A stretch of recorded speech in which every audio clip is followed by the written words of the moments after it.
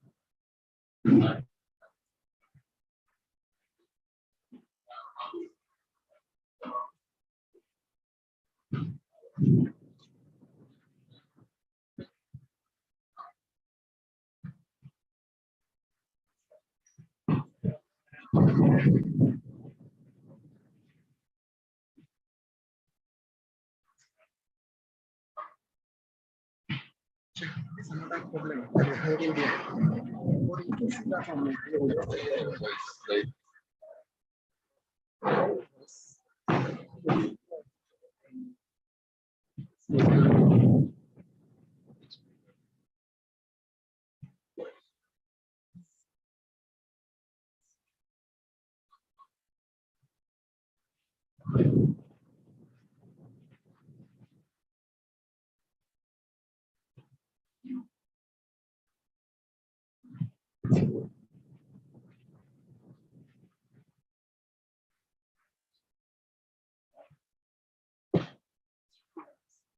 background? This is difficult for me now.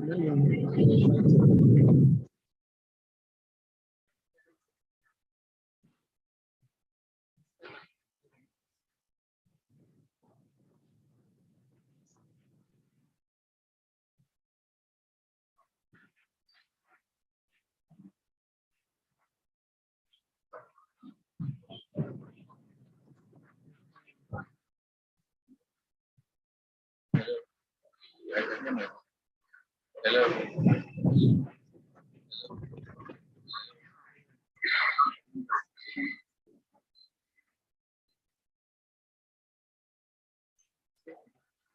Hello.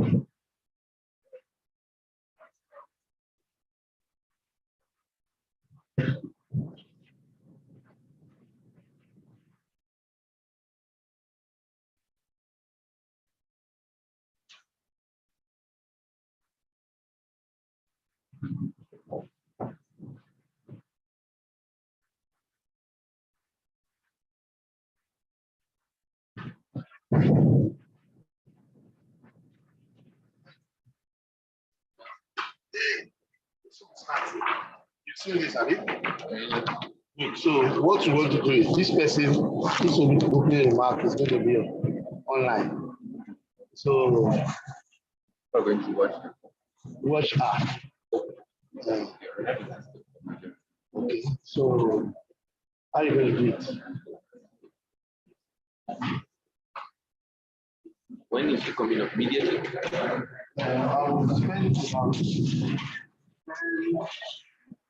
about 10 minutes for this too. So that I'll start with the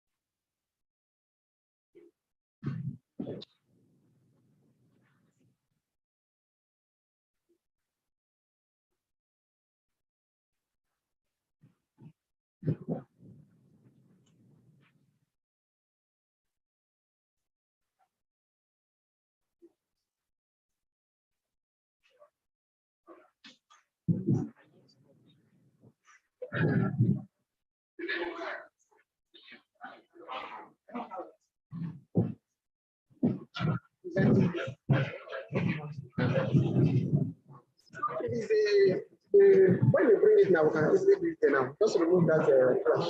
I've not been given anything yet. This presenter is virtual.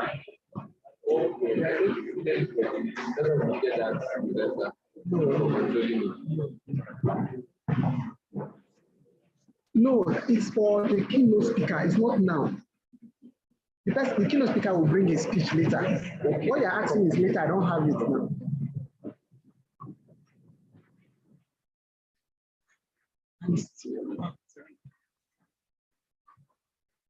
Bring that speaker. No,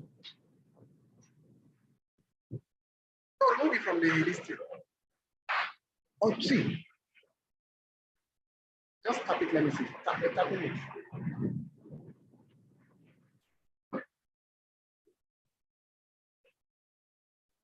Again.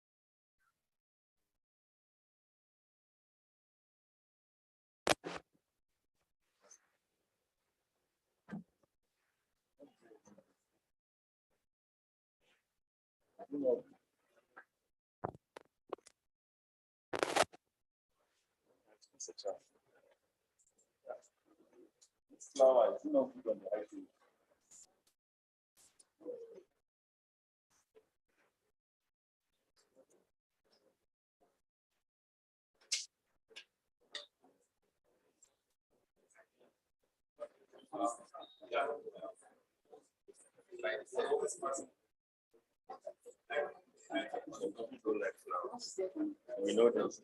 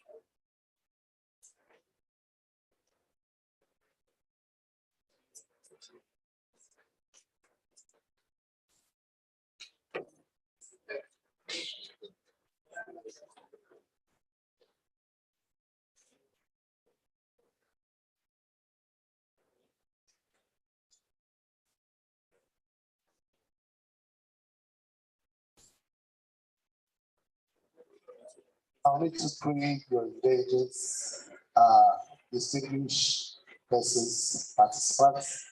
We are, there's no itch, but you know, this Nigerian time, God will help us with it. So we will soon start this exercise patience, because we even have some persons that will present online, so we cannot afford to delay so much. So the moment we start flying. Thank you very much. Thank you.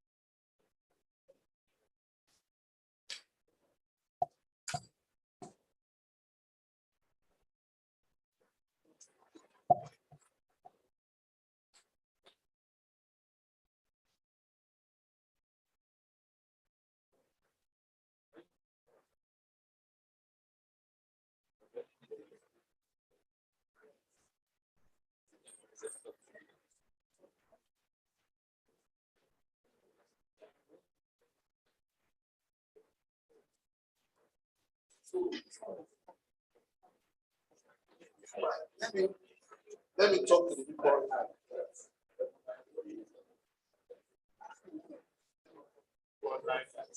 We're about to start.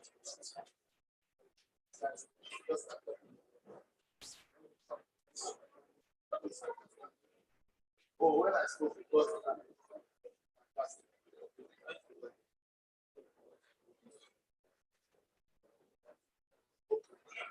once that one at least have fantastic.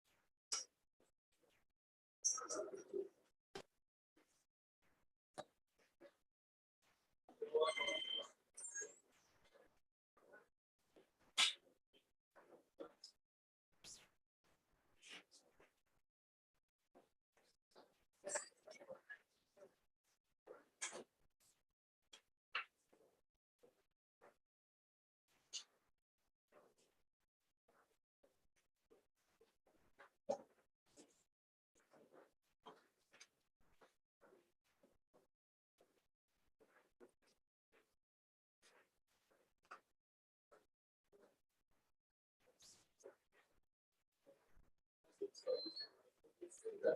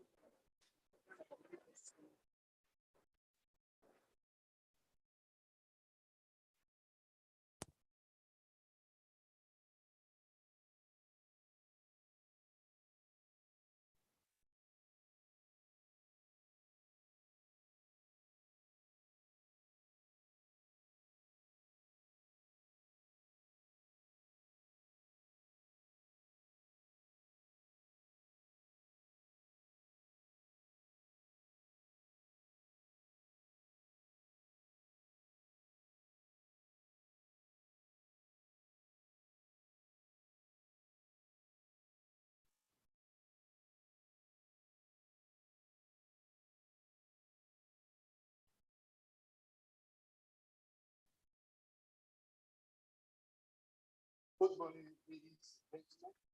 I want to really apologize for what's happening. Slightly, appreciate your patience, and we are jumping into it. My name is Lawrence Sagada, one of the organizers, and we will, the persons that will be doing the MC with me Dr. Dr. Daraka. So as we go along, we will see it coming along. And as a junction, I think we should start this occasion with opening prayer, but we're going to do the second stanza of the national anthem. So please, can we stand to our feet and open this occasion with prayer, because God is everything. God is the owner of our lives. So, so we believe we don't continue. You can see the item written on the program. So let's have the prayer in form of the second stanza of the national anthem. 1, 2, 3. O God of creation, direct and noble God, guide our leaders right, and our youth, love and honest growth, and love security, where peace and justice be. Amen. Thank you very much. You can kindly have a seat. Let's give ourselves a round of applause.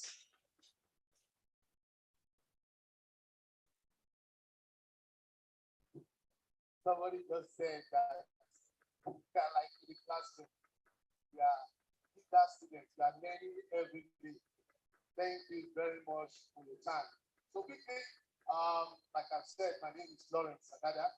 I'm Francis. So quickly, we want to quickly recognize the dignitaries present, and as others are coming in, we recognize them. So we want to start quickly. Just in position so that we can quickly bring our dignitaries to the high table.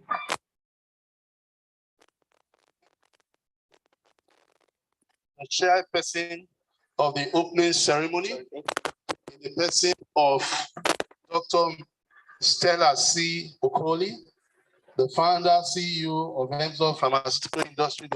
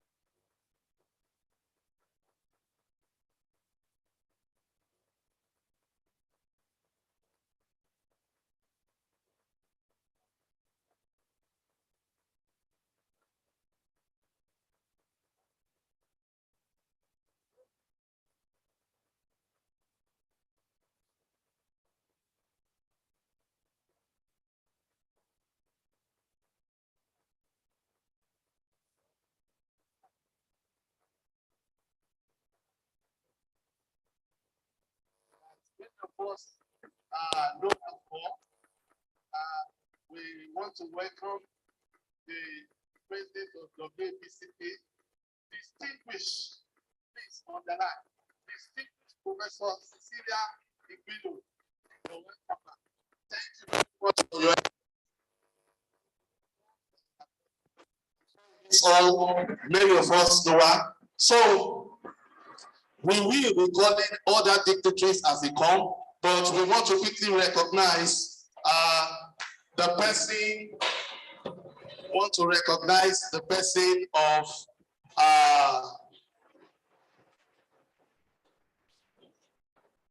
another great brother, the executive secretary of PMG Man.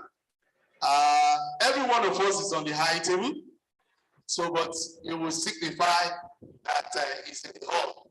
As we are coming, we will, as they are coming, we will mention them. So the executive secretary of PMG Man, Pharmacist Frank Mweneme, you're welcome, sir. We didn't see you, sir. You need to stand up. Okay, thank you very much. Thank you very much. So please, I know those that are online, they are hearing us. We equally welcome you. I know that you would have loved to be in person, but one or two things is making you to be in online, and I know as we go along, the symposium will be beneficial to every one of us. Having said that, we will be moving to the next item on the program. Okay, and that is the opening remarks by the chairperson workshop, the person that is the chairperson of the LOC. Okay, see, this is what we are saying. You have to pardon my, is those of us that are in Lagos, we might not know the people that are in Abuja, the big people. Okay, so yes seated, like I said, before we start taking that opening remark, yes seated is the representative of the executive vice chairman, CEO of NASENI, very close to us here in NIMA, Professor Mal Ibrahim Gaya. Thank you very much. You're welcome, sir. You're welcome, sir. So please, if I've missed any other person, please let it be brought to our attention, because we want to recognize as many persons as possible, because this is our own workshop. Thank you very much. So quickly, I believe our IT, we are ready. We want to take the opening remarks by the chairperson of the LOC of this workshop. Okay. Professor Deku. Yes, good morning. Good morning. Can you hear me?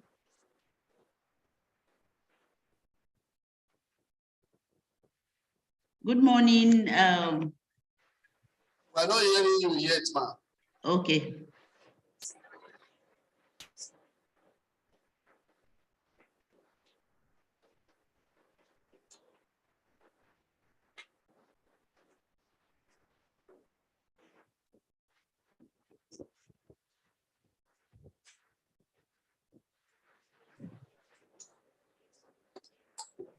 You can see that we are not taking things for granted, but you know, they just informed me that I've done a very big blunder, and maybe because I'm so used to him, I want to ask him to pardon me.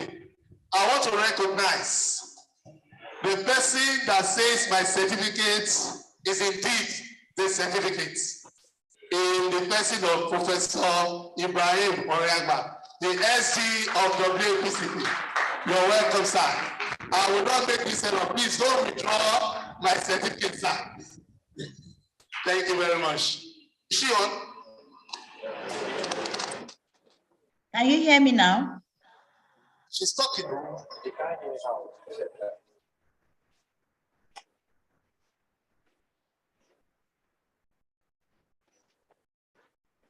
Great. So that's why we're here as colleagues, both senior and colleagues and junior ones. It's giving us time. Like we said, you have to pardon my, some of us that are inside industry, the machine has covered our faces. We are like push people. But thank God that we are now wearing suits and we are here.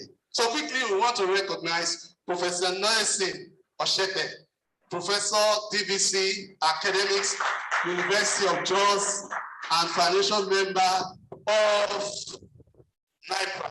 Thank you very much, sir. You're welcome, sir. Technicalities. Are you on, ma'am? Can you hear me now? Good morning. Good morning, distinguished ladies and gentlemen. Can you hear me?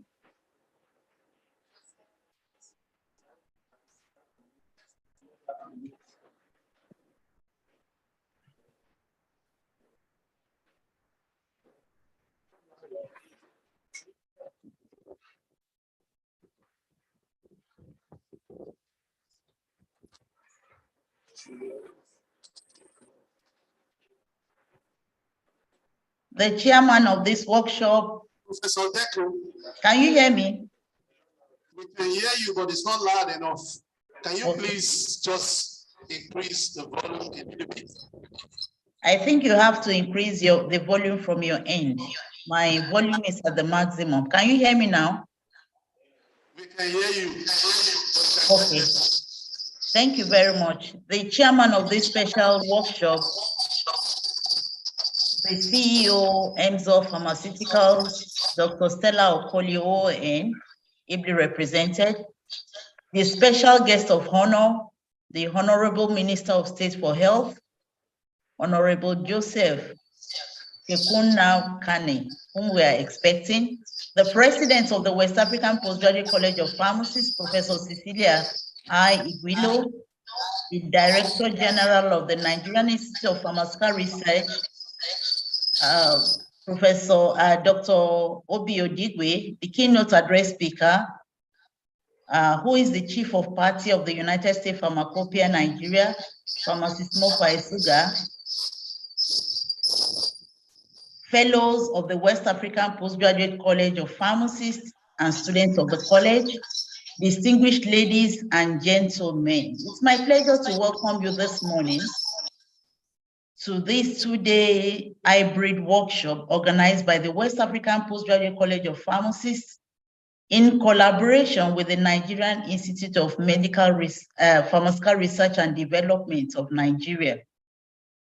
This workshop is organized to bring together stakeholders to review the existing capacities for local production of API in the West African region, learn from the Indian experience, and develop strategies to accelerate the process in the West African region.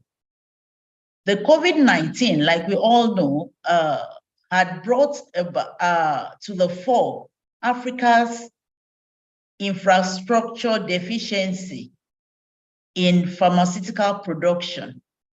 We know that few medicine production facilities exist in sub-Saharan Africa, with Nigeria accounting for more than 60% of this. And most of these pharmaceutical industries rely on imported raw materials, both API and excipients, that is required to formulate the finished products. At the end, we are dependent on the countries where these raw materials are imported from. And this, in the face of our weakening economy with the fall of the Naira and within the West Africa, most of the countries are experiencing economic difficulties. We discovered that the process of pharmaceutical production is becoming a very expensive enterprise. It is therefore important for us to develop strategies for API production so that Africa can become self-reliant in producing the much needed medicine. At the initial stage of this, the planning of this workshop, we were envisaging about 100 participants. but we received an overwhelming response within 24 hours. And by the close, we had to close registration early. And we have over 400 registered participants, some online and some will be attending physical. This shows the relevance and the timeliness of this topic. And I sincerely want to appreciate our keynote speaker, Pharmacist Mopo Esuga, the project lead of the NIPRD facility, Dr. Egareva, who will share the NIPRD experience, the NIPRD API research and development roadmap to medicine security. I also appreciate the Professor Inderbil Singh, who is going to join us from India, who will be sharing the Indian experience on API manufacture. Dr. Liluke of Technical Solution for Global Health USA, the lead consultant for EMSO pharmaceutical industry, who will share their experience on the synthesis, standardization, and commercial production of APIs. And all other distinguished speakers who have accepted to be part of this conference. During this workshop, we will leverage on technology. And as you can see, I'm also leveraging on that. And I'm speaking from Germany to participate in this workshop because I had to take a trip that had been planned several months before. And at the end of the workshop, we hope to develop a communique that will provide a clear roadmap for the local production of API in the West African sub-region in the next 5 years. And we are grateful to the leadership of NIPRD for the partnership and support for this workshop. I've had the pleasure of working with distinguished men in planning this workshop. I want to sincerely appreciate members of the planning committee, Dr. Zabaka Daraka, Dr. Lawrence Agada, Dr. Kamaldin Abu Said. It's been a pleasure working with you. Above all, I want to thank the God Almighty for making this day a reality. We've been working for months to get this program together. And I want to sincerely welcome every one of us to this 2-day workshop. And I look forward to the roadmap that will come out from this workshop that will make Africa self-sufficient in the production of its own pharmaceuticals. I want to appreciate the president of the West African Postgraduate College for giving me the opportunity to lead as the chair of the planning committee. With this, I want to sincerely welcome every one of us to this workshop, and I look forward to a very robust and educating time. Thank you very much. Thank you.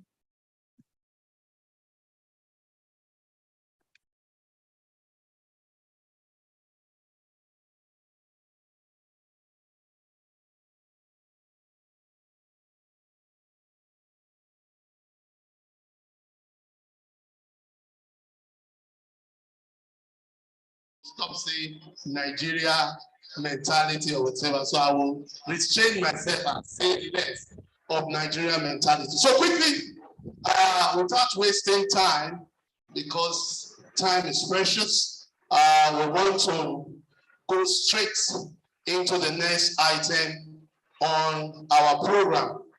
And that is the welcome address by the WAPCP President, the person of distinguished Professor Cecilia Igwilo. God bless you. Let's give her a round of applause.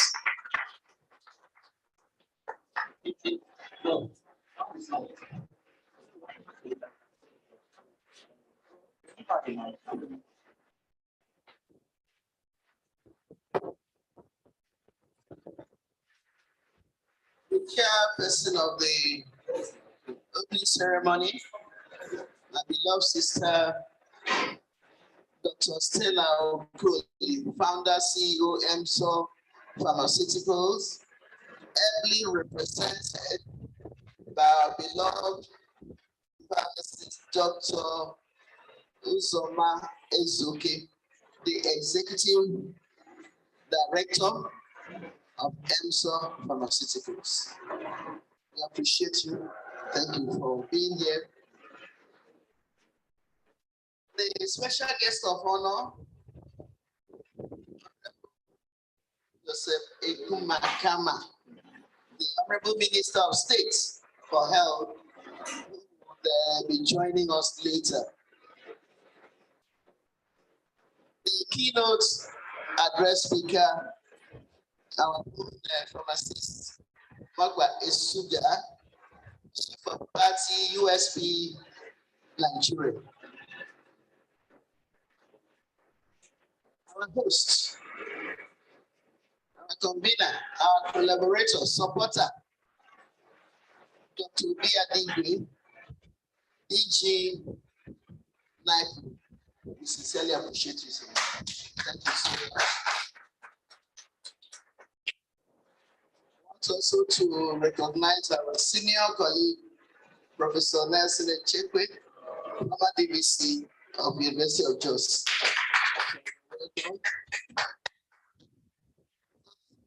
want to mention and thank God for the chairman of the LOC and her team, Professor Toyi. Well, thank you. I can recognize some of our professors here. My Secretary General of the West African Postgraduate College of Pharmacists, Professor Ibrahim Oriaba. So we acknowledge your support and your help. Thank God for your life.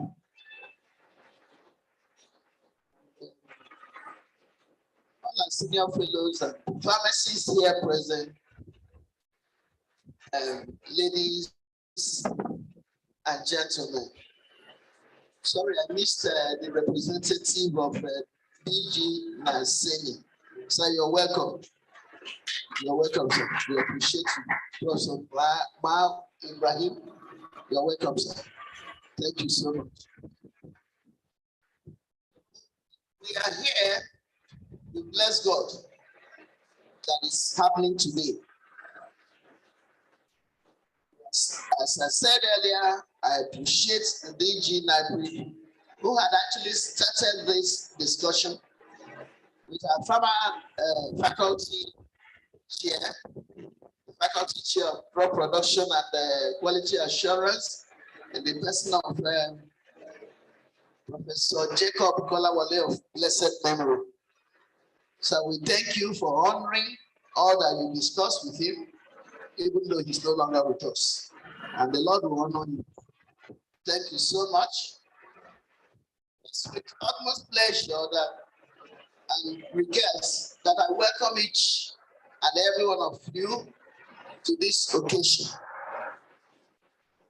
The importance of active pharmaceutical ingredients in the production and availability of medicines in Nigeria and West Africa region generally cannot be overemphasized.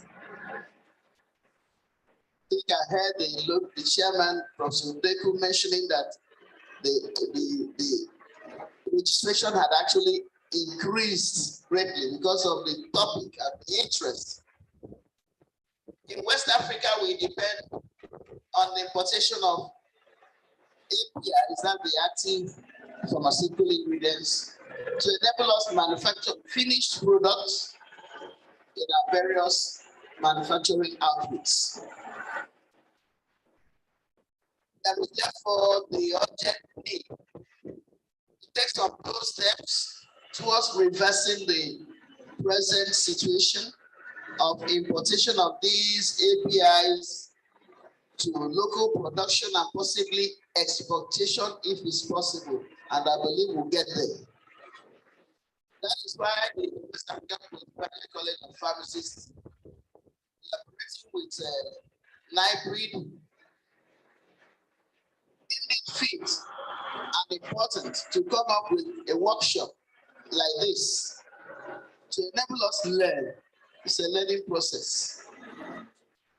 Brainstorm and find practical solutions to the challenges hindering local production of APIs in our region. Every journey begins with a single step, and we are hoping that this workshop will provide the wherewithal to taking that first and important step towards achieving our set goals. Countries like India and China have since been able to break through and commence local production of these APIs in their regions. And they are consistently growing and getting better by the day. With the right frame of mind and determination, there is nothing stopping us in the West African region from doing this path and even becoming better than those that have already started. It is very possible. Therefore, I urge all participants to take this workshop seriously. Whatever we learn here should not end here. Let us strive to ensure we contribute individually and collectively to ensuring that local production of APIs become a reality in our region. I strongly believe we can do it. To use this medium to thank again the leadership of NIPRD, and the entire leadership for partnering and supporting us in making this workshop a reality. I also want to commend the leadership of the Faculty of Drug Production and Quality Assurance of the West African Postgraduate College of Pharmacists and the entire membership, and most of them are here also, for putting up together a sound team for the execution of this workshop. As we commence this workshop, I wish us all fruitful deliberations and impactful sessions. Once again, you all welcome. God bless you. Thank you.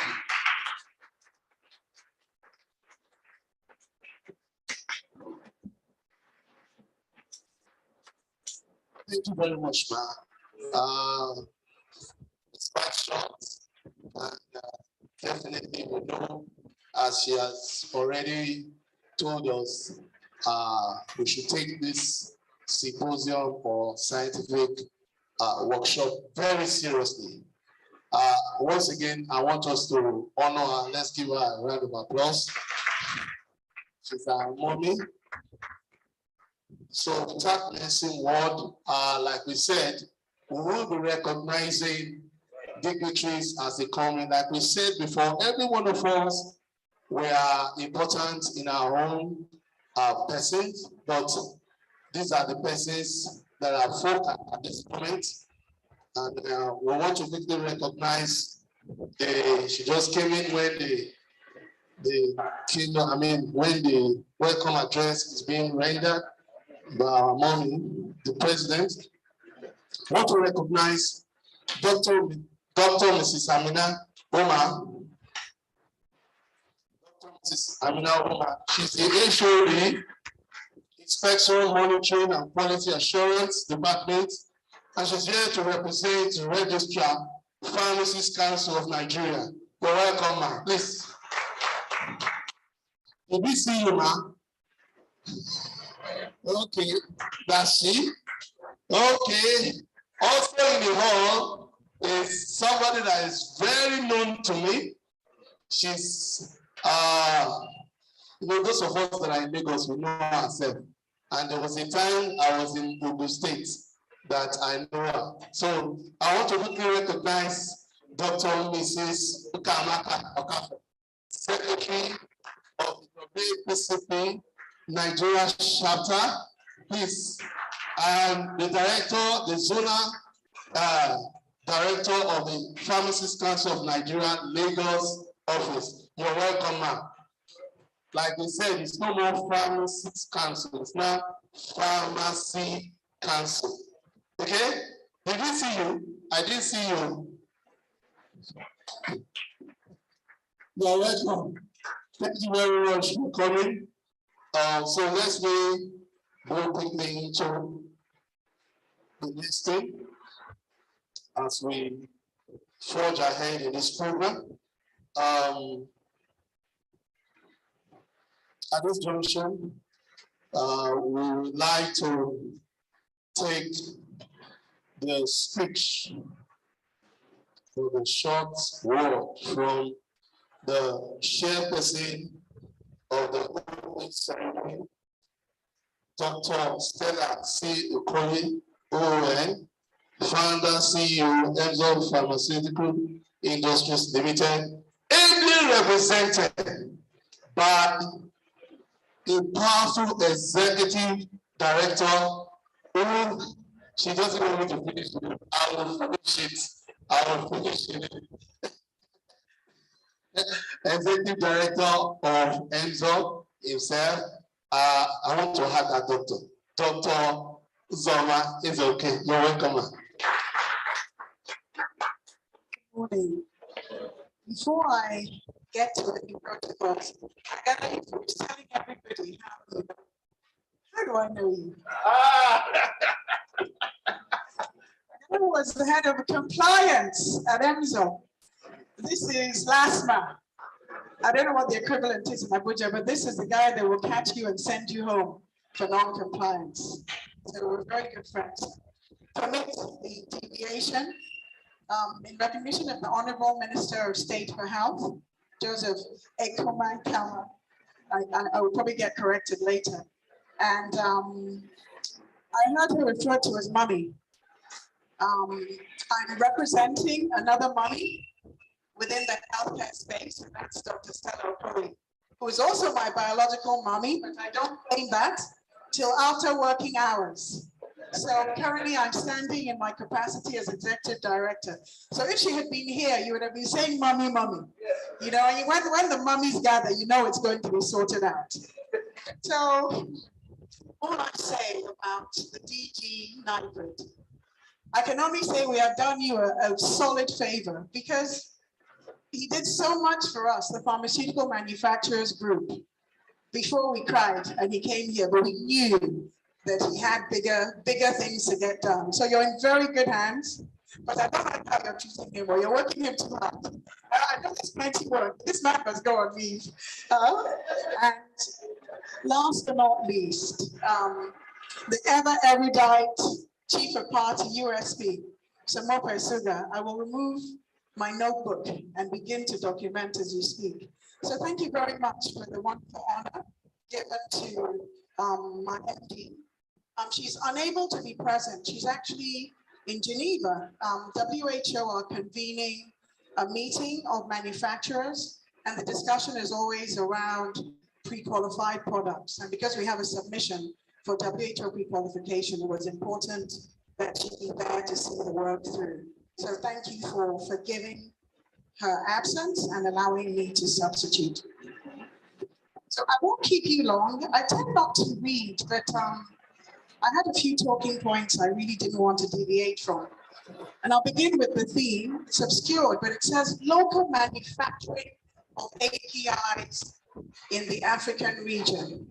It's really very simple. You know, some themes are so complex, you can't even remember them. This one is very simple, but let's not mistake the fact that it is very, very weighty. Because these are words that speak into a void. There is a void of local manufacturing. And when I think of the most powerful words that were ever spoken into a void, it's three words: let there be. So I think we're standing on an opportunity here. We already have local manufacturing going on in the country. Local manufacturers currently produce about 30% of the finished pharmaceutical products that we consume. That's not a report card that we're proud of, but we know the issue is not that we don't have access to APIs. The issue is one of source and of sovereignty. Sovereignty, that's another very weighty word. So we'll just talk some numbers, very simple numbers, nothing to write down. Nigeria is a 100% net importer of APIs. Considering the impact our medicines have on security, that's quite a figure to be looking at. And then we also are making zero, really, of active pharmaceutical ingredients in the country locally and within the West African Union, which also means zero revenue. These are massive revenue generators for other countries that have developed this industry. So that's another weighty word, zero. It's so weighty that anybody here, if you got zero on a test or any subject in your report card, how will you feel going home? In fact, you branch here, you branch there, you go to one uncle to come and help you hold your father's hand, you know, or your mother's hand, depending on who was going to let you have it. Because zero was unacceptable. But let me make sure we are all awake. I know what would have been said to me if I got zero. Mommy will convert to principal mommy and say, the person that came first, do they have to? Ah, so you have a mommy somewhere in your house as well. So the fact of the matter is the countries that are making these APIs, the people in the countries that are making these APIs, do they have two heads? We're not sure. Okay, maybe when we get the presentation from the gentleman talking about the Indian experience, we can count the number of heads that he has. I have it on good authority that he only has one head, just like the rest of us. So we also an international scorecard recently. And that scorecard said there isn't enough and you eat last. The scoremaster at that time was COVID. And when nations felt or feared that there would not be enough global supply, African countries found themselves not even on the list. Some companies that paid for APIs had their money returned because a much higher bidder had entered into a scarcity environment. When you get that kind of report card, it's also what we would call a wake-up call. So within the pharmaceutical industry, it was a massive wake-up call. It wasn't only masks and PPEs and hand sanitizers that were massively, inflated price-wise. General medicines also soared at rates of inflation we had not seen before. So we got a wake-up call. That wake-up call came from COVID. And remember I said, it said you eat last. Last is a very, very weighty word. So maybe I'll just enter into the EMSOR experience. At the time when we were during COVID, we were struggling to get raw materials. And what we could get, we paid many, I can keep saying it. Some of them we paid 1,000% the going rate just to get supply. You shouldn't go through something like that and return to who you were before the experience. So we sat down, and this was within the board, and said, you know what, this API thing that's 8 years away, or however far away it was, let's look at it again. I was at a recent conference with a lot of African manufacturers, and one of them talking about the COVID experience shared an African proverb. I don't know which country, but it says that you do not build a shield during a battle. So we'll feel like we began to build a shield during a battle. COVID was already raging, but we now, during that time, said, let's look at this API experience. That's what we're calling it, the API experience. We're all gathering experience, but we're not. We didn't have the money because we had so many projects going on. There's a new manufacturing complex that has an oral solid block. There was a beta-lactam block undergoing manufacture at the same time as a specialty cephalosporin block, at the same time as an IV fluid plant. So who do you want to ask? Where do you want to get the money from in the middle of this? But we understand that something as mundane as money should not keep you from solving an emergency. I'm sure if you scroll through your phones, You know, somebody has had an emergency that money has solved, and they've reached out to you, believing that your money can become their money because they have a problem that must be solved. So we looked at new financing models we have never used before, and we were able to raise the money. So that is the what to do APIs. Where to do them? In Shagamu, where we have a manufacturing site, and we had land available, fortunately. But the why, we've already answered. I think you'll hear the why over and over again. But then how to choose? There are thousands of APIs. How do you select the one to start with? That is a question for each organization to answer for themselves. For us, it was fairly simple. We looked at what can we consume as a company. What is there a good market for unfortunate reasons, you know? We have this tenant on the continent, you know, I think it's P. falciparum and P. vivax, leading causes of malaria. They haven't answered any eviction notice. You're sure you will need antimalarials into the mid to long term. So it made sense for us. We use antimalarials in our manufacturing, and so do other manufacturers on the continent at a very high rate. So we can't be locked out of that market from outside the continent if we do it right. So the other aspect was how are we going to get this done? Fortunately, we had a tech transfer experience already, and that was for the manufacturing of Eprostol. That's our brand of misoprostol, which is used for postpartum bleeding. So we already had a model for technology transfer. So we have to do what we're going to all do here in the course of these events. We're going to see what's in our hands, what's in our minds, what are the enablers that we have. And what was in our hand was a long-term business relationship with the world's leading manufacturer of antimalarial APIs. So we knocked on their door and said, would you consider doing this project with us? Transferring the technology, having your people come, because we recognize that we don't have the know-how built in yet, but we can learn. And they agreed. And so the journey began. So by H2 next year, we will be locally manufacturing artemether, lumefantrine, sulfadoxine, and pyrimethamine.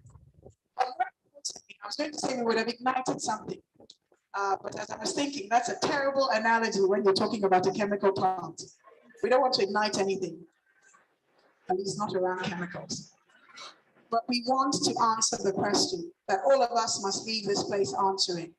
Can we achieve local manufacturing of APIs in the West African region? And as a call to answer, former President Obama always gave a perfect answer. So I'm going to ask you, and let's see what you remember about US politics. Can we achieve the local manufacturing of APIs in the West African region? Yeah. Thank you so very much.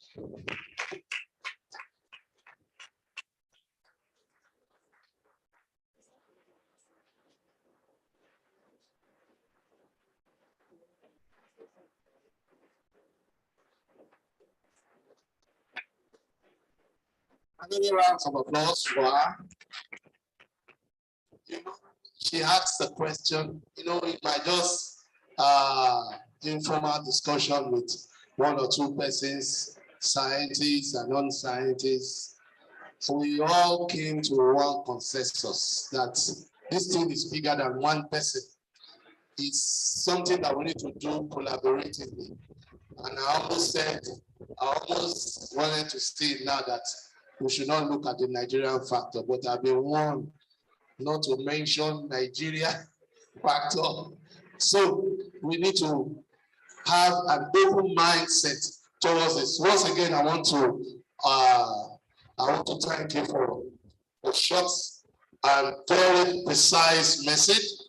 I know definitely we'll get there because we've all said we can. Thank you very much. Thank you very much. So, like we said, as they are coming in, we'll be honoring our dignitaries. Certain persons are coming during the talk. We want to recognize the person of Mrs. Abiba Abdurrahman.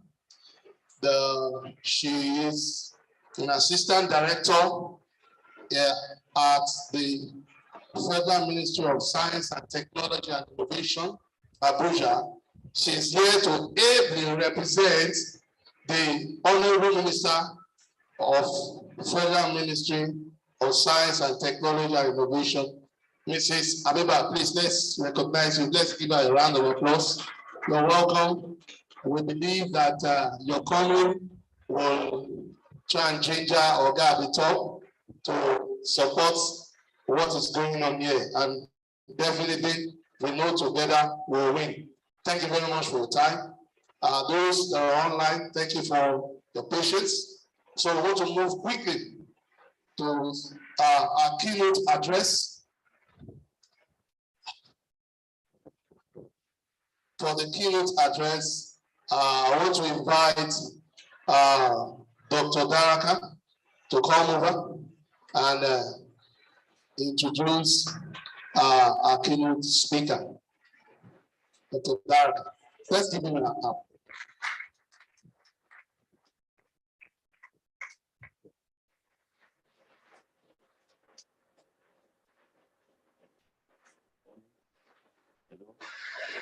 Good morning. The chairman of the occasion, the Honorable Minister of State for Health, the President, West African Fiscal Political Purposes, the DG NIPRD, and the speaker, all participants and guests on site and online.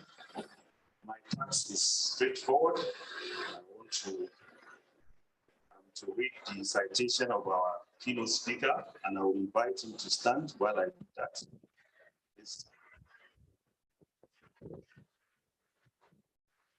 Our keynote speaker for today, by name as advertised, pharmacist Mopa Sugar. He's an expert in pharmaceutical manufacturing systems and processes, quality management specialist with over 20 years of experience in the pharmaceutical industry across manufacturing operations, quality management systems, laboratory quality systems, occupational health, and environmental management systems and public health. He has distinguished himself with these skills: quality assurance and management, manufacturing and production management, therapeutics manufacturing, quality management auditing, pharmacovigilance, pharmaceutical documentation, team building, and project management. Pharmacist Mopa is currently the chief of party COP, promoting the quality of medicines plus PQM plus Nigeria program of the United States Pharmacopoeia Convention from 2020 to date.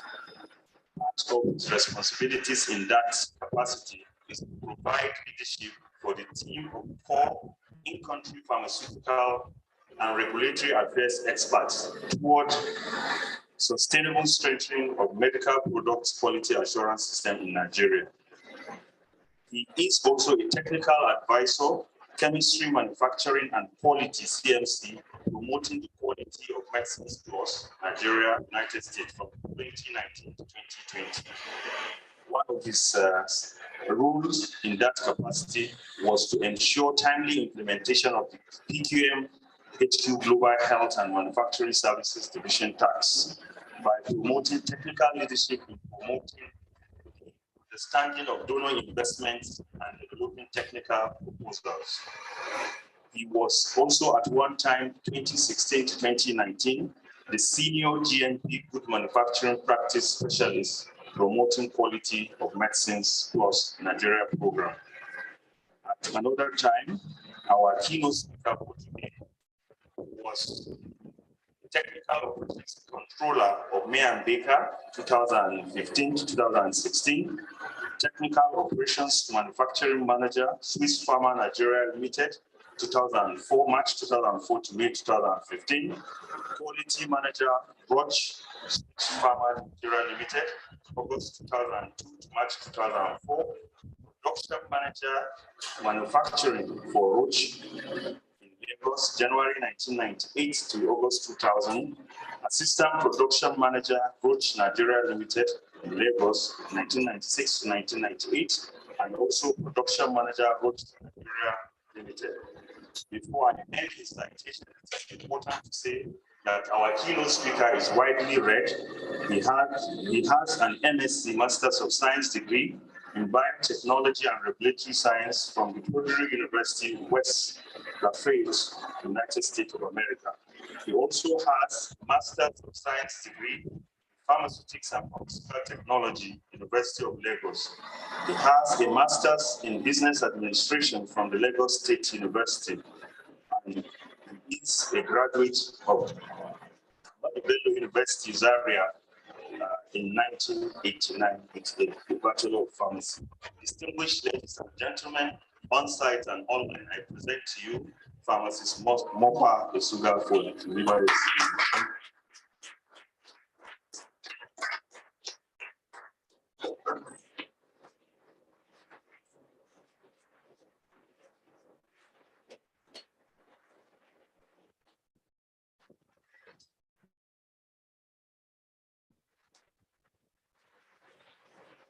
Morning, once again.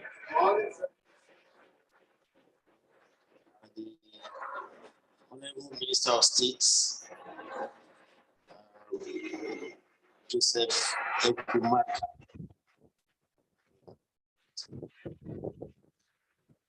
the President, West African College of Pharmacists, my mom, my mentor. She was my supervisor during my MSc. I had very serious challenges with my management. I was going to be sacked because I was doing an MSc. And I ran down to her and said, "Man, this it's just 1 year, just 1 year. Come, let's go. Who is your supervisor?" And we went, and it turns out that she was my supervisor. So I'm ever grateful.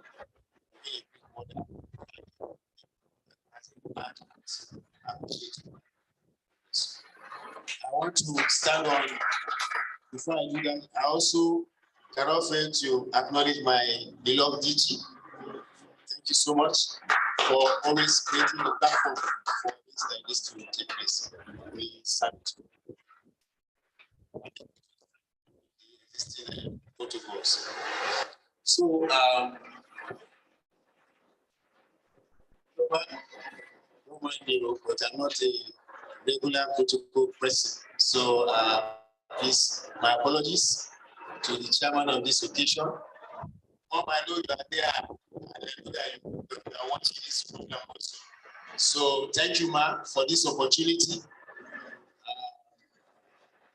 Without any fear of contradiction, because of our work with engaged with so many mobilists and CEOs, I can say that you are one of those foremost visionaries within the industry, willing to take risks, willing to go where others are not willing to do. So it's not surprising you are among those clearly the place for API manufacture.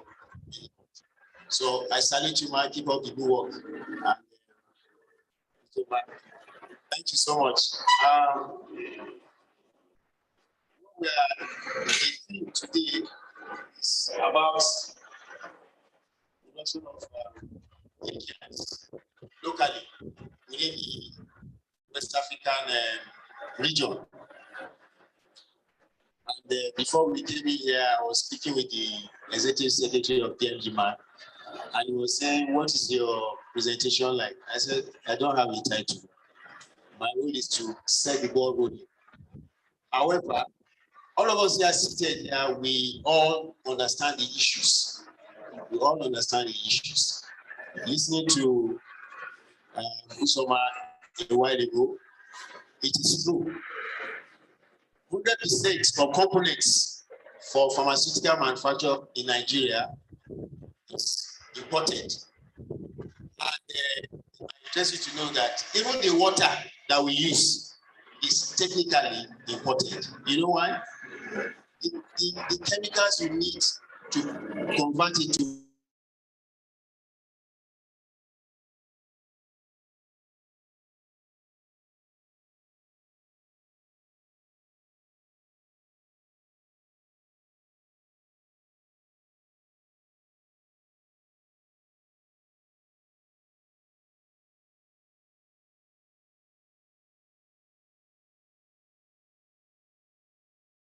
we will not be having what they call holding talks. Therefore, my teacher he said holding talks. We are not here to hold talks. Our expectation is that tangible resolutions will come up and more stakeholders will be engaged to have an idea of what is happening here. And I believe that it's not going to be here.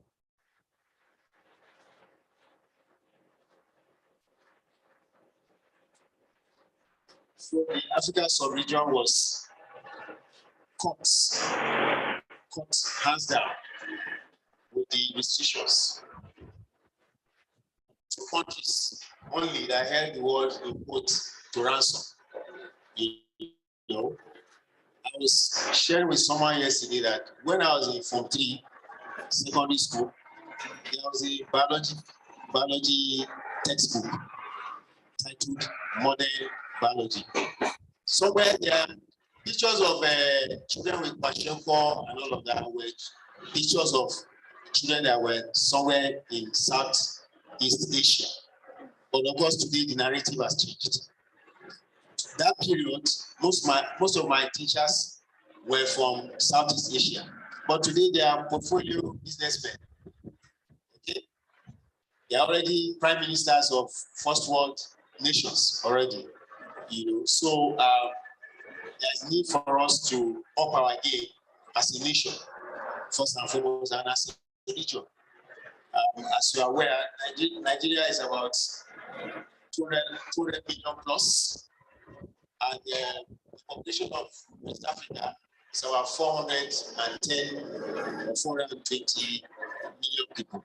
That is 50% of people in West Africa are in this geographical expression called Nigeria. So we play a major role. I would say that also capacity, manufacturing capacity in the region resides in Nigeria. 60% of it resides in Nigeria. As at 2019, we collaborated with NAFDAC to conduct what we call the Nigeria GMP roadmap. As at that time, we had 160 manufacturing companies then. I'm sure the numbers may have gone up, because as at that time also we discovered that outside of the 160, there were 70 more that were moribund or inactive as at that time. So you can see the potential that we have. That's one. The opportunity that also presents itself to us as a nation if we cash in on that opportunity. And the lessons learned from COVID should be a wake-up call for us, because we are just another one pandemic away. We're just a pandemic away. And it's important that we will not be caught twice in the same situation. And that's why I think that this meeting today, or this symposium, is very apt and timely. Let me look at one or two things here for my notes.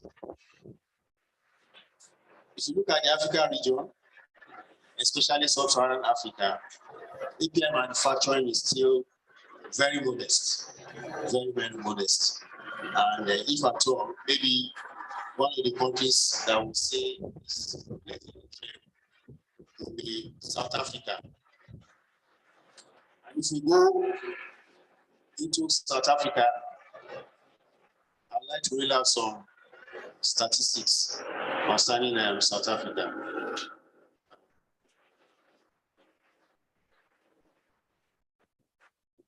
That's the well developed pharmaceutical formulating industry. About it. 60% of our pharmaceutical products consumed in the country are produced locally.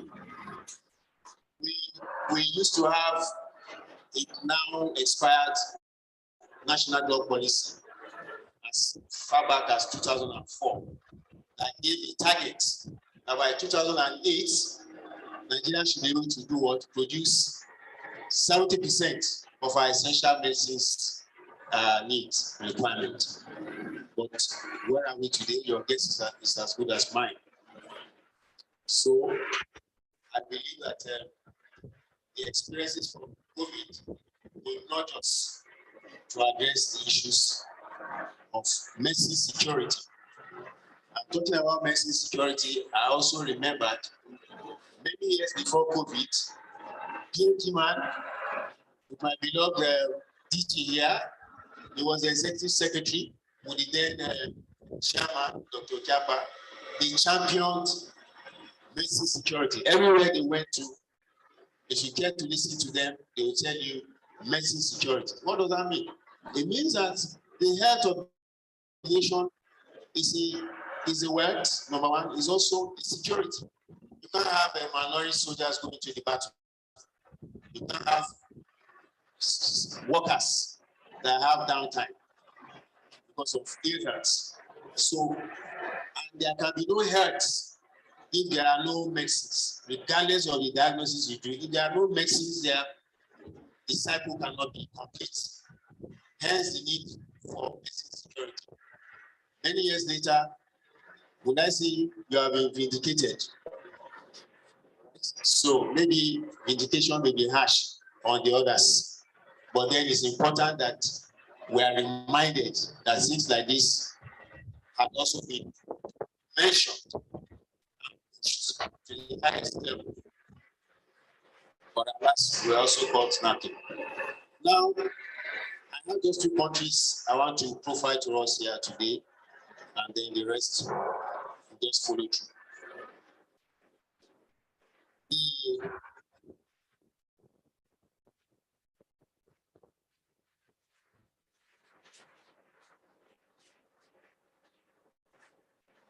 So in 2013, they established a national strategy for bioeconomy to address challenges. And it was pioneered by the Department of Science, Innovation, and National Bioeconomy. The idea behind that is what? We cannot continue to rely on imports from Asia, from India and China. The objective of the strategy with regards to health is to support and strengthen the country's local research, development, innovation capabilities to manufacture active APIs, vaccines, biopharmaceuticals, diagnostics, and medical devices to address the disease burden while ensuring security and sustainable supply of essential therapeutics and prophylactics. They went ahead, part of the things they put in place is to also set up what they refer to as API clusters. It's considered an implementation of the country's bioeconomic strategy. By the way, they also tried a strategy of attracting foreign investment in the area of API manufacturing, but they were thoroughly disappointed as most organizations and countries felt that South Africa was not a viable place for investment. And so they were forced to take some of these decisions and actions. Just like Uzoma was saying, if you are going to go into API production, consider certain factors. What are your priorities? You must prioritize the APIs you want to produce. It should answer to a disease burden that there is an opportunity to address. They also have put that measure in place. Construction of dedicated API and fine chemical industrial parks with pre-approved environmental licenses, establish infrastructure such as central effluent treatment processing units, Guess what? Do you know that we used to have that in Nigeria? The Agbara Industrial Estates. We had it. There was central plants.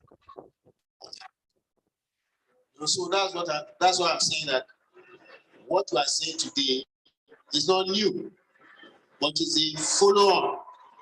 The continuity has been a major letdown. Those days, Agbara Industrial Estate was a bit, it was a cluster of industry. You know what that would do to you if you have some of those clusters today in Nigeria? Those companies are there. You learn. They say like ideas. Knowledge is shared. Knowledge increases. And then you're able to share your utilities. Then it brings down your cost. It brings down your cost. As against every company now having all different treatment plants. And the regulator is always coming to do what? Inspect you. You pay annual dues. But imagine that you have a cluster here now. The utilities are shared. The cost is less. So you have more money to plow back into the business. Working capital, every manufacturer knows this. And for most manufacturers today, that working capital is an overdraft from the bank. It's an overdraft. An overdraft comes with its own interest.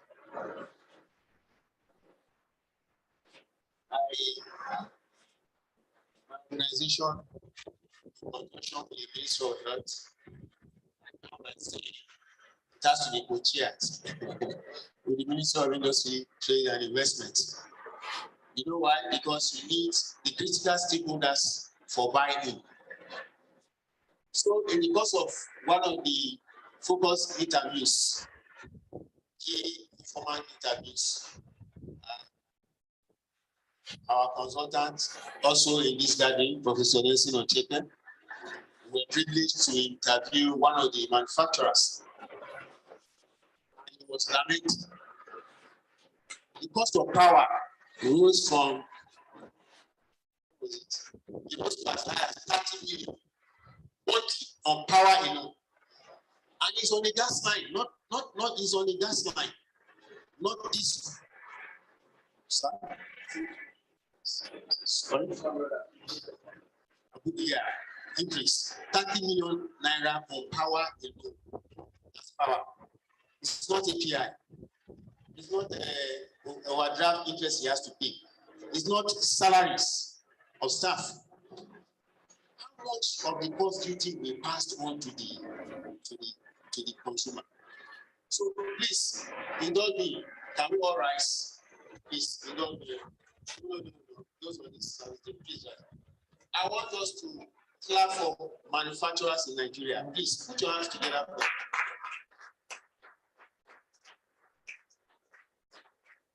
Thank you so much. Your clapping for them is you identified with the issues they are having to face.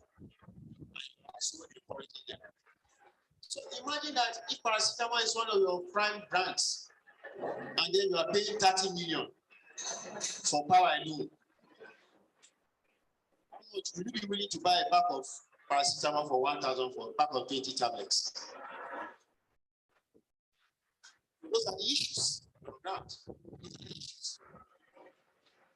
told several years ago we're supposed to have a paper mill somewhere in the southwest, known as Iwobi or something like that.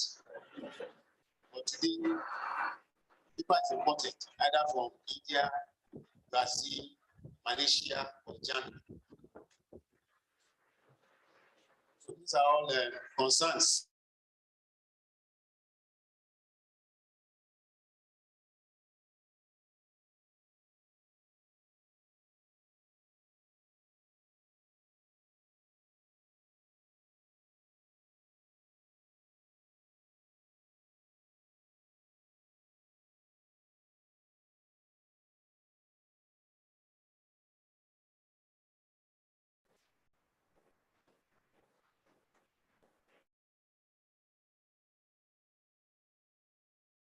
We did a study, we came to the conclusion that yes, products produced in South Africa is more expensive from Southeast Asia. Is that also they have a higher competitive advantage? They make the API, they make the excipients, Even the machines you are using, they make it. So you can never compete on them with them on price. But they did their studies and said, fine, differential buying from our manufacturers in Nigeria, I mean in South Africa, it's going to happen in Nigeria too. They made that decision to buy. And when they did the costing, because there are other costs that are involved, freight, clearance, demurrage, okay, on the day that some people go on leave at the ports, you know, you pay for the demurrage, all right?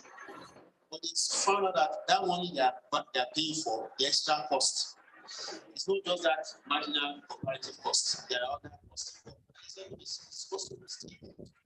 It's building the economy because there are other businesses that will spring up, you know, from the business. You know, they did that same study in South Africa and it showed that if you have one pharmaceutical company, there are about 7 other industries that are supporting them, supplying them to produce pharmaceutical products. So sometimes it makes a lot of business sense. While there's a health policy, it also goes, it must go in tandem with the industrial policy because the getting works. One pharma company, 7 others, and I can explain it to you. You have the engineering company, calibration. You have the one that does validation. They are not the same. That is 2. You have the packaging, and it's not one packaging. They are separate. Let me give you an example here. It's a container, right? There are about 1, 2, 3 packaging materials. The product is water. This is from another company. This is from another company. Separate. It's packaging. This is also from another company. It's from 3. We have 1, 2, 3. So this using to do the and then the engineering companies that do the service. So it is surprising why sometimes in our subregion the farming is not being prioritized. It's not being prioritized. And that is why hopefully this symposium will be able to come up with more suggestions, more actionable ideas to solve the issue of medicines security within our country.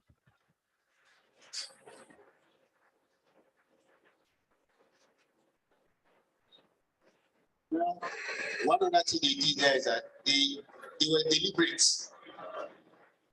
They established what we call a nationally inclusive API research, technology development, and innovation cluster that ensures realignment of national research and development capabilities, commercialization, and government interventions that will go a long way in address. What am I saying? It's a research institute, and NIPRD is doing their level best. Yes. But I don't know if there are handshakes between NIPRD and, for instance, Raw Material Research Council. I don't know. I'm just. We have a national strategy. Next week there will be Council of Health meeting, or 2 weeks time or thereabouts. There will be Council of Health meeting. That is to address disease body. But to solve that disease body, you need industrialization. And that is where you have the multiplier effect that will create wealth. All right? So we have the handshakes. But NIPRD also have the handshake with the Ministry of Science, Technology, and Innovation. Because there is intersection with what we are doing. But it appears most cases that that we work in silos, we are not sharing information from what we are doing. And at the same time, I want to address the same situation, the same problem. But this person goes this way, that person goes that way, this other person goes that way, but the issue is still there. So these are also lessons from South Africa. I don't want to go far to India. They've done well. They have done well. But you can look at your own brother that is not too far from you. He's also picking up. So when we Big Brother Africa rise up, so it's very important that we take this seriously. I desire and look forward to the outcome of what this symposium will bring for us. Another country, maybe not as prosperous as South Africa, but it's an African nation. Ethiopia is also another country. It is interestingly the second most populous African country. At one point in time, it was reported to be the fastest growing economy in the world. Because of their investment policies, and they walk the talk. They walk the talk. All right.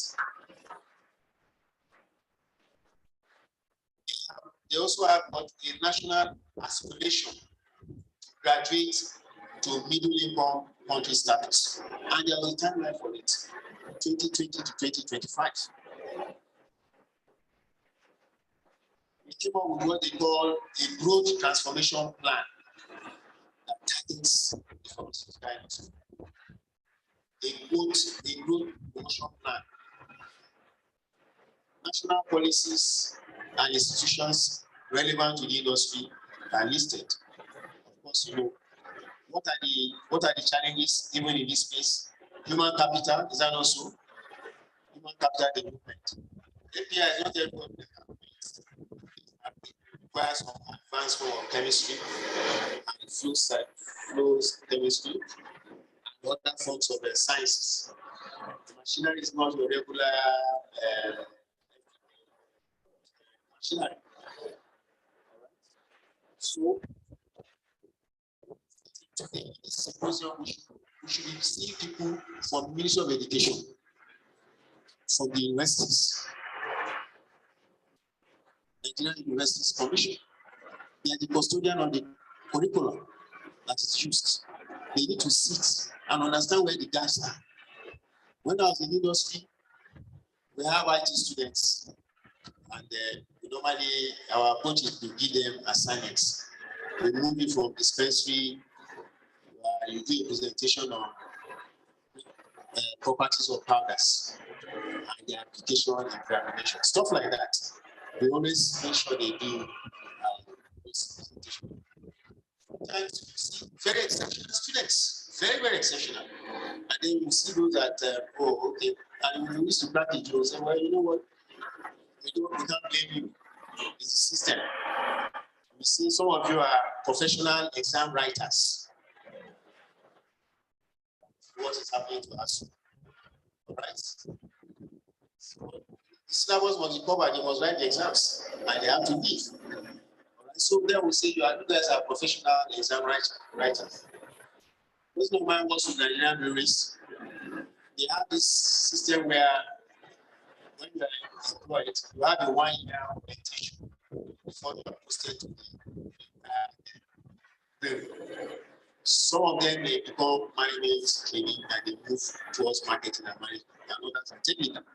But he was telling me one time, he go to a point that the quality of the graduates, engineers they are getting, they have to take them an year of the fresher, engineering fresher before they start their. So that's the cost of capacity building. All right. So in our own program, we also try to make an inroad in that area. We collaborated with one of the prime regulatory agencies here, and we came out with what we call the pharmaceutical quality systems curriculum, because we understand that in the healthcare space, there is a need to tweak the curriculum of pharmacy schools, and it's not peculiar to pharmacy, and I'm sure most of the other professions is like that. So we need to imagine this. That's what I'm saying. While I was sitting down there, I said, the quorum is not complete.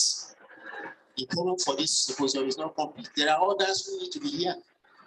The others who need to be here, we don't need to report it to them. The others who need to be here, they are part of the process. and they can now understand the issues and the challenges, such that when they go to their respective ministries, they now know what it means when an issue is raised from health or industry. Okay, we understand what this people are saying. It's important. So I won't take much of your time again. I've abandoned my major speech. What must we do different this time around? What must we do differently this time around? It may not be the beautiful science that we're going to write about. I think we should begin to look at the social aspect of it. We must look at the social part of it. Advocacy. We have to lobby. We have to engage those who are the policy makers and those who pass the laws. If we see this and then we are just reporting it to them, we have missed it. So we must have a way of getting them to be part of the process. Okay, I understand what you are saying. It's clear to me now. When I go my house committee, I'll make sure that this bill is passed. Yes. So I have no doubt that all the technical requirements on how we should produce APIs will come out at the end of the symposium. That's one very vital and basic point. That is, how do you socialize this? How do they the ear of the Commissioner of Health? How do they the ear of the Director in the Ministry of Industry, Trade and Investment, or Ministry of Health, or Ministry of Science, Technology and Innovation, or Ministry of Finance? Because some people literally change HS codes for no reason. And if there's a system in place, a custom officer cannot do that. He doesn't have the mandate to do it. So, Dr. Omar is a specialist in quality management systems. We need quality management systems. But that is what is making other countries moving ahead of us. That's the way we should work. That's how it's supposed to be. So, without worrying too much, I would like to take a bow, and I look forward to a very fruitful and productive. This one will not get our best. Thank you so much.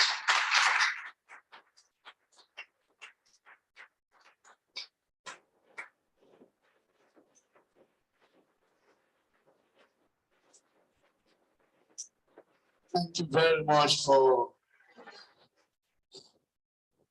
a very high opening. I wouldn't say the speech, because it was delivered touching on realities. These realities, virtually everybody seated here will know them. But like we have said, we want to move from the rhetorics into what? Action. So once again, let's recognize and appreciate our guest speaker, Mrs. Moba Ishuga, for that very concise and eye-opening talk. Let's recognize him with a round of applause.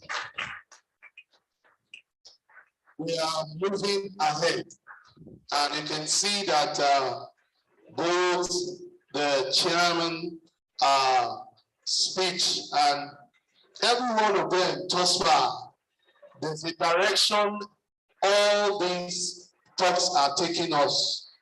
Collaboration, looking for the best interests of the industry and the nation in general, with an extension to the West Africa. He had rightly said that it is very key that the big brother of Africa, which is Nigeria, we should stand up and be counted, because another big brother, but not as big as Nigeria, South Africa, is being counted. And I believe by the time we enter into the space, every other person will come up. All the different bodies that need to collaborate, finance, science and technology, innovation, every one of us, we must avail ourselves of this opportunity to take things to the next level, because like he said, COVID-19 revealed so much. So as we go ahead at this junction,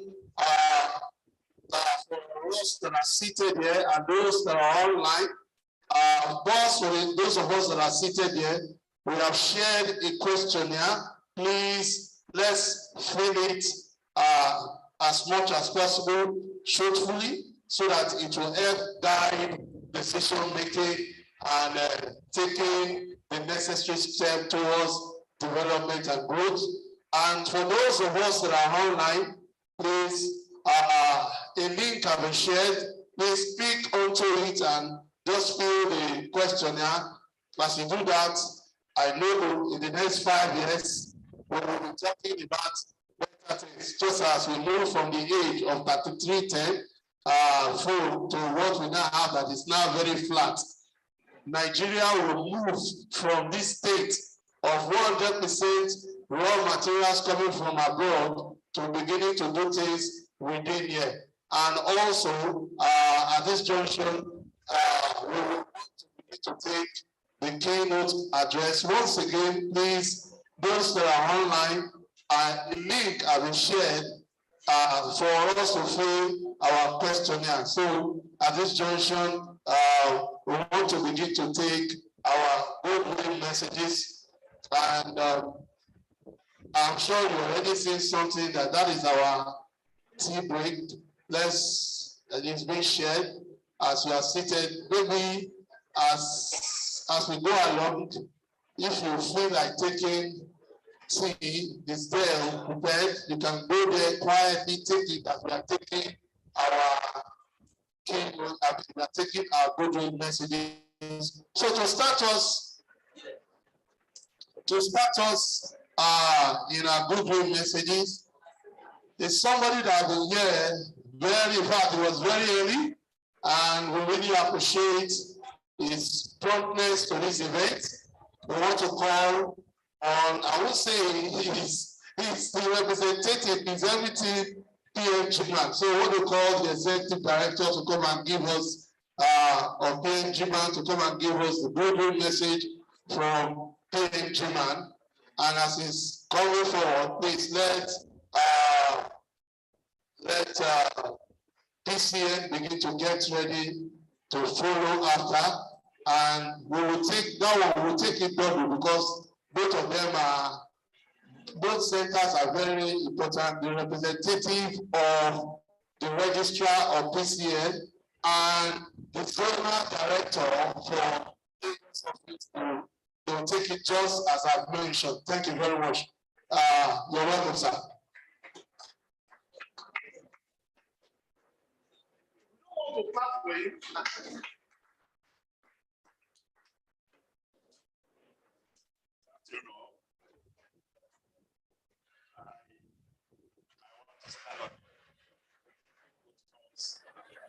Established by people in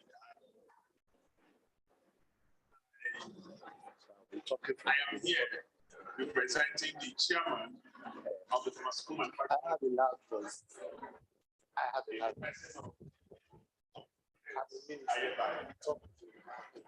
He sends one regards to this August gathering.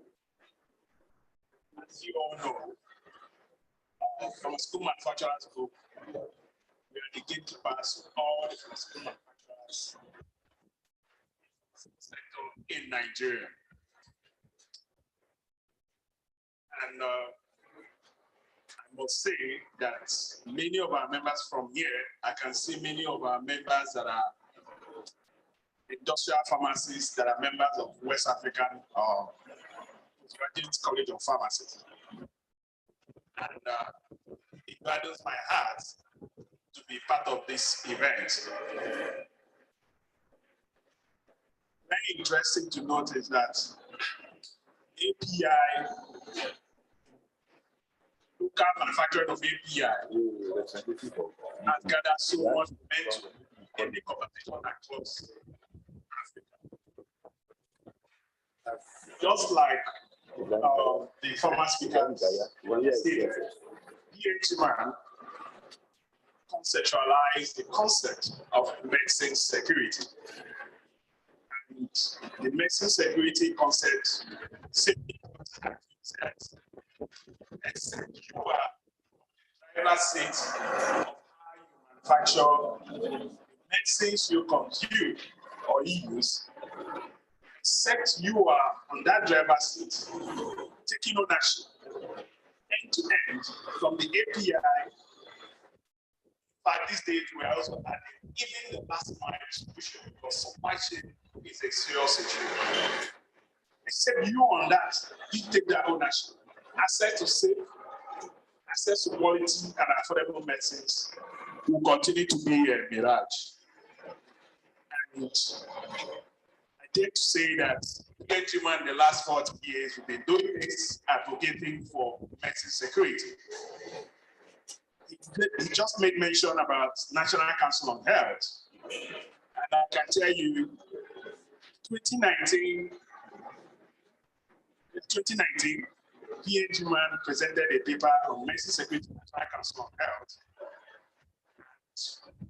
We made it very clear to all that if we continue the way we are running, that prioritizing the local pharmaceutical manufacturing sector, in times of crisis, that then we will have ourselves to blame. And lo and behold, just like Mopap stated, we are dedicated.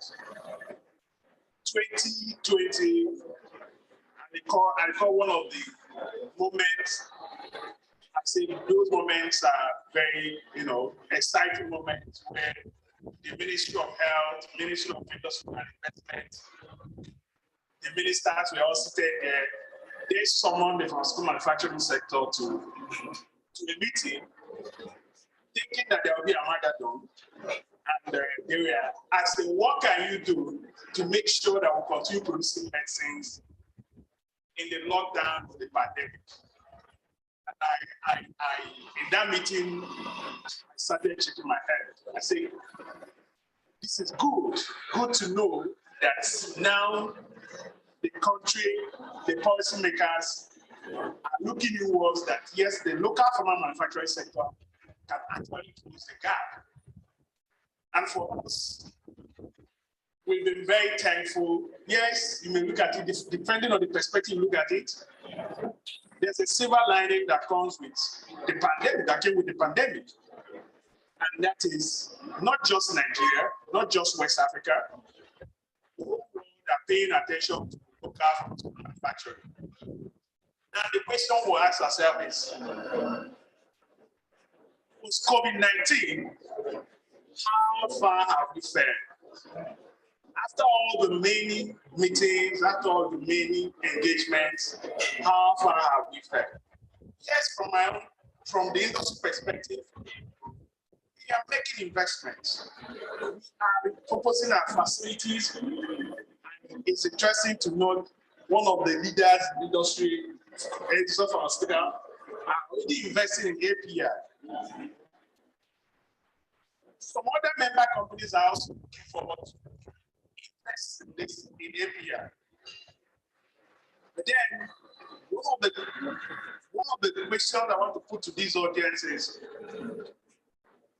yes, API is very key, but we also know that for you to have, depending on the perspective you look at it from, you must have a robust pharmaceutical manufacturing ecosystem for you to make the best out of your API manufacturing, setting up an API facility. And I want all of us to look at it from a holistic perspective, from the perspective of how do you strengthen the regulatory framework, how do you harmonize the policies, even at the regional level. How do you ensure that you have the enablers that will make us make a business case out of the API? Because if you don't have the right enabling environment, you don't have the enablers, in fact, API drives on competitive pricing. So, just like Mopap stated, the industry, how much are you putting into power? How much are you spending to drive the business. So for the manufacturer, you are looking at making a business case. If I'm going to set up this facility, does it make a business case for me? If you're making a business case, is it going to also make a public health case? And those are critical questions that we ask. Such investment, they are huge investments.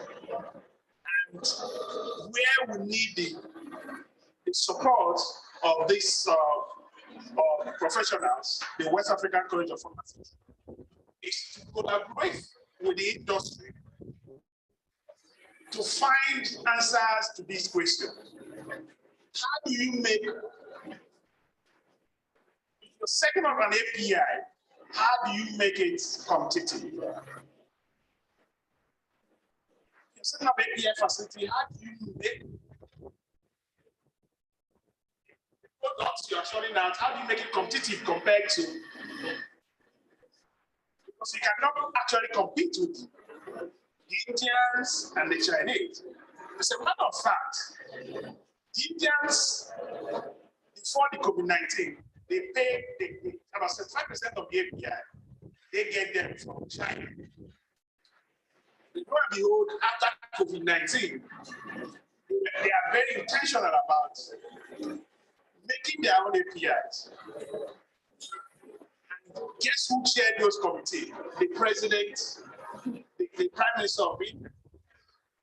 That will show you how they prioritize the sector. Medicine security all over the world. Post COVID-19 is not just being seen from the security angle. It's also seen as an act of diplomacy. It's also seen as an act of defense and also an act of development. The industry were invited by the donor community to discuss local pharmaceutical manufacturing in Africa, because the donor communities are also looking forward to how do they buy from Africa. And it will shock you to know that most times when you find yourself in this, engaging this community, you see mostly Indians. And there's one of the sections that interests me most in this section focused on manufacturing in Africa.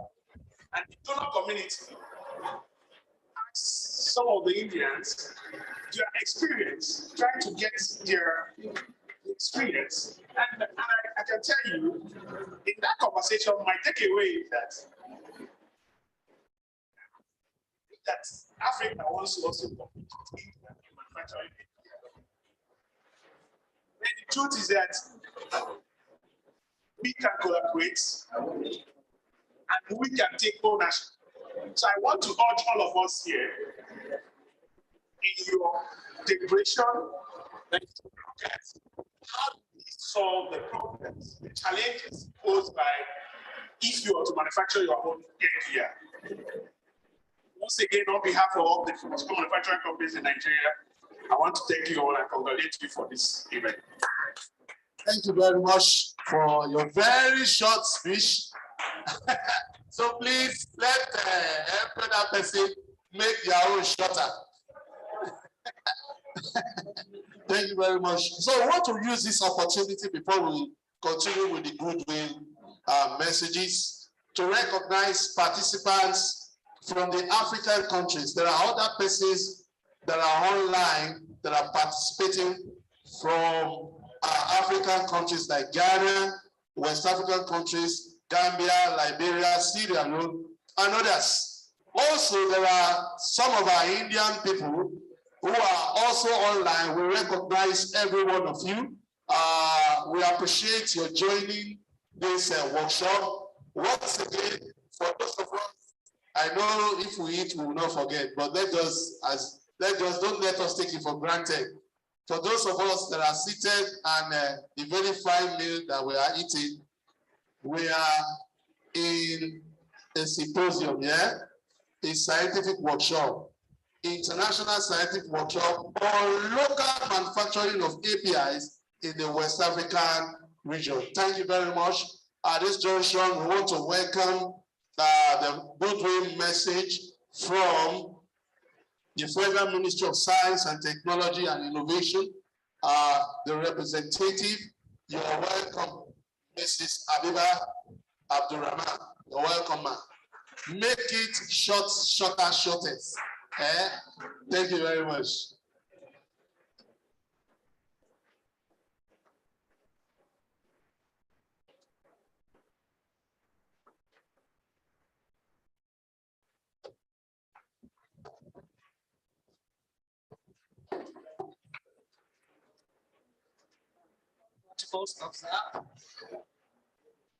Good afternoon, everybody. My name is Habiba Abrahman, representing the Honorable Minister Adeleke O Mamara. He is supposed to be presented by my director, pharmacist David Erabaheme, but he's also unavoidably absent. So I'm representing him here. He also gave me a brief to present. I don't know if I'll be allowed to do that. All right. I am going to read his brief now. That is the Director of Health and Biomedical Science of the Federal Ministry of Science, Technology and Innovation. In his brief, he described active pharmaceutical ingredient, which is API, as a term used to refer to the biological active component of a drug product. Example, tablets, capsule, etc. He said drug products are usually composed of several components. The information, which is API, is the primary ingredient, and other ingredients are commonly known as excipients. And these substances are always required to be biological safe of the making of a variable fraction of the drug's product. The procedures for optimizing and compositing this mixture of components used in the drugs is known as formulation. And in contrast with the active ingredients, the active ingredients are usually called excipients in pharmaceutical content. And the main excipients that serves as a media for conveying the active ingredient, this is usually called the vehicle. Active pharmaceutical ingredients production in sub-Saharan Africa. He stated that in sub-Saharan Africa, only 20 to 30% of all medicines consumed across the regions are produced locally, while these numbers vary somewhat for countries. A fundamental challenge to regional and national health systems. The inability of local pharmaceutical manufacturers to satisfy a good share of local medicine demand faced with the complete dependence on imports for active pharmaceutical ingredients. Present challenge around commodity security, such as shortage caused by broken supply chain and present substandard and counterfeit products in the market.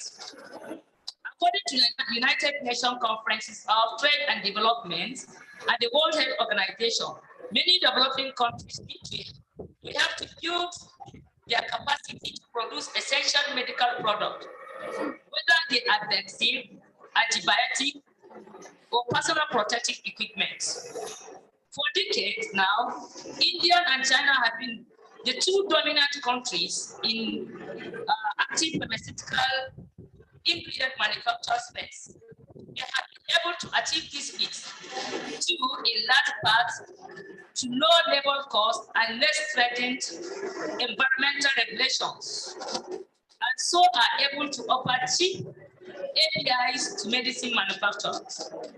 But this is gradually changing as wages in both countries are rising and environmental regulations are strengthening. For example, in an effort to reduce pollution, China has shut down multiple API producing plants in recent years. Even before the emergence of COVID-19, security and global health experts began warning that developing countries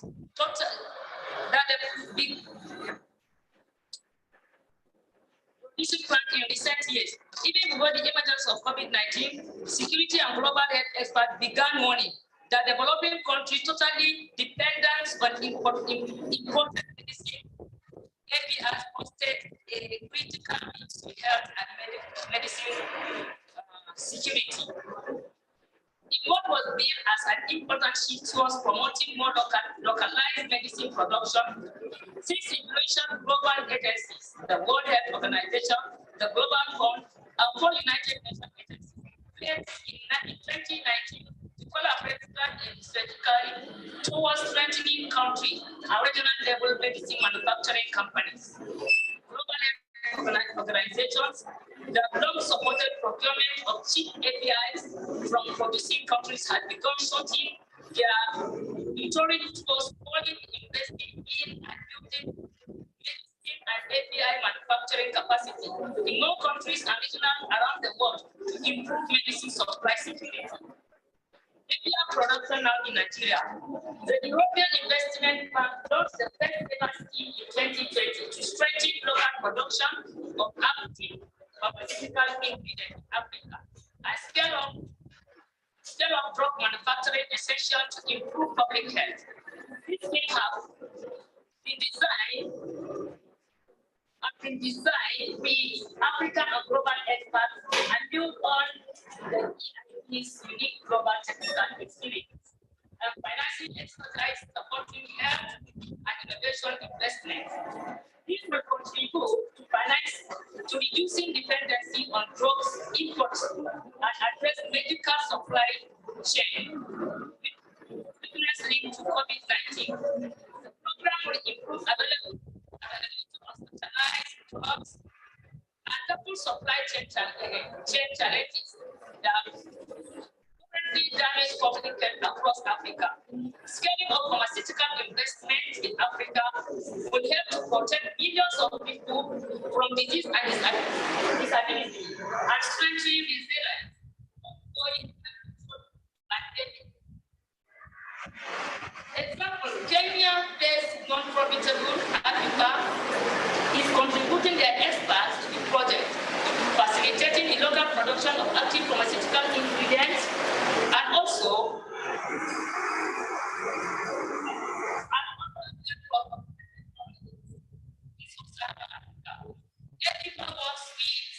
multitude of critical stakeholders from the private sector, public sector, research institutes, and civil society to address a major market challenges such as the lack of not only API manufacturing capacity in South Africa, but also affordable medicine and co-action support mirrors existing pharmaceutical manufacturing as they seek to expand their product portfolio from into APIs.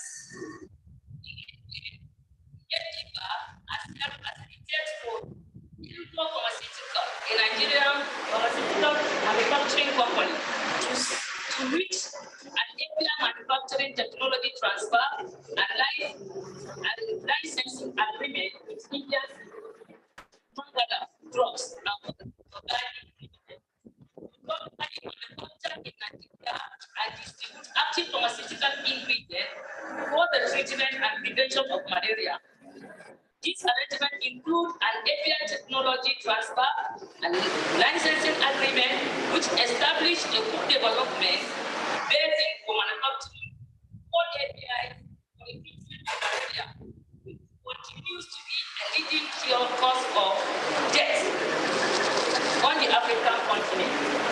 This will lead to the development of world-class API manufacturing facilities in good compliance with international standards and the best of its kind in the Sub-Saharan African regions. The The agreement affirms a long-standing commitment to strengthening the pharmaceutical sector in Africa. The signed agreement will provide in-house development, develop technology for manufacturing anti-malaria active pharmaceutical ingredients. As part of the agreement, Mangala will also provide consultation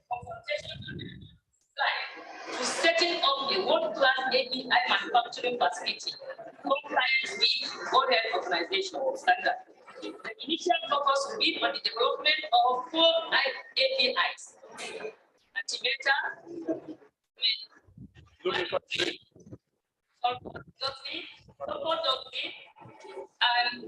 perimeter 9.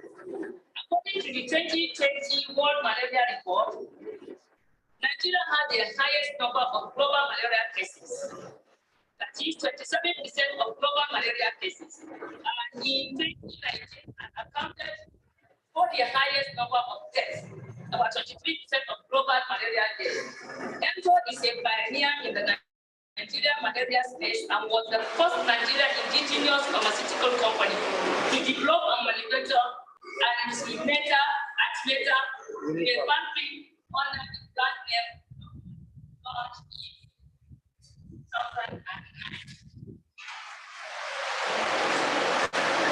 I would like to state that the role of FMST, that's Federal Ministry of Science, Technology and Innovation, will play in the production of active pharmaceutical ingredients and excipients.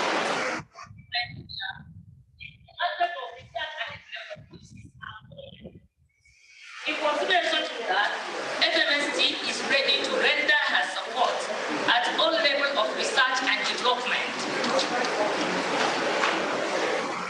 Through partnering and facilitating collaboration with relevant research bodies, most especially through the exploitation and utilization of the indigenous locally material. We see the light of the day. That is, it gives our own support through partnering and facilitating collaboration with relevant bodies to see that this business has seen the light of the day. We know that the importance of the locally manufactured of the API and excipients economically can help to create jobs and wealth, reduce poverty, reduce the importation of APIs, strengthen our currency, and help nation become self-reliant. Under health-wise, the local production can lead to sustainable, high-quality pharmaceutical products, improve access to healthcare delivery services, net availability of medicine, and prevent shortage of supply of medicine during the critical epidemic or pandemic period. For example, when we look at way back during the COVID-19 pandemic period, Nigeria could only afford 2% of medication and vaccine to her citizens, while other countries have gone far taking care of. So there is a need for us to give support to this business to see the light of the day. Thank you very much.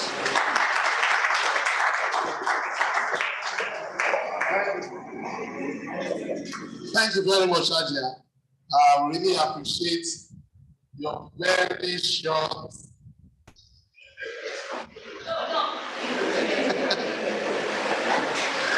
Okay.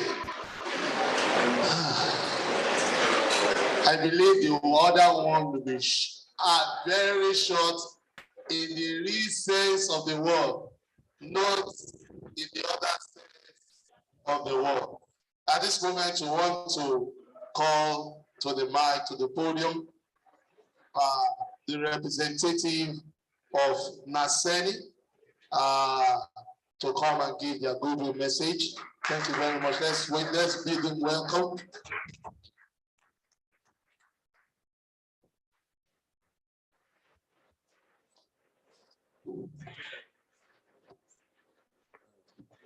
Because you have mentioned that we should make our speeches short, let me stand on the existing protocol. I hope it will not collapse. Okay. From us, and Aseni, first, I have to congratulate you, Prof. This is a very big development. This is what we want. We at Naseni want to spark up capabilities in catch up with the other parts of the world. How do we do that? Now, I want to go into what the keynote speaker, Samopa, has talked about. First, he has talked about 60% of the drugs consumed by South Africa are consumed, produced locally, right? I think this is a big challenge to us. Whenever we mention South Africa, whenever South Africa is mentioned, Nigeria will say, we are the giants. So I think this is a big challenge to us. And I will start my speech from there. What about other African countries? Now, perhaps we will have time to talk, but I'm just thinking, we have in the West Africa, we have mostly French-speaking countries. Now, these French-speaking countries may be doing a lot which we don't know. I'm a French speaker myself, and I would like to say bienvenue to all of them. I believe some of them are following me. I was also in the Gambia, and I know some efforts that have been made in the Gambia with the medical council. Not that much, but I think all those things are micro capabilities that we need to reckon. Reckon with. Now, when you talk of capability, we have micro and we have macro capabilities. The micro capabilities are these small things we keep. They may be very, very important to us. In some areas of capabilities, it's possible that Nigeria has gone farther than Nigeria. We can pick up from Nigeria, go to Germany. We don't need to go to, countries which are not ready to transfer technology to us. So this is one thing, one area which I feel we need to dwell on. I'm representing the Executive Vice Chairman of NIPRD, who is currently doing some mission assignment. That's why I can't come. But these are things that for us at NIPRD, we know that efforts are already going on, including on local production of APIs, including the bulk drugs, and all that. But one missing which we must talk about is in our universities, there are a lot of things going on. Chemistry departments are there. So many active ingredients have been found. What are we doing there? Are we taking the opportunities that can be reaped from, can be harvested from those research works? So one important thing is opportunity taking index, which we always ignore. And that's why I said I have to start by congratulating the MSO family. This is one way of,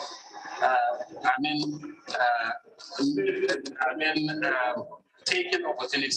You bring those that know, and with them, you can now get that technology be transferred in an easy way. Now, lessons from India are very, very important when you talk about drugs. And that is why perhaps they went there. India, you can say, is a developing country, very large population. So whatever you will complain about, we have large population India has. Whatever you will complain about, poverty India has. So I think India is a very good choice, and EMSO has made a very, very good choice. But what about NIPRD? What are we doing at the level of NIPRD? I think NIPRD needs to champion the the cohesion between all those that's supposed to play a role in this scenario. Those are the university, those are the industries, and those in the government. I think it has a big challenge, and I hope by the end of this communique, we are going to make sure that we have given NIPRD a big work to do in this respect. Or maybe from this symposium, we need to come out with a very big point that will ensure that this has been taken care of. I want to say on behalf of the Executive Vice Chairman of NASENI, we are ready to help all catching up capabilities in Nigeria, notwithstanding the problems which we are having from all angles, including on policies, but we are ready, and I wish you all the best and successful deliberations. Thank you very much, our representative from NASENI. He has made it short. We would have preferred shorter, but we really appreciate you making it short. Let's give him a round of applause. It's been a wonderful time there. So to continue with our goodwill messages, we want to invite Dr. Mrs. Amina Omar, the HOD Inspection and Monitoring, the HOD Inspection, Monitoring and Quality Assurance, the representative of the Registrar, Pharmacy Council of Nigeria. You're welcome, ma'am.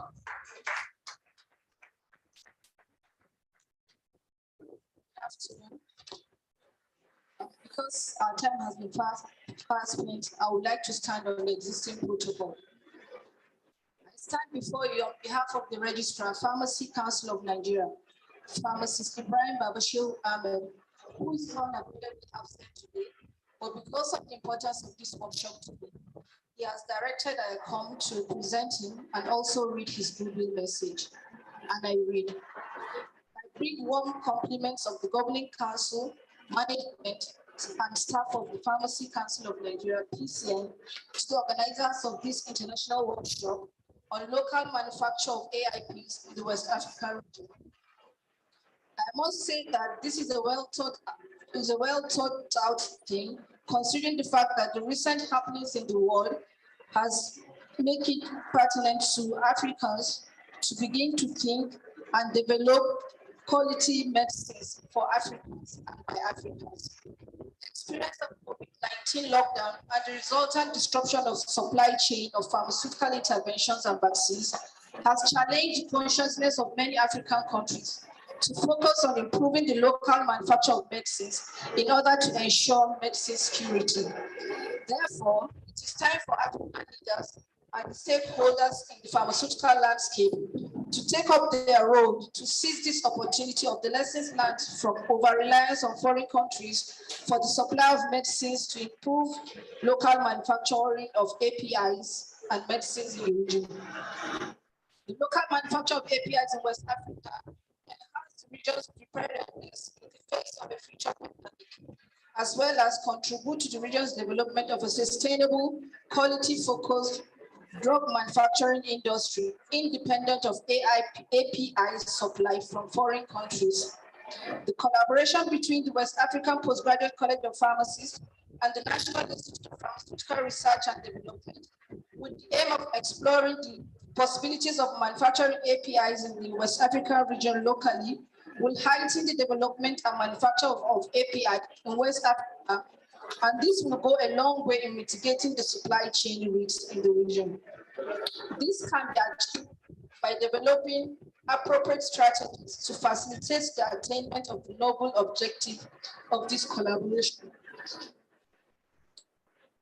I would like to mention that the PCN is committed to creating an enabling and regulated environment for pharmaceutical manufacturers in Nigeria and shall continue to support all stakeholders in the pharmaceutical industry in the production of APIs and quality pharmaceutical products through robust policies and regulations in line with global best practices. Before I step down, I would like to join others to congratulate Emzo Pharmaceuticals for taking this giant step to start manufacturing of APIs in Nigeria. Once again, on behalf of the Registrar Pharmacists Council of Nigeria, I wish us a successful workshop. Thank you for listening. Let's give her a round of applause. She made it shorter. And I know that is the science space is gradually being dominated by women. You have a lot of women, and we know that great things will keep coming. One day, even though I was discussing with somebody, and he said a woman cannot become the president of Nigeria in the next 100 years. I say, you will be surprised. So we know great things have been coming from women and will still be coming from women. But men are always known for, let somebody say, great artists.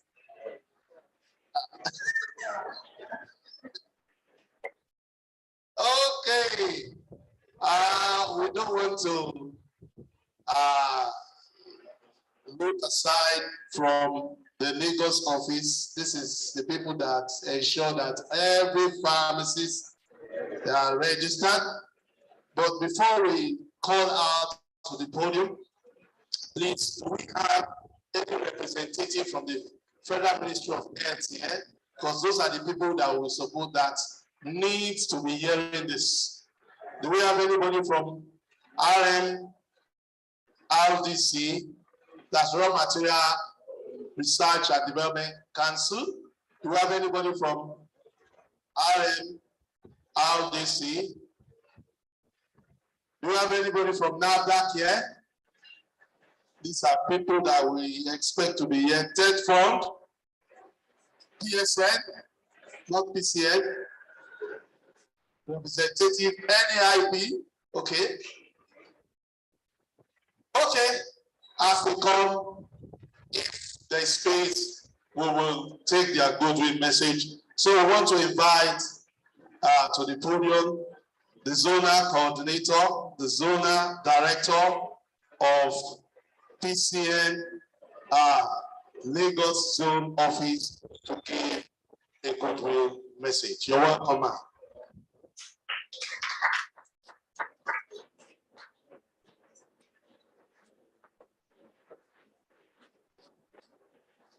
Good afternoon, everyone. Chairman, the high table, and all protocols observed. Please, I want to correct an impression. I'm not here because I work in PCN, because we have somebody already that comes to present the registrar. Please, I'm here as secretary of the Nigeria chapter of the West African Postgraduate College of Pharmacists. That is why I'm here.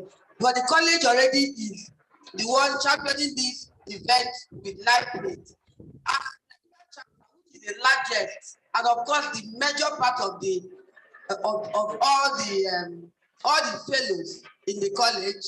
So we have found it very inevitable that we have to be here to make sure that we are supporting both the college and the NIPRD. And say that the chapter is ready to work in research and other activities of the NIPRD.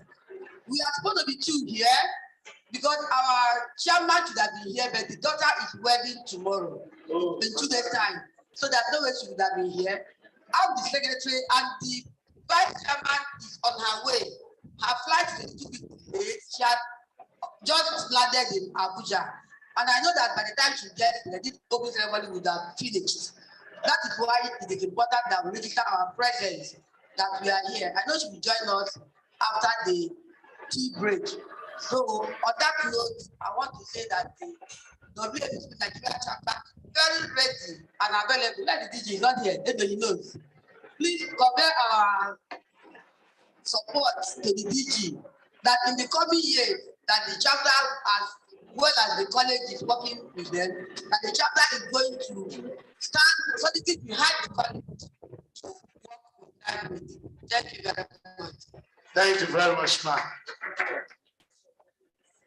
Short, precise, and straight to the point. Women will soon become the president. We are not saying women. Women or one woman. Okay, woman. Woman. Okay. The program is moving on. We are gradually getting to a great climax. We want to appreciate both the persons that are online and every one of us here seated, just to make up our time. That is why we had to do tea break like that. We wanted to do it so that it will be a time for us to what? To interact more, but we need to save time because the time we said we will start, we apologize, but we are just saying, please bear with us. And I've been told not to say it Nigerian factor again. Okay, so is there an agency that we've not called that is here represented so that they will give their goodwill message before we move on? Is there an agency that we've not called? Okay. But before we go on, because I've been rightly informed that in the next 10 minutes, the Minister of State of Health will be in our midst. Please, I want to remind us about that questionnaire. Please, when you finish filling, kindly pass it. Where is Dr. Kamadi? Okay. When you finish filling, just I will come and collect them. Thank you very much.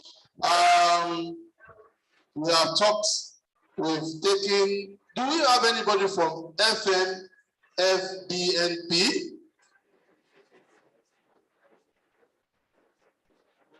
Yes. We will soon get to the universities. Those, Prof, those, we will soon get to the universities. Very important. Without universities, we cannot become what we are. So it's very key. But we want to just try as much as though we breach some of the protocol, but we want to just be within the protocol so that somebody will not tell me that you will never be an MC again. Eh? So at this junction, I want to take good message from our able professor, BBC, University of Port Harcourt, Just sir. You're welcome, sir.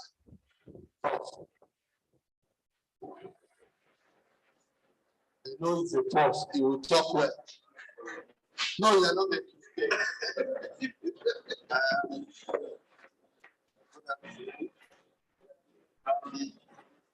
I felt left out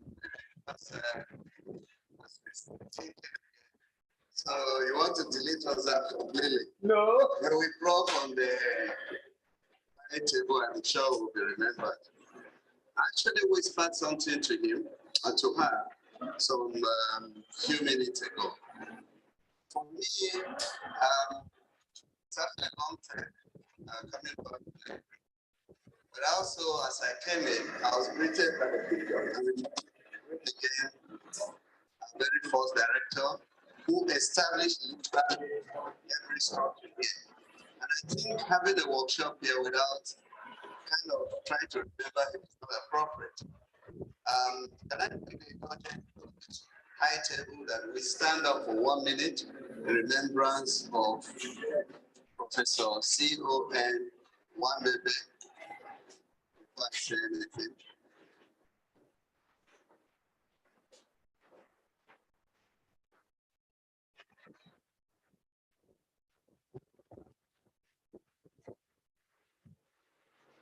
Prayers that the Lord will comfort his family, friends, relations, and each and every one of us in Jesus' name. Please be seated. I had to do that because he's my mentor, and of course, coming here, of course, with him. I want to, on behalf of universities and research institutes, I'm self-appointed here, you may say, to say that universities have done a lot in terms of trying to, like Professor Gaya said earlier on, to identify active ingredients, either in form of bioactives or otherwise. But the truth is that they haven't been updated at all. And we have quite a number of such potentials. We're getting to a point now that even if for nothing else, some people are exporting it. Let me give a simple example, the bitter leaf. You know how people take it out of this country, repackage it, bring it back, and we're buying the capsules. Another way, I think this is a wonderful opportunity for our industry, the West African zone, to begin to utilize. Hibiscus flower is another one.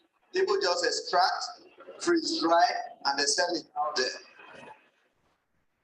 India is doing the same thing on the large scale. It's in a factory in New Jersey. It's an Indian-owned factory, but from the US. All he does is interact with the universities, the research institutes in India. They get the raw materials, package them in the keg with the usual way, neat and all that, and it's exported to the US. And in the US, it then sells to those making nutraceuticals and food supplements. Some of you and I, in some cases, are buying the same capsules here. And we have the resources. I think it's time to look in one. It's not only when you synthesize a big thing. I sympathize a lot in terms of when they're talking of anti-artemisinin series, knowing fully well the aggregate yield, agricultural yield of artemisinin, and then you have to do the derivatives and going through an intermediate and what you get as yield at the end of the day. But that will create a lot of jobs. That will involve best practices in agriculture. Extraction is straightforward. And supposing I grow artemisinin, by the way. And at the University of Jos, we have a farm for artemisinin, but there is no uptake. Once again, thank you and have a good time during this celebration.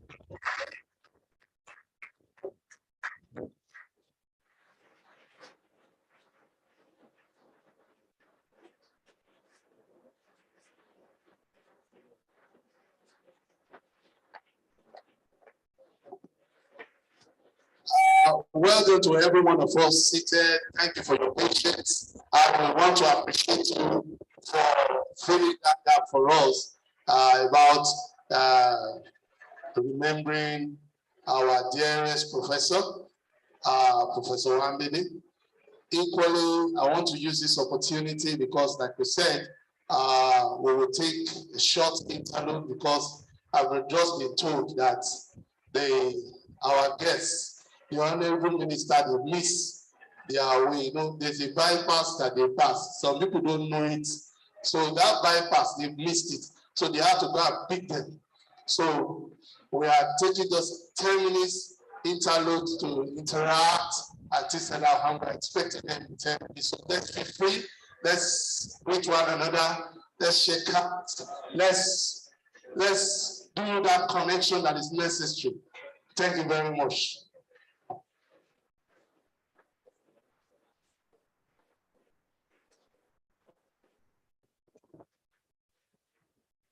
Okay, we're supposed to have done like the safety check.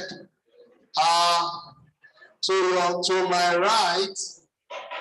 right hand, just at the side here, is where the conveniences are. When you are climbing the stairs and you get to the foot of that, to the top of the stairs there are some sets of toilets there, but there's this one also here. And the two doors, please, we are not opening and going into the high because the thing doesn't have barricades. So we don't want anybody, you know, these days, somebody that can just call you and you're laughing. We don't want somebody going downstairs the wrong way. Thank you very much. Just feel free. And I know by the time in the next 10 minutes, we will be collaborating, we'll be moving to the next level. Thank you very much.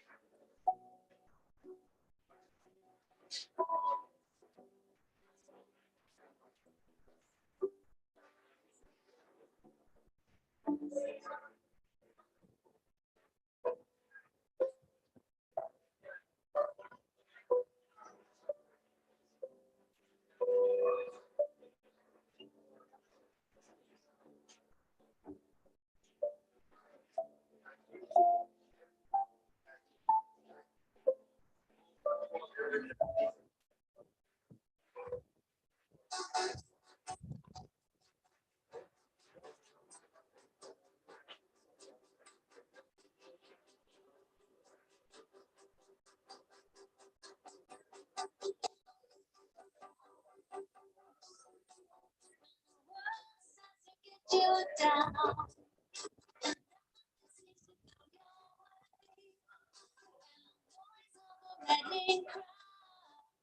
Makes you feel like you're going to go insane. There's a glow of a distant light calling you to come outside.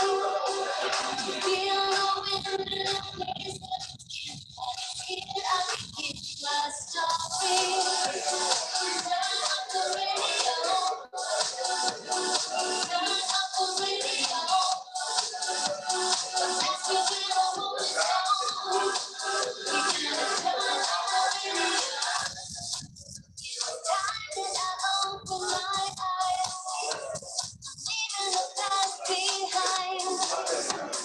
Nothing's ever what it seems, including this traffic crazy dreams. I'm back like a moth to a flame. I'm so tired of playing.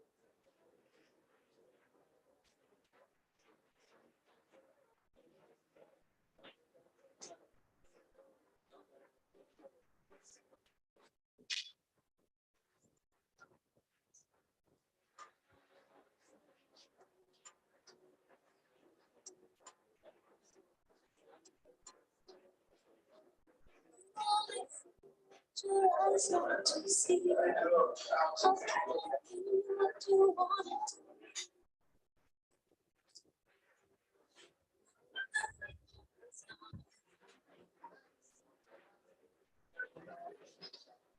You're so consumed with how much you get. You waste your time with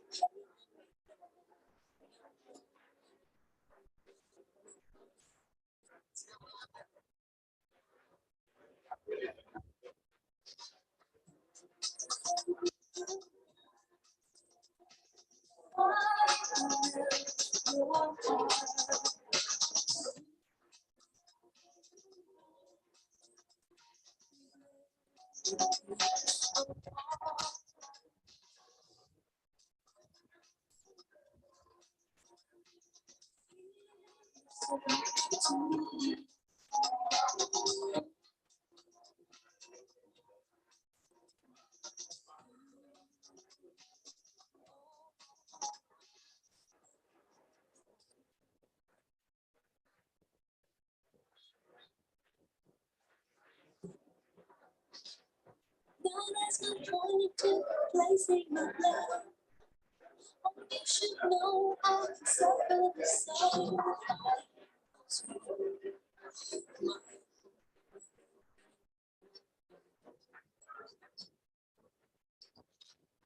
Love is a bird, she needs to fly.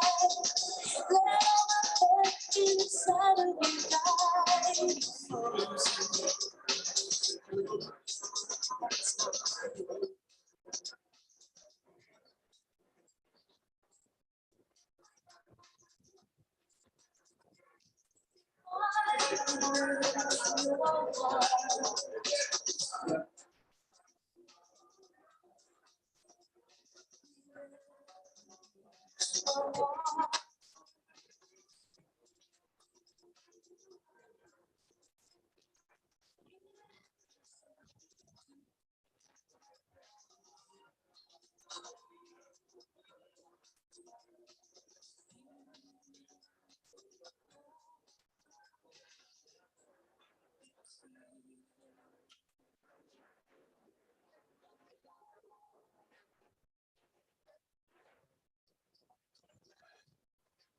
Okay. Hello.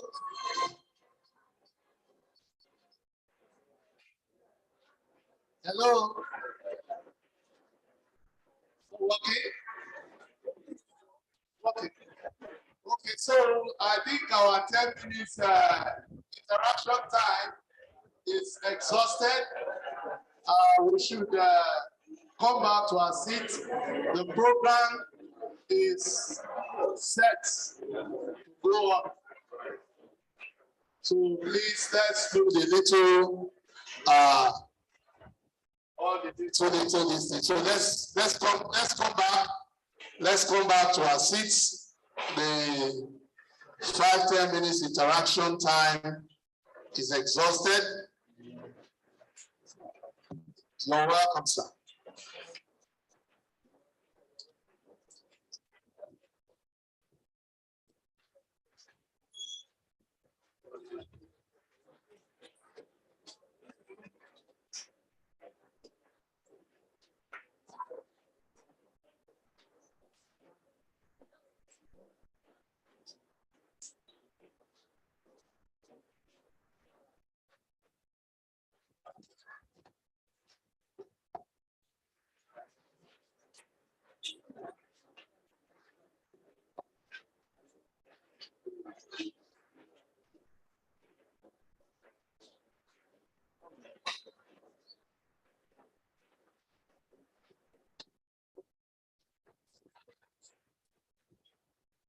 Thank you for your patience. We want to use this opportunity to welcome to our midst the Honorable Minister of State for Health, Honorable Joseph. Permit my not pronouncing it, but I will try. Ekumakama, your entourage. We've been waiting, and I know your coming in will further make the deliberation better and we believe that by the time we are closing for the day, we would have made the necessary impact. At this junction, not to spend so much time, I want to invite Dr. Daraka to come and usher in the DG NIPRD for his welcome address. Dr. Daraka, please.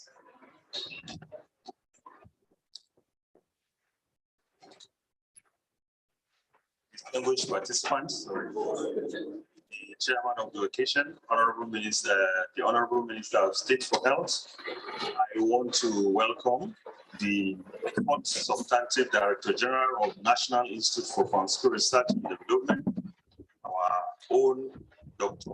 Peter Akwe, to deliver his welcome remarks for this workshop.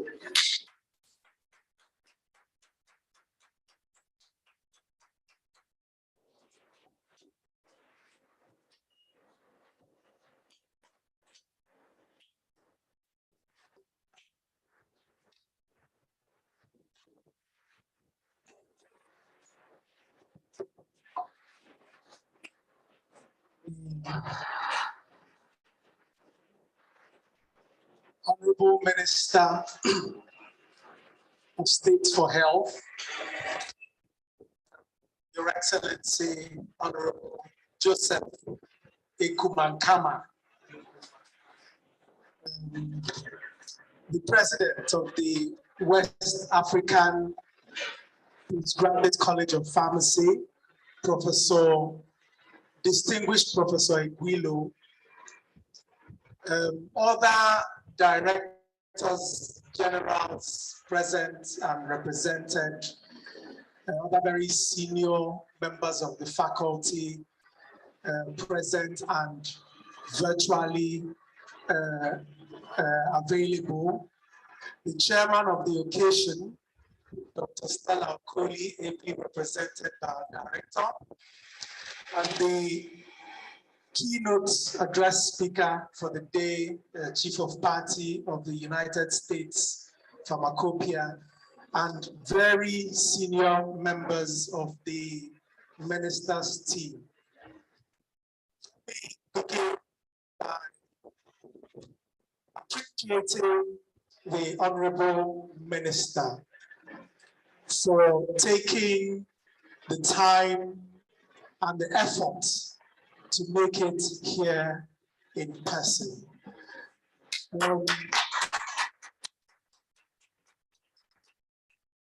Honorable Minister, my colleagues in the room and those who are attending virtually do not have an idea as regards how intense your schedule is within this period.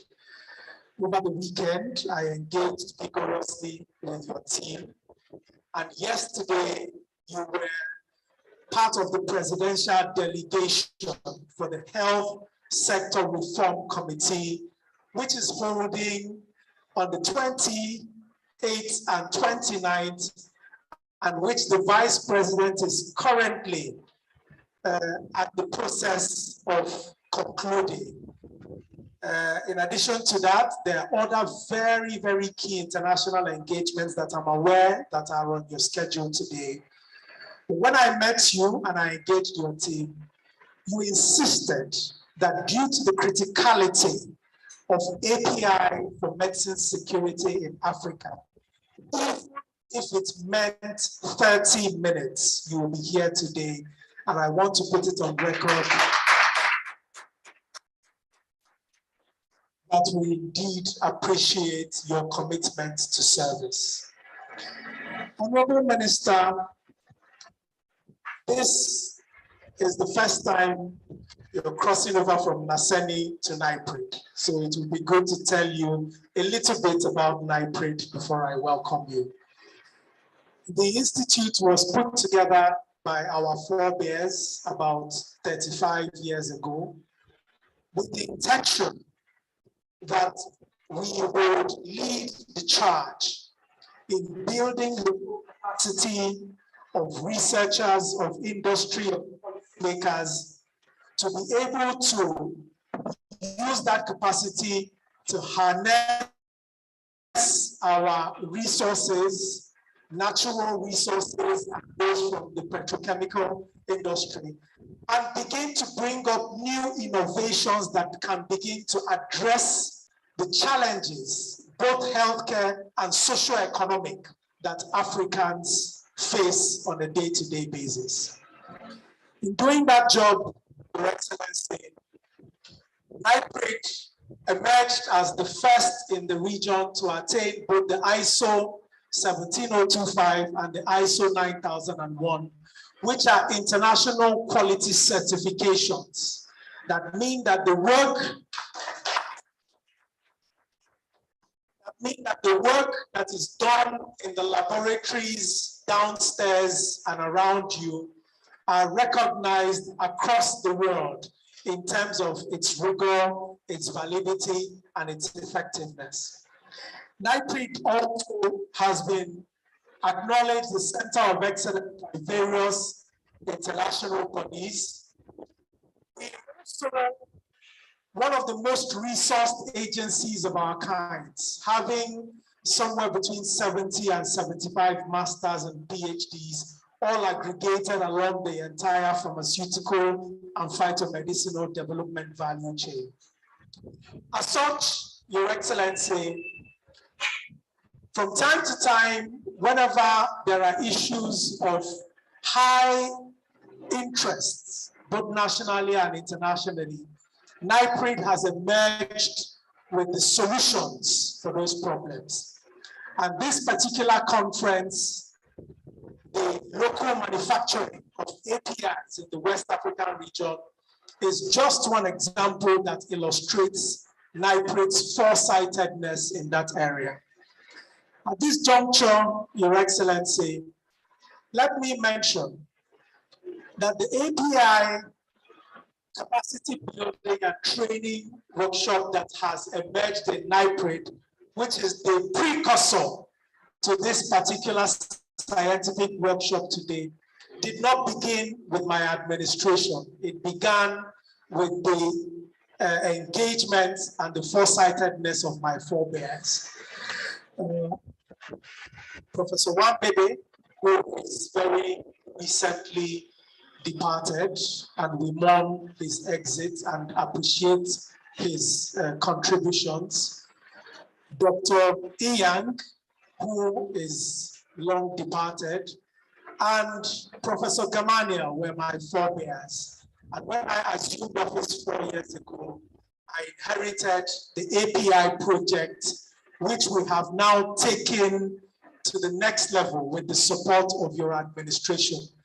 It will interest you to know, Your Excellency, that a few months ago, the Afrexim Bank, in recognition of the criticality of this project and the strides that NIPRD had taken on the continent, had agreed to fund NIPRD with the support of a better part of $1 million in ensuring that APIs are produced within the continent.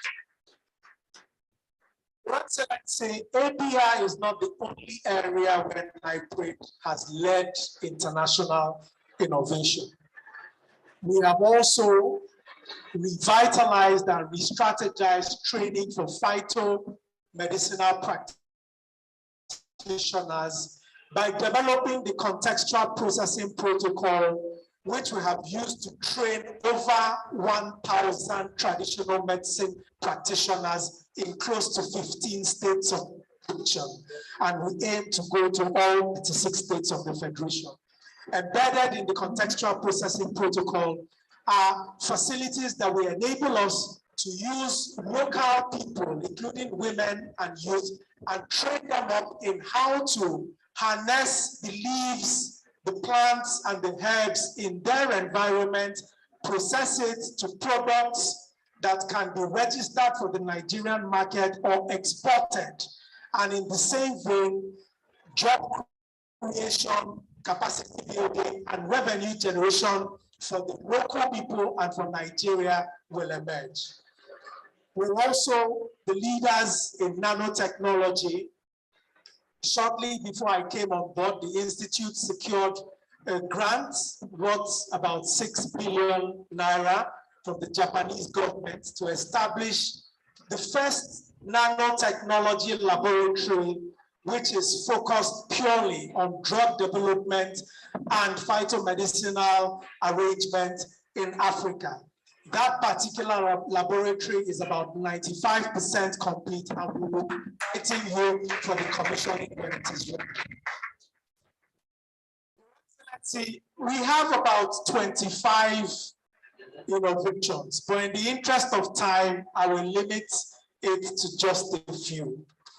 And the last one I will mention, Your Excellency, and I've singled this out for the last, is our intervention on artificial intelligence and machine learning. Your Excellency, the world over, the newest innovation in different areas, including in healthcare, is that you put together different databases that are focused on different critical sectors, and then develop very sophisticated algorithms that will match those databases and very cleverly bring up new and innovative avenues for you to begin to deal with those databases. Your Excellency, interest in big data, and that is the reason why I have singled this out for the last. If you look out of the window there, you will see the edifice that NIPRD secured from the Nigerian Communications Commission, close to 2 billion naira at no cost to NIPRD, which is focused on artificial intelligence and machine learning, not only for pharmaceutical sector development, but for the entire healthcare sector. And Your Excellency, once you are ready with your interventions, which I know your team is working very hard on, Your Excellency, we will be very, very excited to partner with you in that area. Your Excellency, the last example I gave you, Honorable Minister, is just to illustrate how much value NIPRD places on partnerships. It is on record that since appointment to office 4 years ago by Mr. President, we have visited and engaged over 100 other agencies, organizations, development partners, and entities that have Africa's homegrown capacity building as their own central ethos. The neighbor we were talking about that you know very well beside us here, NASENI, who is the National Agency for Science, Engineering, Infrastructure, and who the Executive Vice Chairman has very graciously sent us a representative, very senior representative here today, is another evidence of our partnership ethos here in NIPRD. One would not expect that a pharmaceutical research and development agency would have any nexus with a science, engineering, and infrastructure development agency. But Your Excellency, we have done at least 4 or 5 projects with NASENI. We develop new machines, and if they're healthcare focused, we develop innovative protocols to help them test those machines and bring it to the fore. And it is therefore no coincidence that on your very first visit to the National Institute for Pharmaceutical Research and Development, Your Excellency, we have invited you for a conference which is in partnership with one of our highest value partners, the West African Postgraduate College of Pharmacists. That college is ably led by Professor Guiro. We know that she's Africa's first female professor of pharmacy. And she leads a very strong team. A team that has a faculty that is as varied as the mandate that you have, Your Excellency, spanning from social pharmacy to public health to manufacturing to hospital to community. And we have very strong footprint in 5 to 7 of the countries across West Africa. As you are aware, our mandate means that when we are engaging, and I'm saying this because I know we have close to 400 people joining us virtually, interventions that we develop in Africa should not be focused only on our geographical locations as a country. We must strategically work towards developing interventions alongside partners that can work for all Africans. That is the only way we can leapfrog to get to where the Europeans and the Asians who are using similar strategies are using. And that is why, Your Excellency, we are indeed honored. And we know that it is Providence that has brought you here today on a day that we are working with West African College that arguably has one of the strongest cohorts of professionals in the healthcare space across the 15 countries in West Africa. Without further ado, I want to begin to wind up by assuring you, Honorable Minister Sir, members of the college and the dignitaries who are joining us online, that NIPRD will continue under this administration to focus on developing innovative activities, innovative products, and innovative processes that will continue to bring up better healthcare access for our people, whilst at the same time activating processes to ensure that we achieve socio-economic objectives such as job creation, capacity building, and revenue generation for our people. Honorable Minister, Your Excellencies, I thank you for your kind attention.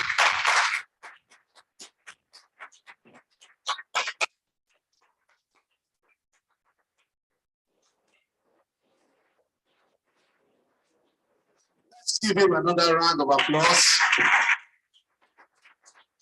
Like he said, we are on a journey. It's not a sprint, and we know definitely this whole exercise will bring profit to Nigeria as a place, West Africa as a region, and the whole Africa as a wider reach. And like somebody has said, we will begin to export to all these other countries that we have been depending on. Without much ado, at this junction, I want to use this opportunity to welcome the Honorable Minister of State for Health to give us a special guest of honor address and declaration of the workshop open. Your Excellency, sir, you're welcome, sir. Let's give him a standing ovation as he comes to the mic.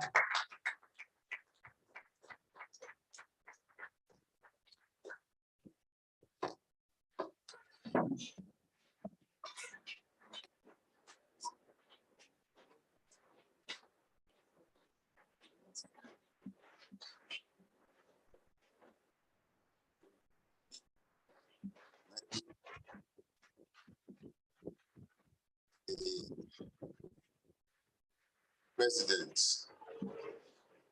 East African Postgraduate Council of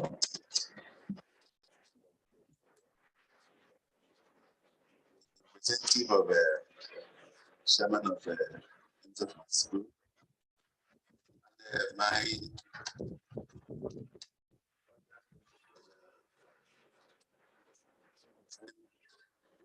representative of the DJ. I said it, sorry. I said it. You know, I'm a friend of the.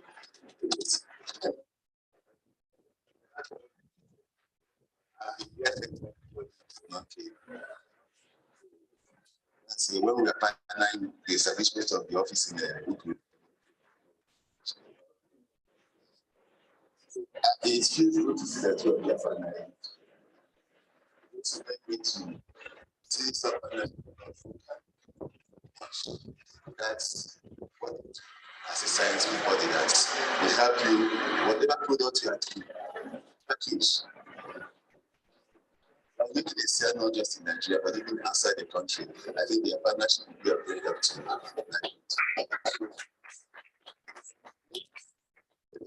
that looks out for those who work with as a team to achieve the best possible result. Not the time that I always see myself, everything I do by myself. So it's encouraging to see that your leadership is such that works as a team, even beyond your agency, but also starts the assistance and collaboration of other agencies to make sure that the mandate and the desire, which is the best result of whatever you can achieve, is accomplished. So I commend you and I commend the agency for this partnership. I want to also, before I dive into the address, thank the management and the staff of the agency NIPRD for always being at we can call to give more the support. This result that we are seeing. Attention to the accomplishment, seeing the result of what you need to achieve. Though, yes, being a man of humility, the acknowledge that some of these accomplishments were not by this starting not really steady. But what is 5 years have already done, built on 15 accomplishments to take you where you are today. But the truth is that by the reason of also your support, your encouragement, your spirited effort, passion, and commitment to measure success and growth to success. So I want to commend all of you.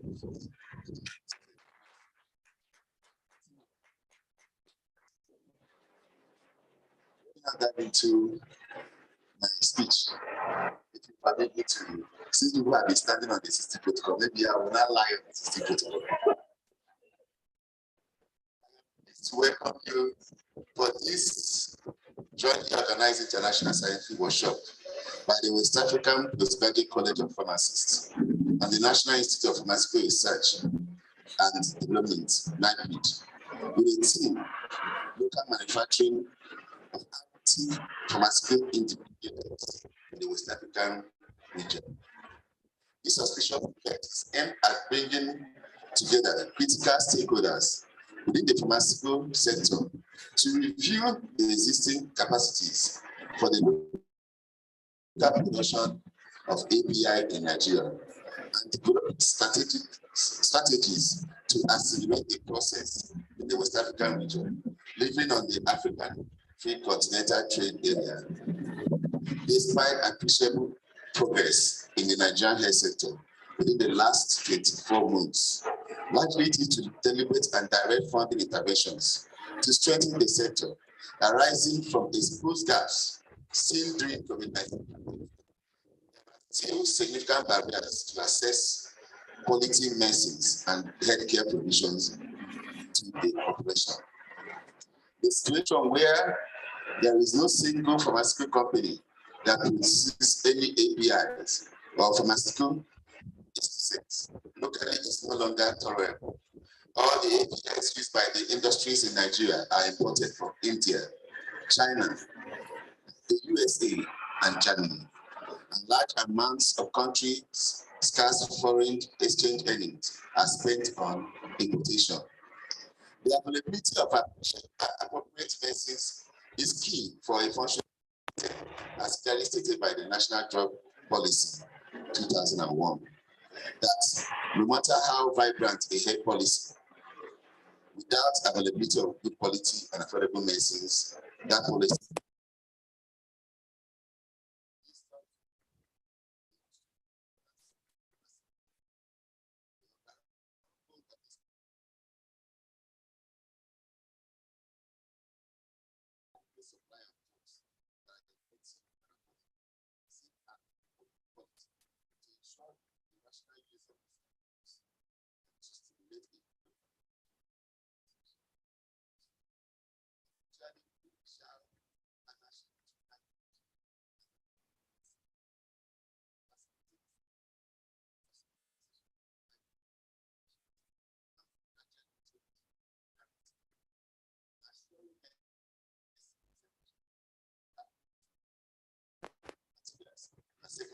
engage pharmaceutical products. This important platform provides the avenue for robust intellectual discourse to descend on all thematic areas bedeviling inadequacy of Nigeria to leverage on her comparative advantage as a leading pharmaceutical manufacturing country within the West African region. The Federal Ministry of Health acknowledges the valuable contribution of the college in turning out highly specialized pharmacists, whom are all equipped and knowledgeable to render pharmaceutical care service for improved health and well-being of citizens. The sustainable implementation of the pharmaceutical consultant cadre across departments, agencies, and federal health institutions remains a top priority that is being closely monitored for due execution in compliance with extant government circulars and memos. The Director General, NIPRD, Dr. Obi Peter Adibi, and indeed Professor Cecilia Igilo, President of West African Postgraduate College of Pharmacists. I wish to, on behalf of the Federal Ministry of Health, congratulate you both and your supporting teams for hosting this laudable event, and to also assure you of the full backing and support of the Nigerian government for the Institute's efforts towards attaining these visions and mandates. I urge you all to commit and actively participate in the discourse in order to arrive at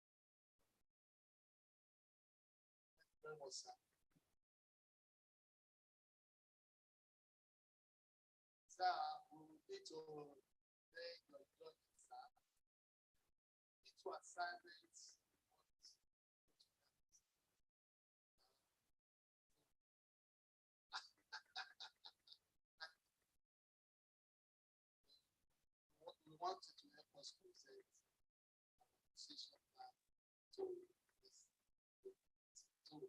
first and foremost, we want to call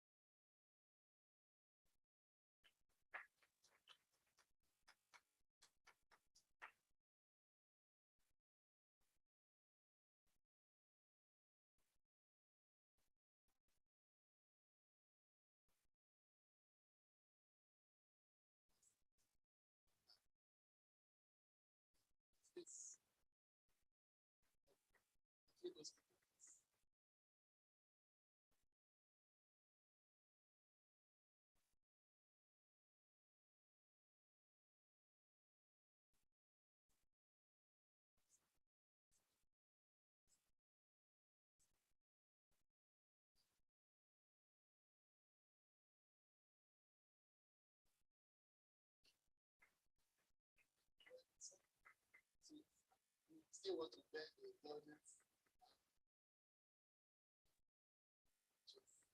Want to invite the DG, NIPRD, and Omi to come and present our appreciation. So,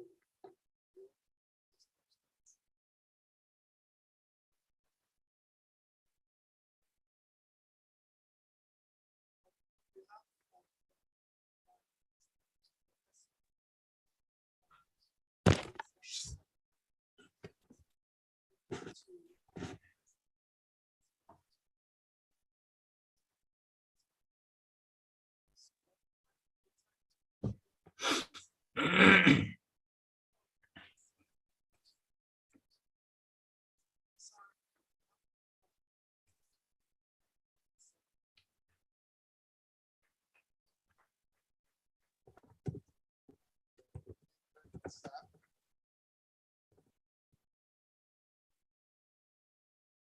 you, sir.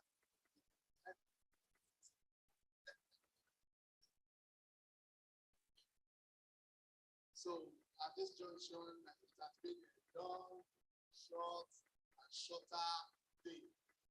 I want to thank every one of us seated this online for your patience, for being part of the deliberations. We want to use this opportunity to invite Dr. Abusai to come give the vote.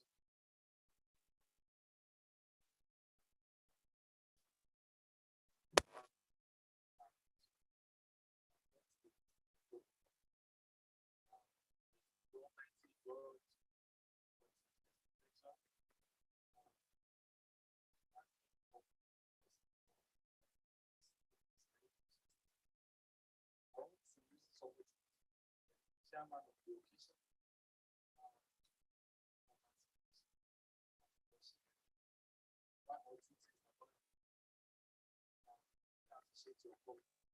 Also, want to thank our special guest of honor. Despite your tight schedule today, I appreciate your presence and as well will continue to strengthen you.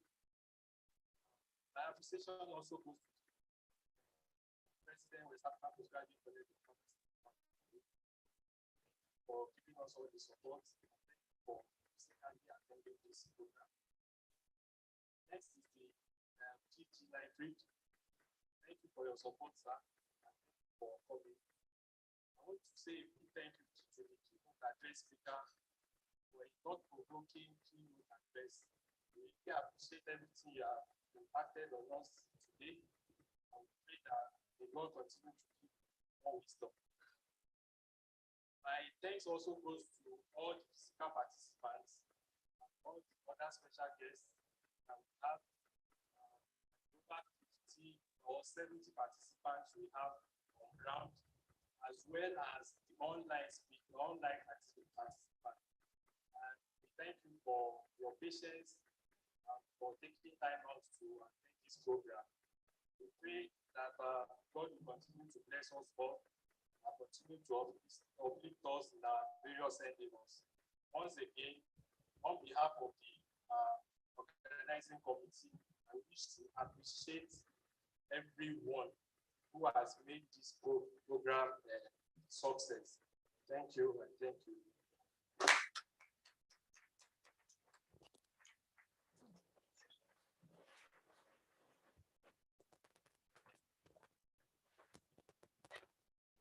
Okay, we want to once again thank every one of us for our patience. We have come to a very important part of this program, and that is taking of the group photograph. So after the group photograph, we will move to the next event quickly. So where's the cameraman so that we can organize ourselves quickly, and we'll do this as quickly as possible. Please, organizers, the cameraman, let him come and set us so that we can do the necessary quickly.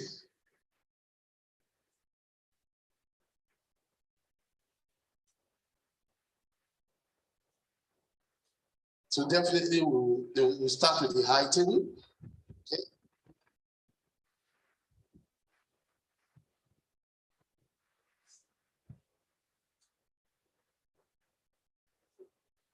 But that's what I'm saying. So get me Dr. Danaka. That is not a good photograph.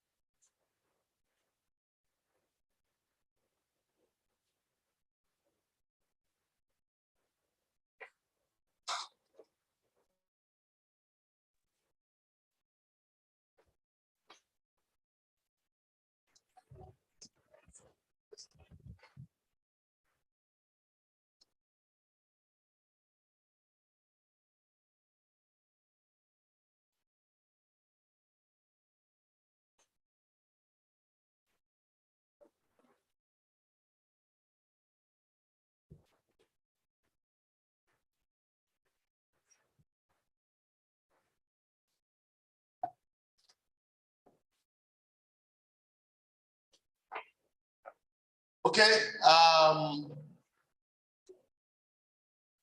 we'll start with the high table. So please let them come forward. Please arrange us quickly so that we can take the photograph. Let's move this off. Okay, we can go down. Now we can have the backdrop. Can we take this? Can we take this thing up so that we can catch this background?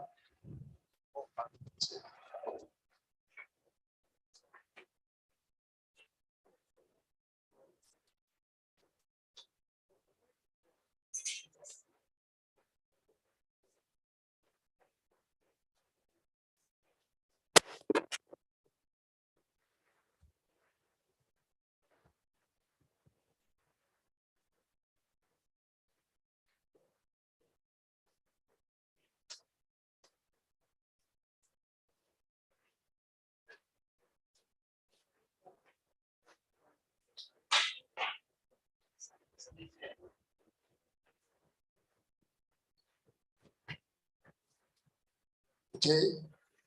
Let us see.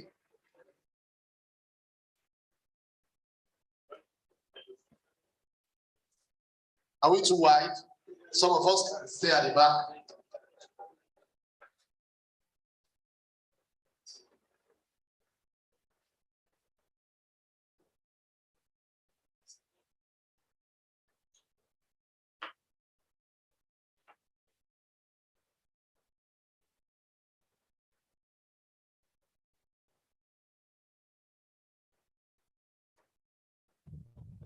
Thank you very much, sir.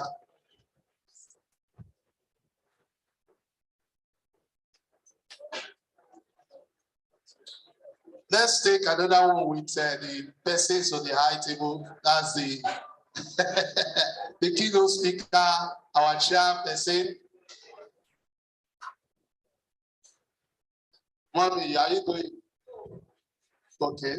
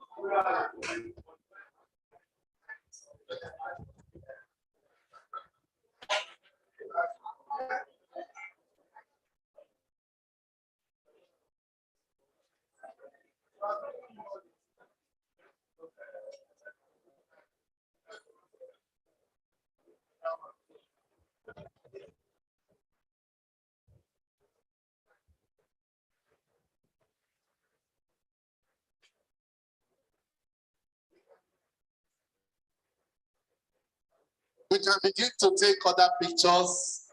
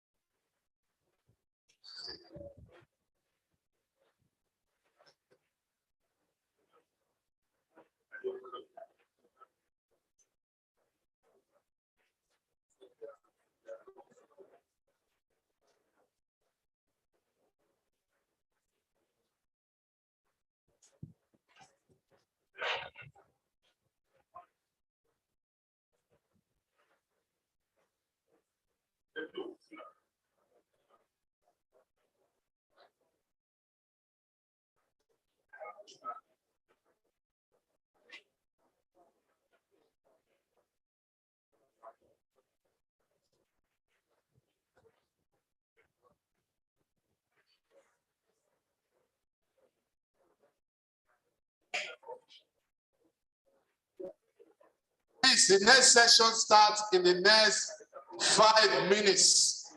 Please, don't let us go. And people that are online, we're about to start the plenary section. We're about to start the plenary section so that we will save both your time and our own time. So please, don't let us just go, because we don't have the luxury of time to have a short break before these things, but we'll just try and manage it. Thank you very much.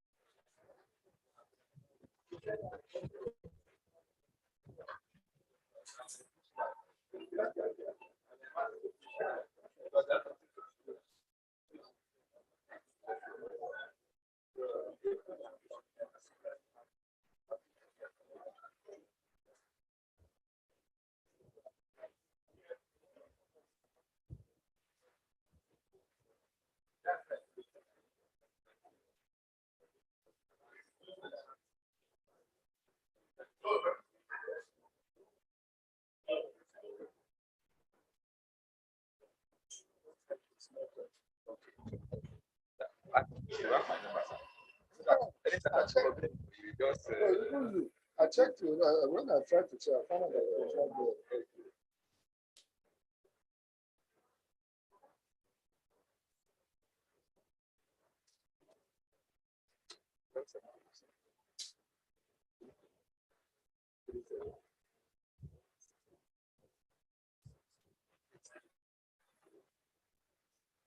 Let's come together. We're about to enter the first plenary section.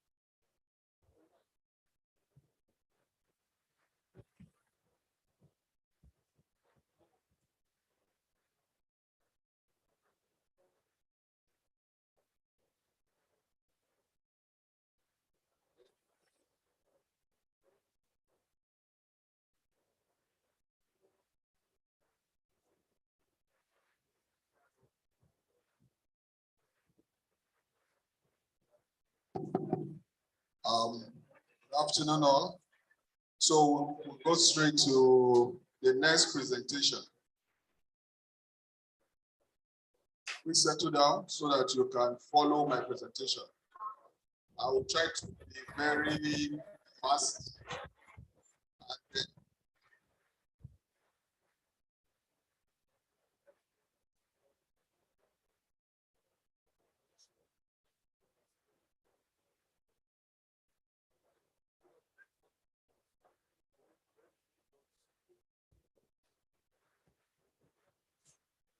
Yes, I've been informed that most people are still with the minister IDG's office, but we'll just start so that we keep to time. Are you with me? I guess those online are with me.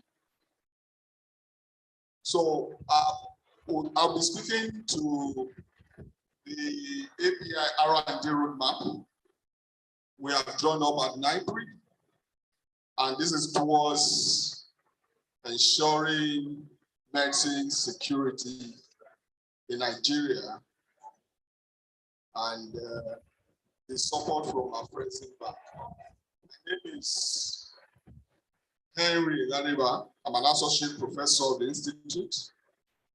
I have a background in organic chemistry and biochemistry.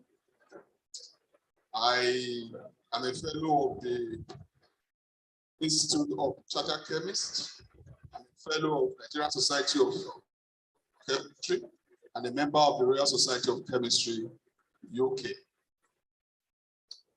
Currently, I'm the project lead for the API projects at NIPRD. I also lead other projects within. One of it is the civil cancer study, which is a clinical trial. So, but for this particular presentation, we'll just be talking about what we have been doing at NIPRD and what we expect the industry to be doing. So the outline of my presentation will be looking at NIPRD corporate status. Well, I will just run through this because I believe that you can find most of this information online at our website, www.niprd.gov.ng. So you can get our corporate information on our corporate status, core competencies, key R&D activities and certifications there. However, for the purpose of those online, I've included the slides in this presentation. So I will just run through. So we'll be looking at roadmap, R&D roadmap, and you can see API roadmap there. We'll be looking at existing facilities that we have with the API baseline with information.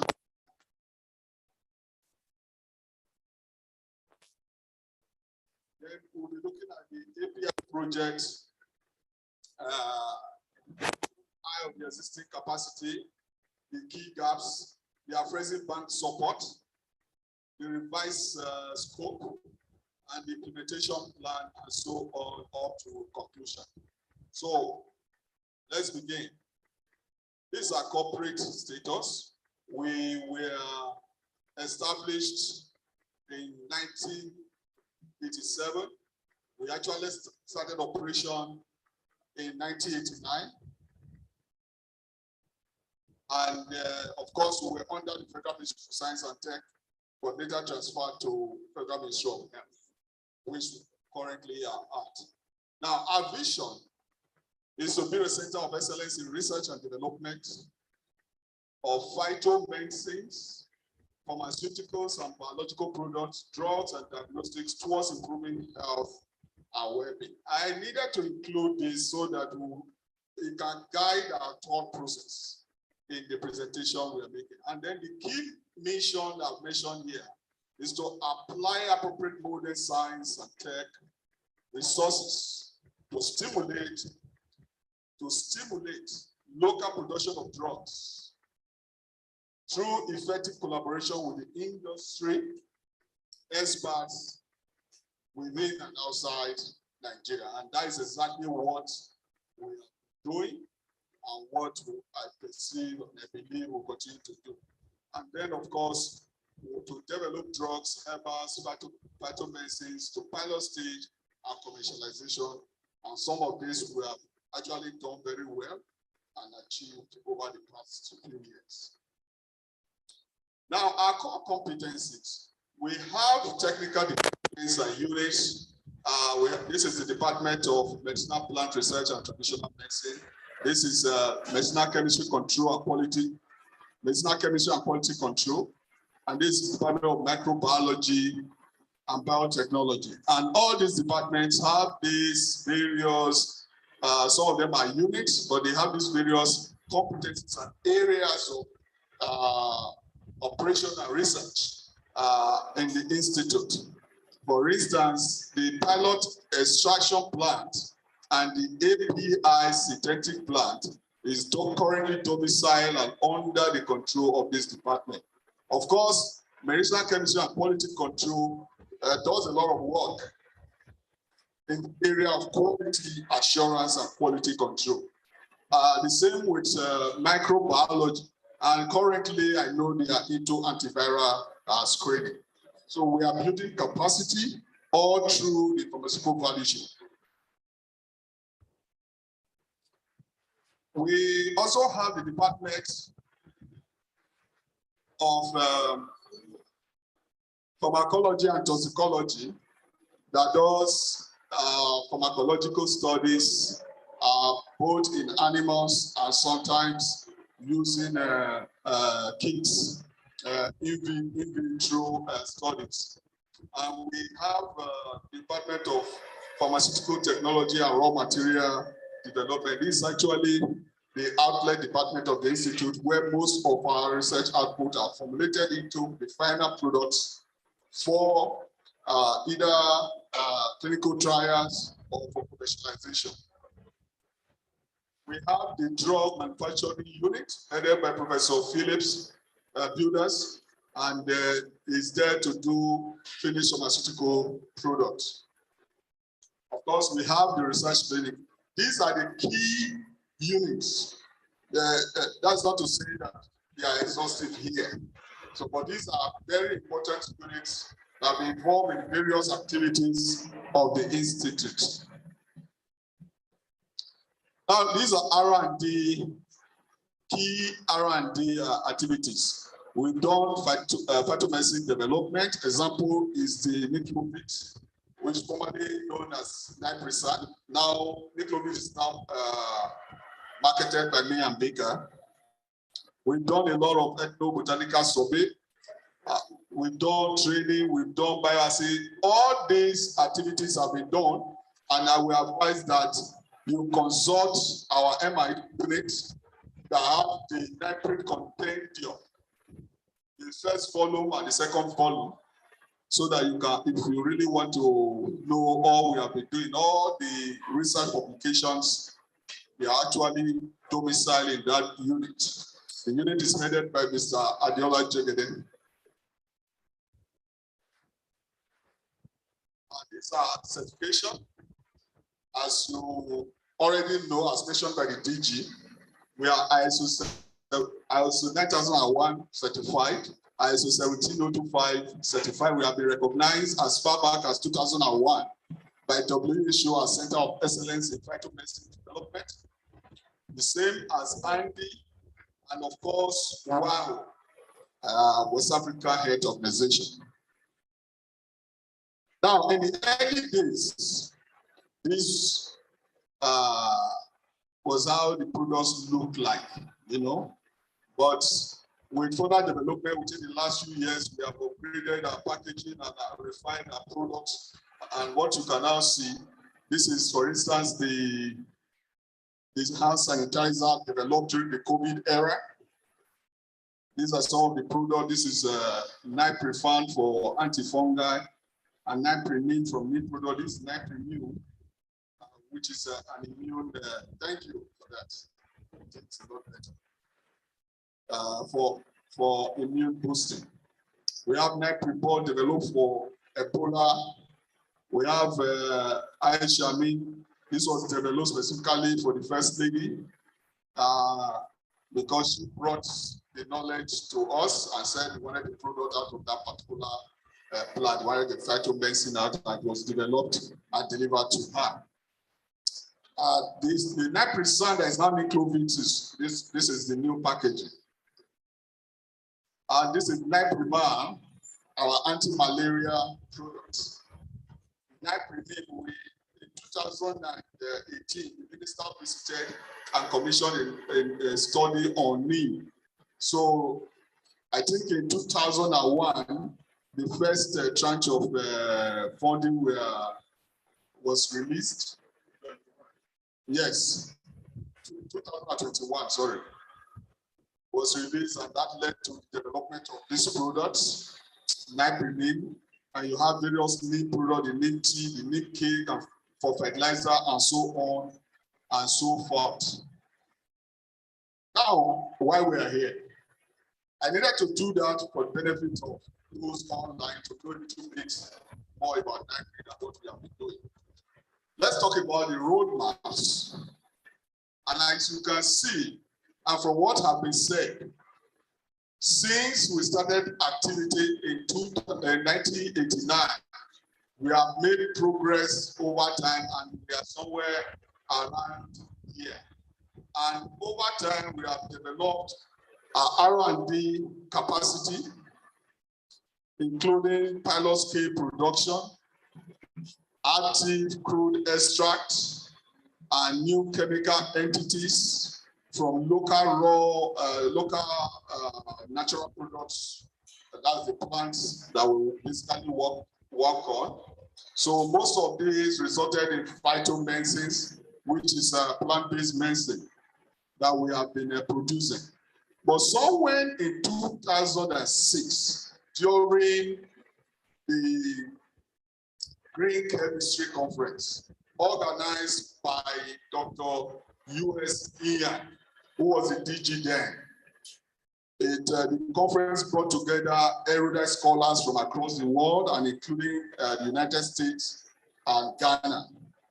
And particularly, a company known as NIPRD also made their presentation at that conference. That was the only company doing or trying to do API production as at that time. After the presentation, the concept of API production was hatched in NIPRD. Of course, we were set up to use local resources, but don't forget we also set up to use modern technology and other, and to anticipate future need of our pharmaceutical products. And that was what gave birth to developing API capacity. The management at that time found it very necessary and important that API, we should be looking ahead towards API development. And around 2008, 2009, the first funding for API facility was released. And that was what laid the foundation for API facility and development in NIPRD. So as we progress, you get to see. So you can see we've been looking ahead. We've drawn that roadmap.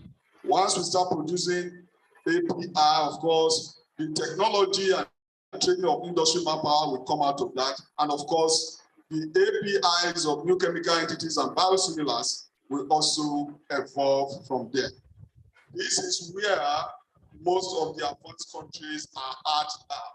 They can synthesize any molecule, small molecule.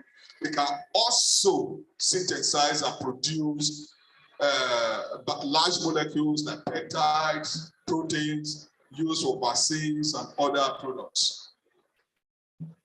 We hope to be able to achieve that feat around maybe another 5 to 8 years time.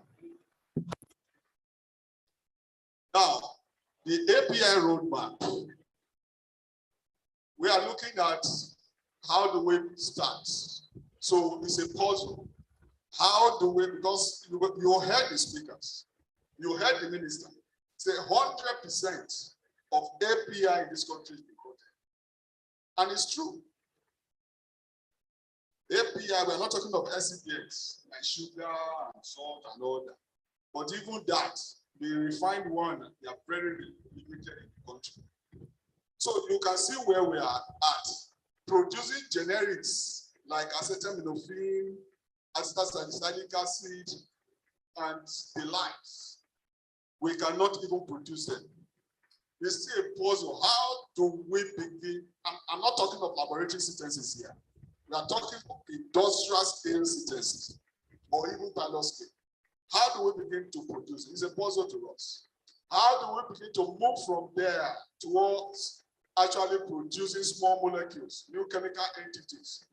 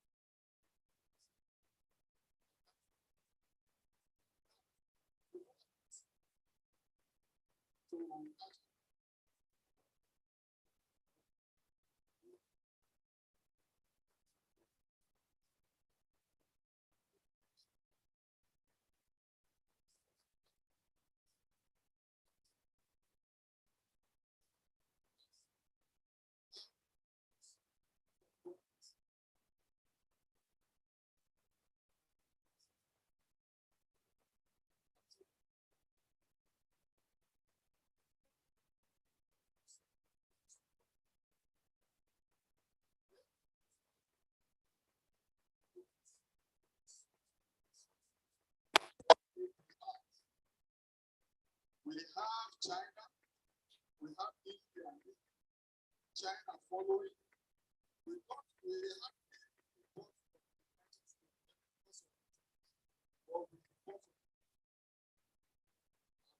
already heard it's ready to object light. Also, local sourcing, which is true. Now, that same study also revealed that there are some challenges with movement. Challenges facing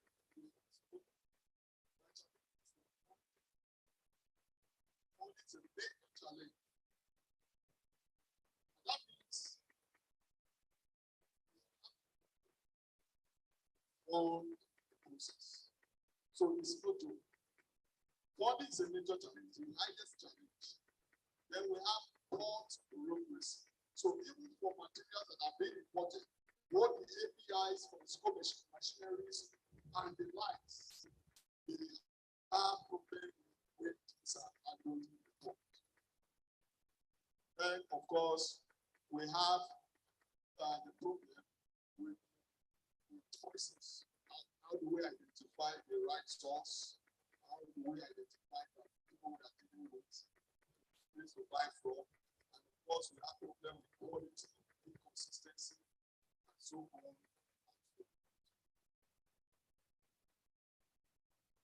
Same baseline study also revealed that the major APIs, I think I repeated this. The major APIs that is produced in here But I think the highest here is analgesics. Analgesics followed by antibiotics. Antibiotics, and I think this is, can you see it?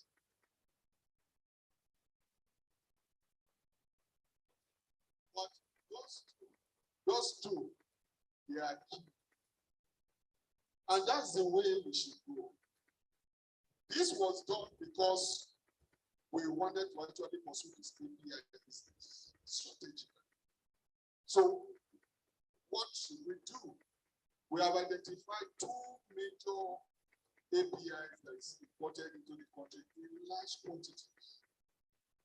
India has achieved 100% production of analgesics. 100%. They don't import. They produce all that they need. All of us are looking at paracetamol as if don't come here and synthesize paracetamol for us. We can. I said, what do you mean? You have been able to only synthesize a certain necessary acid in the lab and paracetamol in the lab. Have you been able to upgrade to it? We must start with something. Start where you are. You can see antibiotics is a major problem.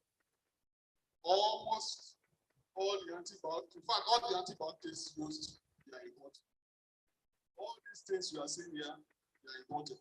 Somebody mentioned, some people mentioned ORS, infusions, they are important. Most of the salts are important because you will find pharmaceutical grade salt and pharmaceutical grade sugar. So glucose will be used. So you end up importing all of it. So how do we move forward? We produce a lot of sugar, we produce a lot of salt, we produce a lot of all these things. Okay. We have to move forward.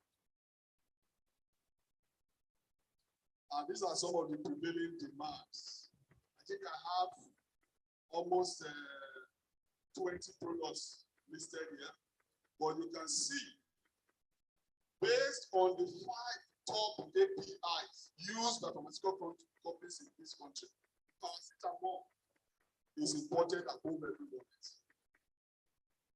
Almost everybody is producing paracetamol. And we are losing forests through paracetamol. So it's something we should think about.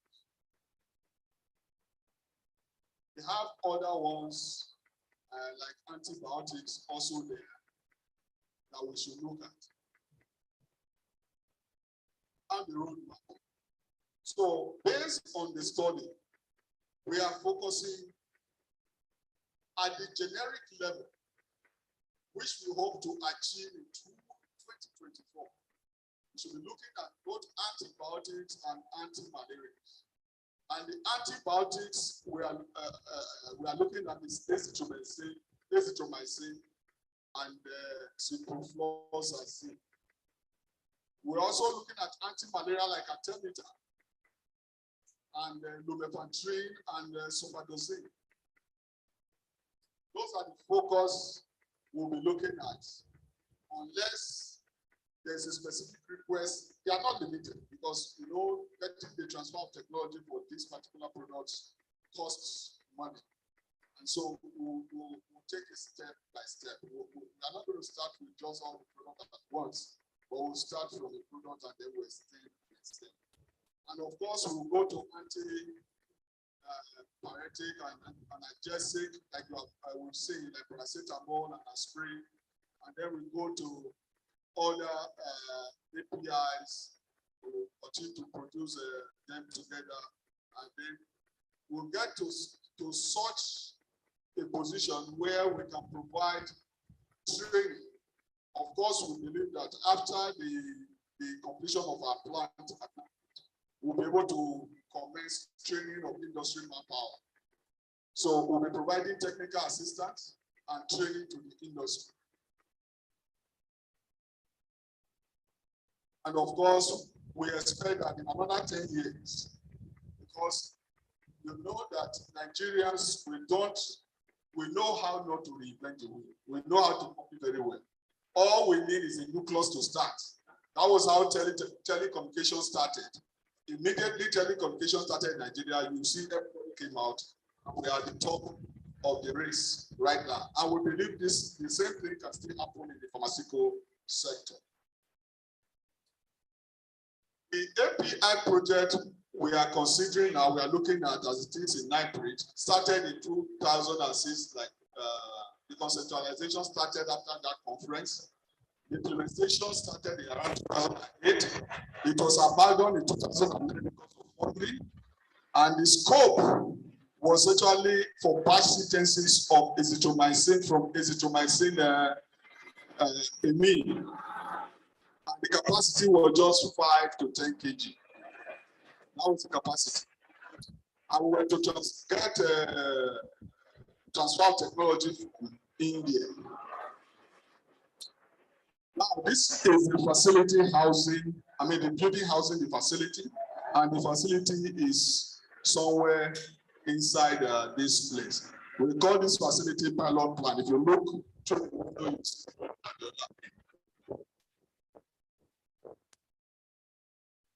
now, the existing capacity or the facilities currently installed or that were installed in 2009 and is still same to today. We have the reaction distillation unit.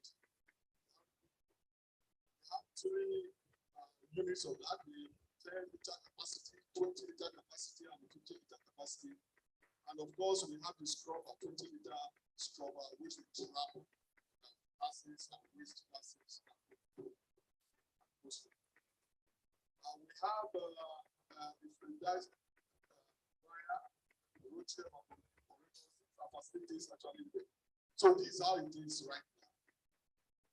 This is scrubber. This. I don't know if it's so clear. They are the reaction distillation unit already connected, but most of them have to be replaced because of the time.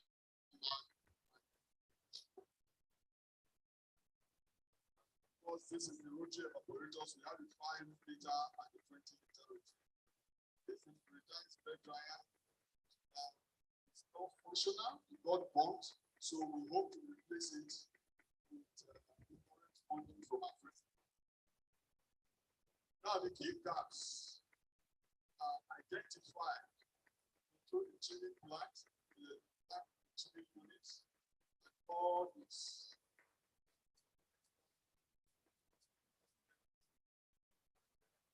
Of course, apart from the scientific equipment, we have gaps in outdoor components. For instance, the outdoor components of the prescribed bed dryer. We have problem with the uninterrupted power supply.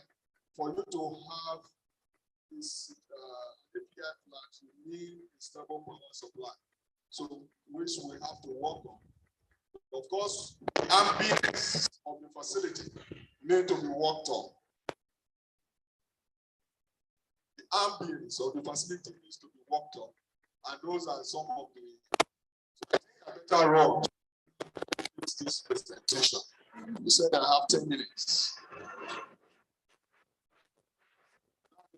Structure. Okay, this is important. So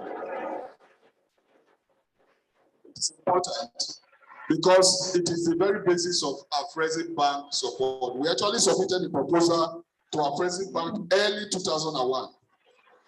It was approved on third quarter of 2001, but it was given selective approval. Only these components were funded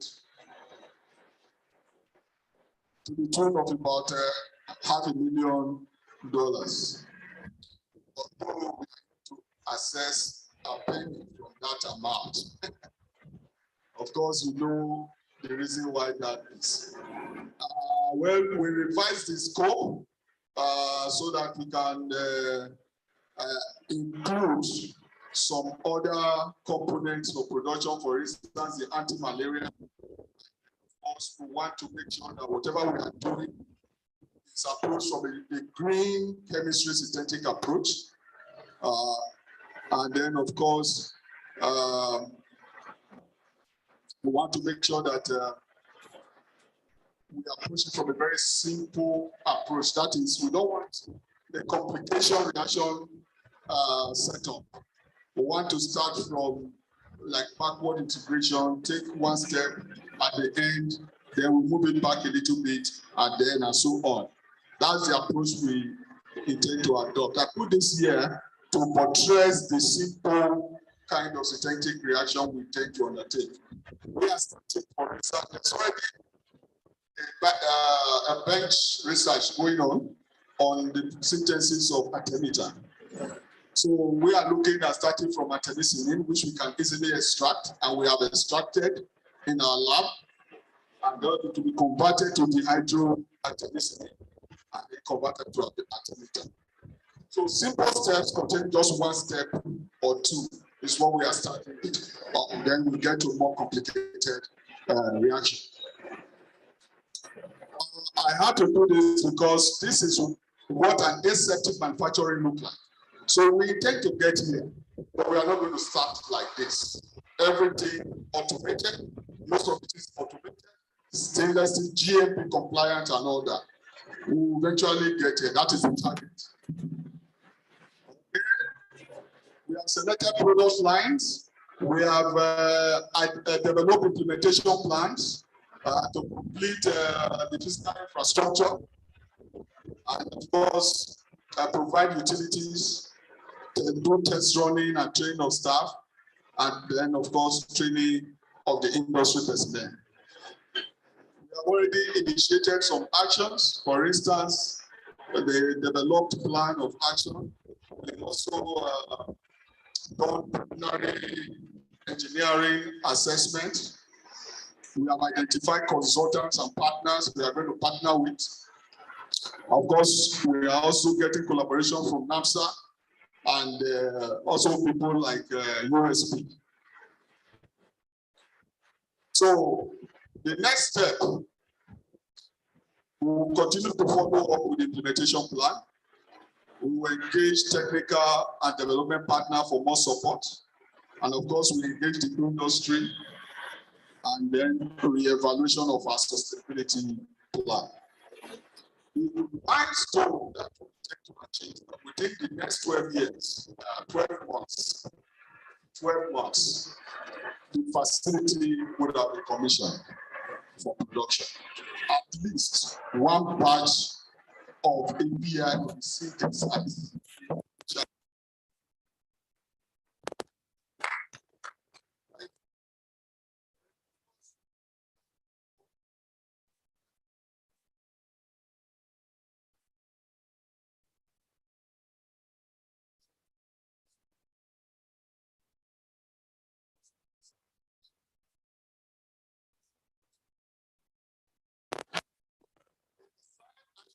Key stakeholders are identified here. The key stakeholders include the government, the direct sector players, companies, the research institutes, and the academia. They have a role to play. The government need to look at the regulatory environment and prioritize funding for the sector.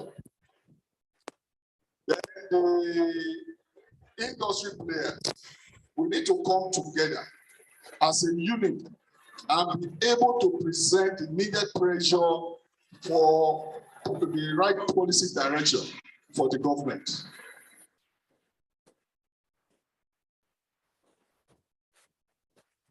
Okay, we also have here development partners, the roads. They will continue to seek their support for technical assistance and funding. And the diasporans, like the NAPSA, they are also doing a lot to support us technically. And we know all the story about API need, API auction level in Nigeria, and what we need to do to get us where we want to be. Thank you for your time. Thank you very much. Our able speaker, our able the person that delivered very impressive lecture, but at this junction, because because he's a prof himself, just went ahead. He didn't allow the particular prof that's supposed to bring him on. So at this juncture, we want to invite Professor Egba. Let's give him a round of applause. Thank you very much. I was supposed to introduce the speaker and actually give a background, but we can see that a lot has been said, and I'm indeed very proud of NIPRD for the work that they are doing. And when you have a project at hand, it's very important to have a plan, an implementation plan. And that is exactly what he has done. We have a roadmap for about 5 to 10 years, so that you know that at particular points you have milestones that you can say, yes, by so time it will have been achieved. And look at the milestone. Just within 12 months, they are set to start producing APIs commercially, which is very, very good. So I want to congratulate the associate professor for the good job that they are doing. On our own part, that is at the West African Postgraduate College of Pharmacists, we shall continue to partner with them in terms of manpower, in terms of research, to ensure that they actualize this. Because this is actually the key to the pharmaceutical industry. It is the key that will save us a lot of foreign exchange, a key that will enable us to become self-sufficient eventually. So again, I congratulate NIPRD and the late speaker. Thank you very much. Thank you very much, Prof. We will take all the questions. So I believe some of us already have questions written. We'll take all the questions after the second presentation. And the second presentation is going to be delivered using technology. It's going to be online. So our technical crew, they are set up. Just as we said, please, let's be remunerating. Let's be looking at the different angles we will, the questions that we have. And we're believing that we'll be able to do the last tour there. So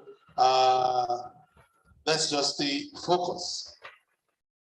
Are we ready?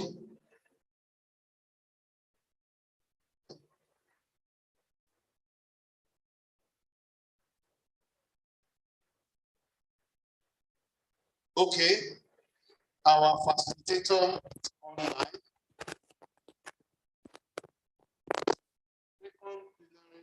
Talks about API manufacture, journey so far, Indian experience, land design and infrastructure requirement.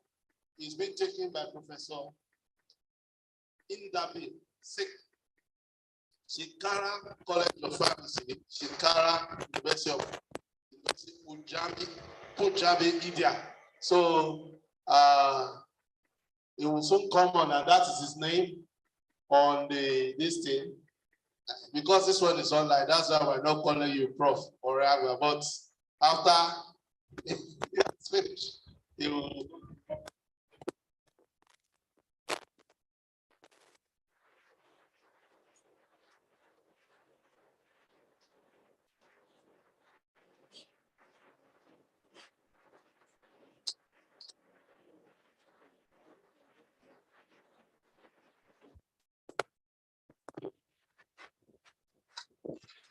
Prof, we are online.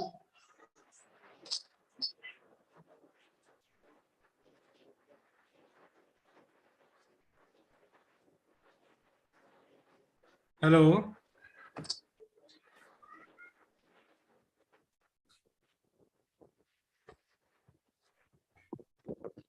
Hello.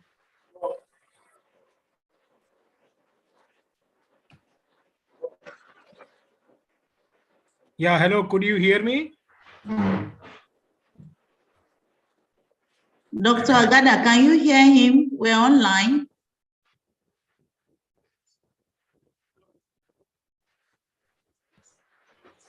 Can you hear him? Can you hear me? Could you hear me?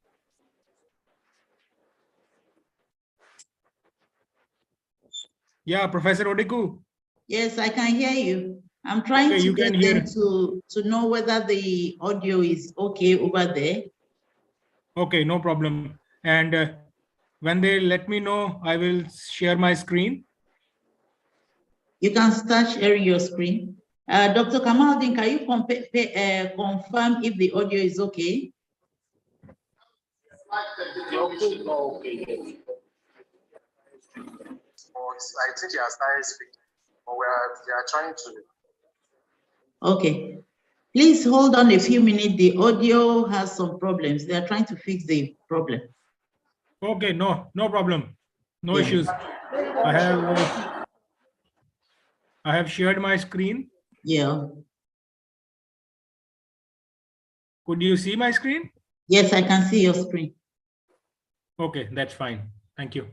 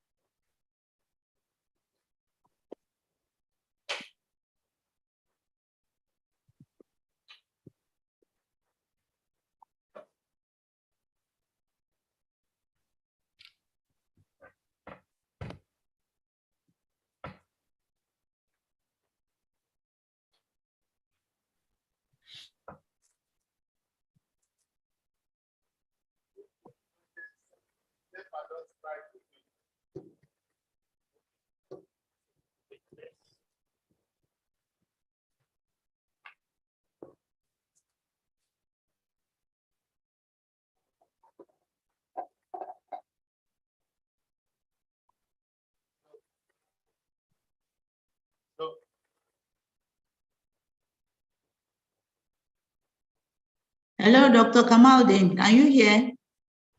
Can you hear me?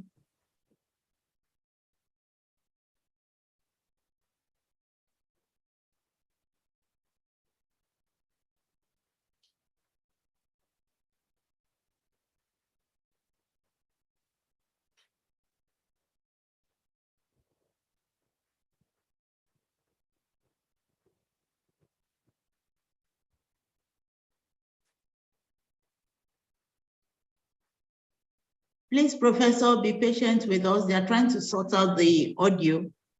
I think we can hear you. Please go ahead. Are you okay now? Yes, we are good. Oh, so you can hear. Okay. Professor Singh, over to you. Yeah. Am I audible to the audience? Kindly confirm so that I can start my presentation.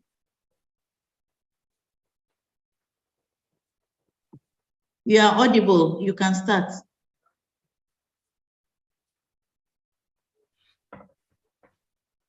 Okay. So first of all, very warm good afternoon to all of you.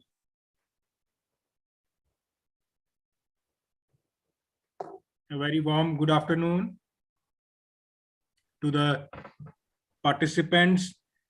Thanks to the IT team for organizing and maintaining the IT support.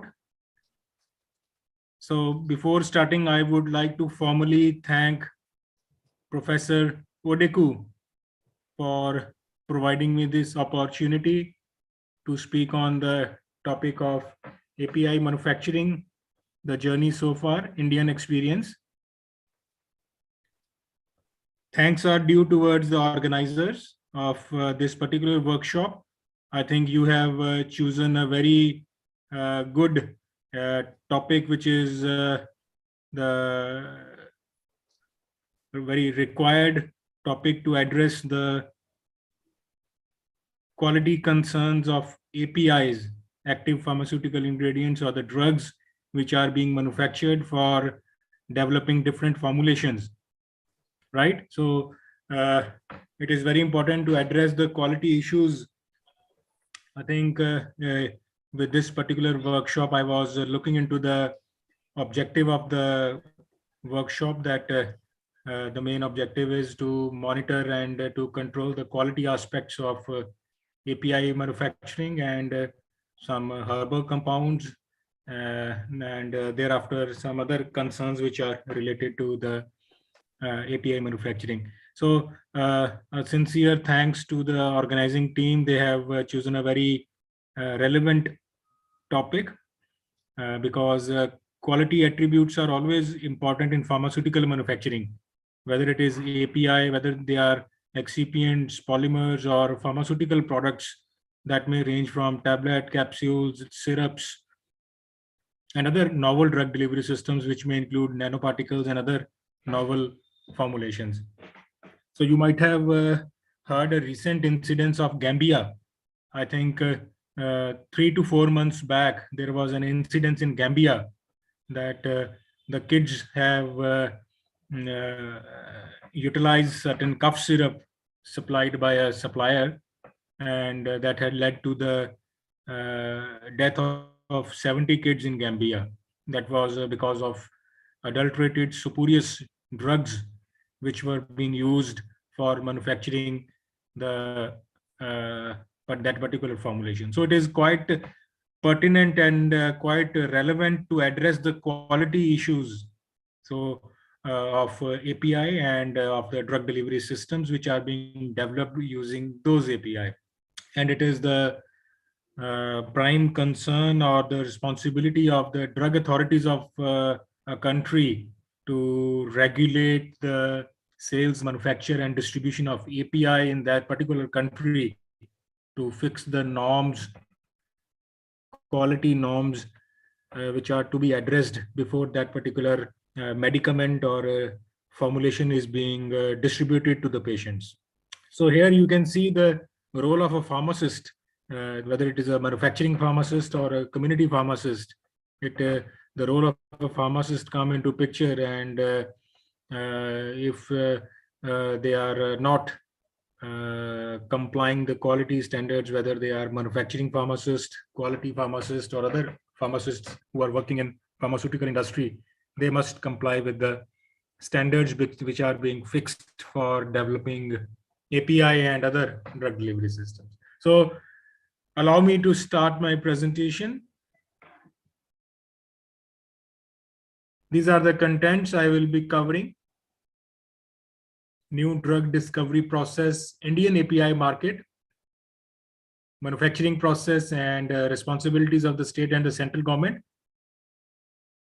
CDSCO, Central Drug Standardization and Control Organization. It is the regulatory body of India, CDSCO, which is playing a crucial role for assigning approval processes for drugs, API, and other formulations.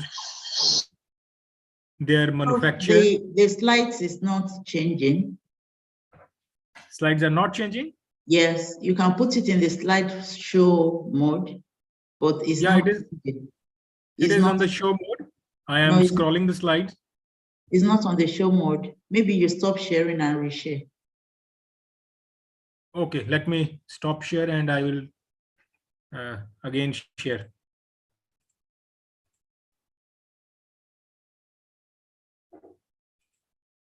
Now is it visible? The first slide is visible? The first slide is visible, but it's not in slideshow mode. I'm scrolling the slides. Can you see the subsequent slides? No. Okay.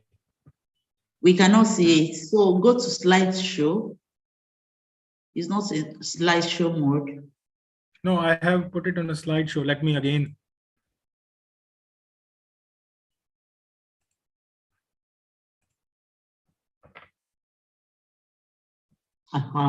It's okay now. It's okay. It's moving? Yes, it's okay. It's moving. Yes, very good. Okay, thank you. Thank you. So these are the contents of my presentation. I will be covering new drug discovery process, Indian API market, process for manufacturing API, responsibilities, CDSCO organization. CDSCO is the regulatory body of India that is monitoring the sales, distribution, import, export of drugs, formulations, and cosmetics. Central Drugs Scientific Control Organization.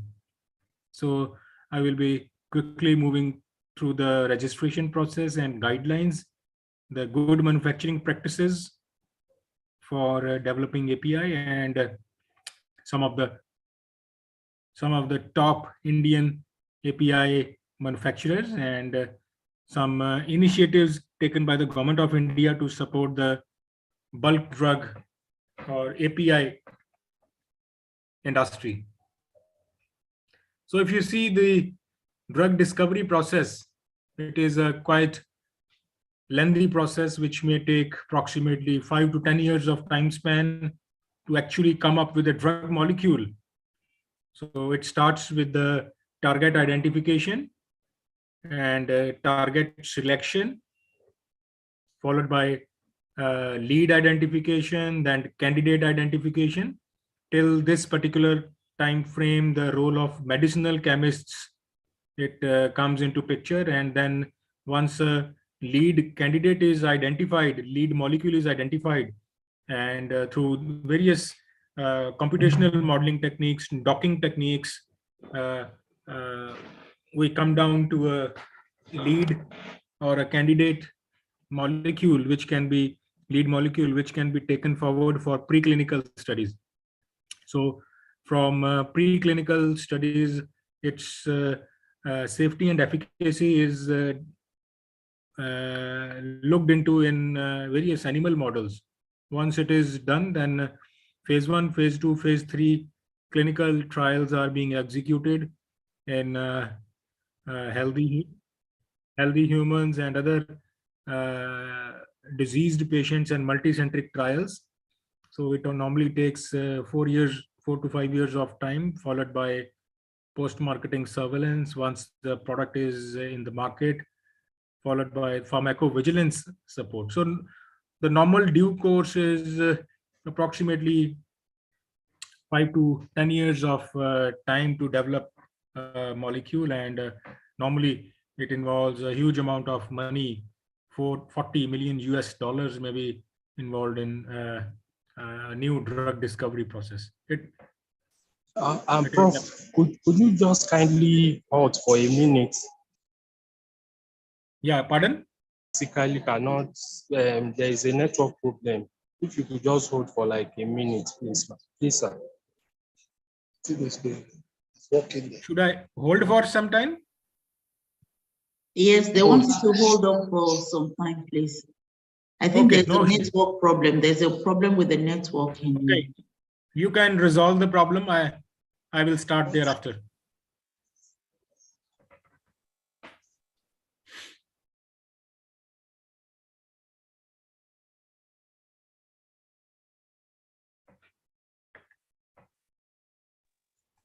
Sir, you can continue. Should I continue? Yes, sir. Okay, thank you. So if you look into the definition of API, as per US FDA, API may be defined as any pharmaceutical active agent which is showing pharmacological activity for the diagnosis, mitigation, cure, treatment, and prevention of a disease or a disorder in human body that is regarded as a drug or API. As per Drugs and Cosmetic Act, it is an act which is in force in India, which is regulating the monitoring and other aspects which are related to the manufacture, sale, distribution of the drugs, all medicines for internal and external use by human beings and animals, for the diagnosis, treatment, mitigation, or prevention of a disease or a disorder in human beings or animals. Substances other than food products which alter the structure of human body, helps in the destruction of insects, vermin that causes diseases also, it comes under the definition of a drug. And also the devices which are intended for the purpose of internal and external use, again for the diagnosis, treatment, and mitigation or prevention of a disease or a disorder. So according to this particular definition, we are using a mosquito repellent. It also comes under the category of a drug. Mosquito repellent, which is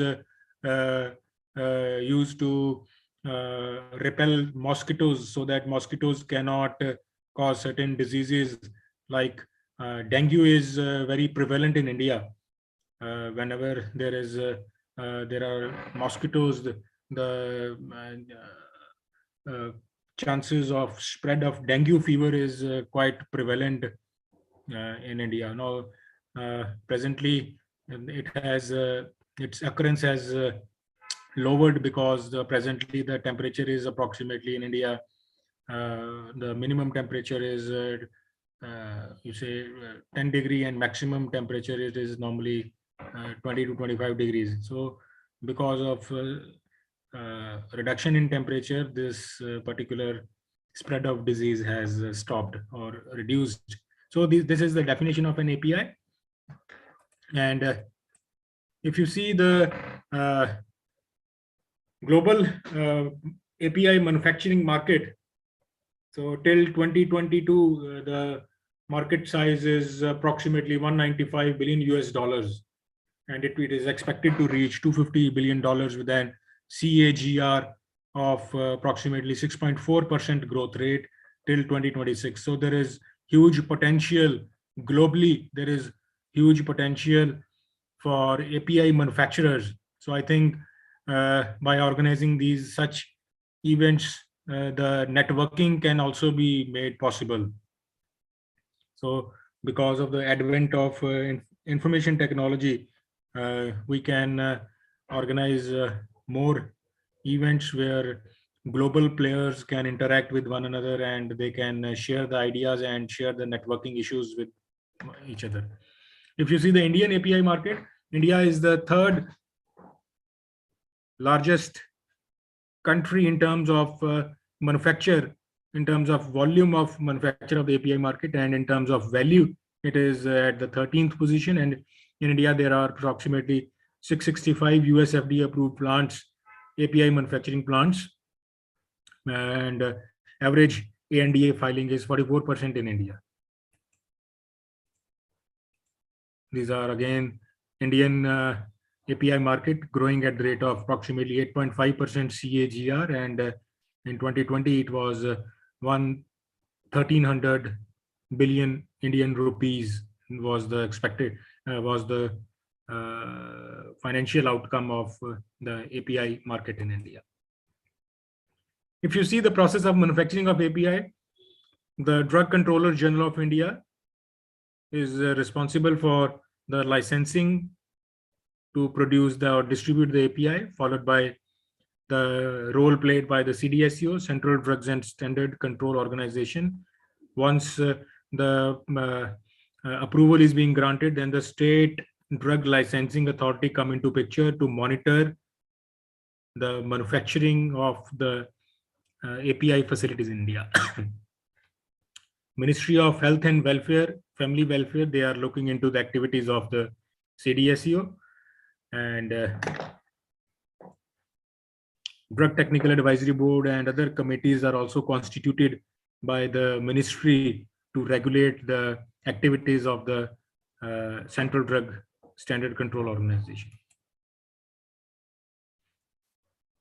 So these are the responsibilities of the state government with regard to API and other products, approvals, import, clinical trials, standards, amendment of the Act, and pharmacovigilance. These are the responsibilities, and licensing, sale, distribution, monitoring the quality. This particular aspect is very important. Quality monitoring. So monitoring the quality of the drugs and cosmetics, and investigations and prosecutions. So once the approval is being granted to a company or a manufacturing unit, and thereafter it is very important to ensure that the manufacturing house is maintaining all the quality attributes, and they are not compromising on any quality aspect, and they are not compromising with the quality of the product, so that proper investigations and proper monitoring is there with respect to the quality of the drugs. These are some other organization structure of the CDSU, in which a drug controller journal, they perform different activities by different offices which are located in different cities of India, and filing and sub-zonal offices, followed by some other laboratories, government laboratories, where testing and validation of products is being carried out. So government has established their own laboratories to perform the quality checks which are being performed on the API. So I will quickly go through the fees and other requirements. 3 lakhs Indian rupees is the fee for the registration fee for, and $1,500 for import of the drugs, and $1,000 for registering a new drug in India.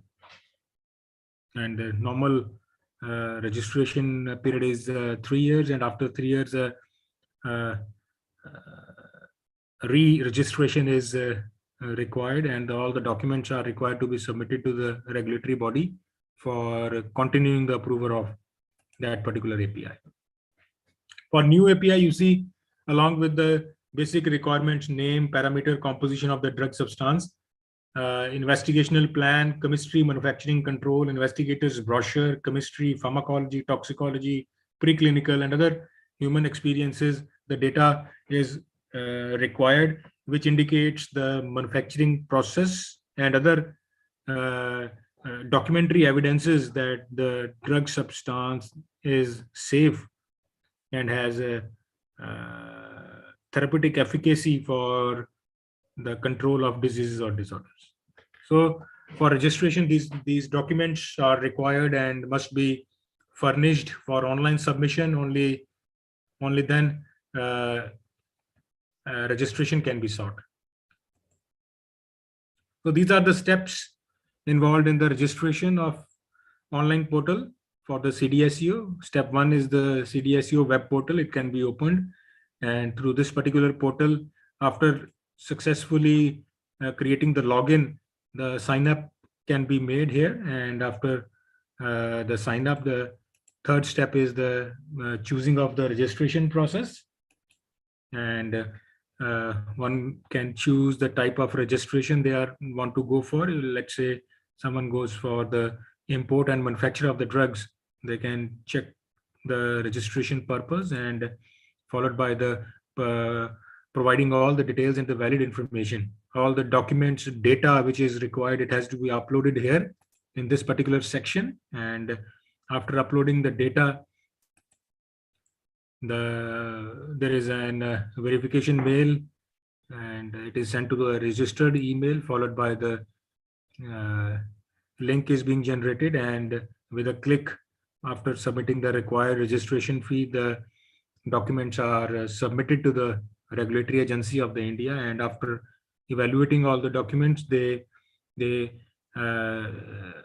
come up with, if some discrepancies are there, they will notify the manufacturer that these documents are required. Otherwise, within a time span of 30 days, they have to reply with the registration certificate for allowing the manufacturing of the API in India or import of API in India.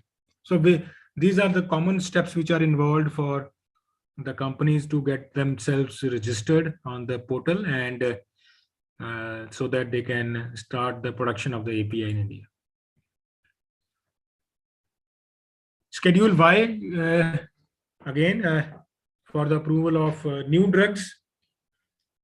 there are different appendix and other, you see the other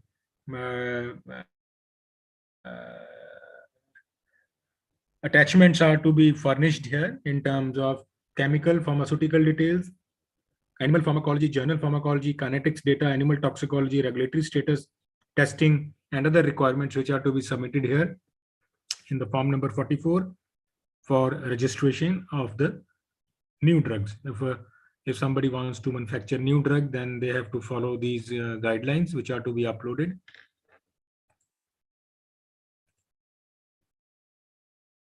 So Drugs and Cosmetic Act, it is an act which comes into picture in 1940 and its rule were paused in 1945.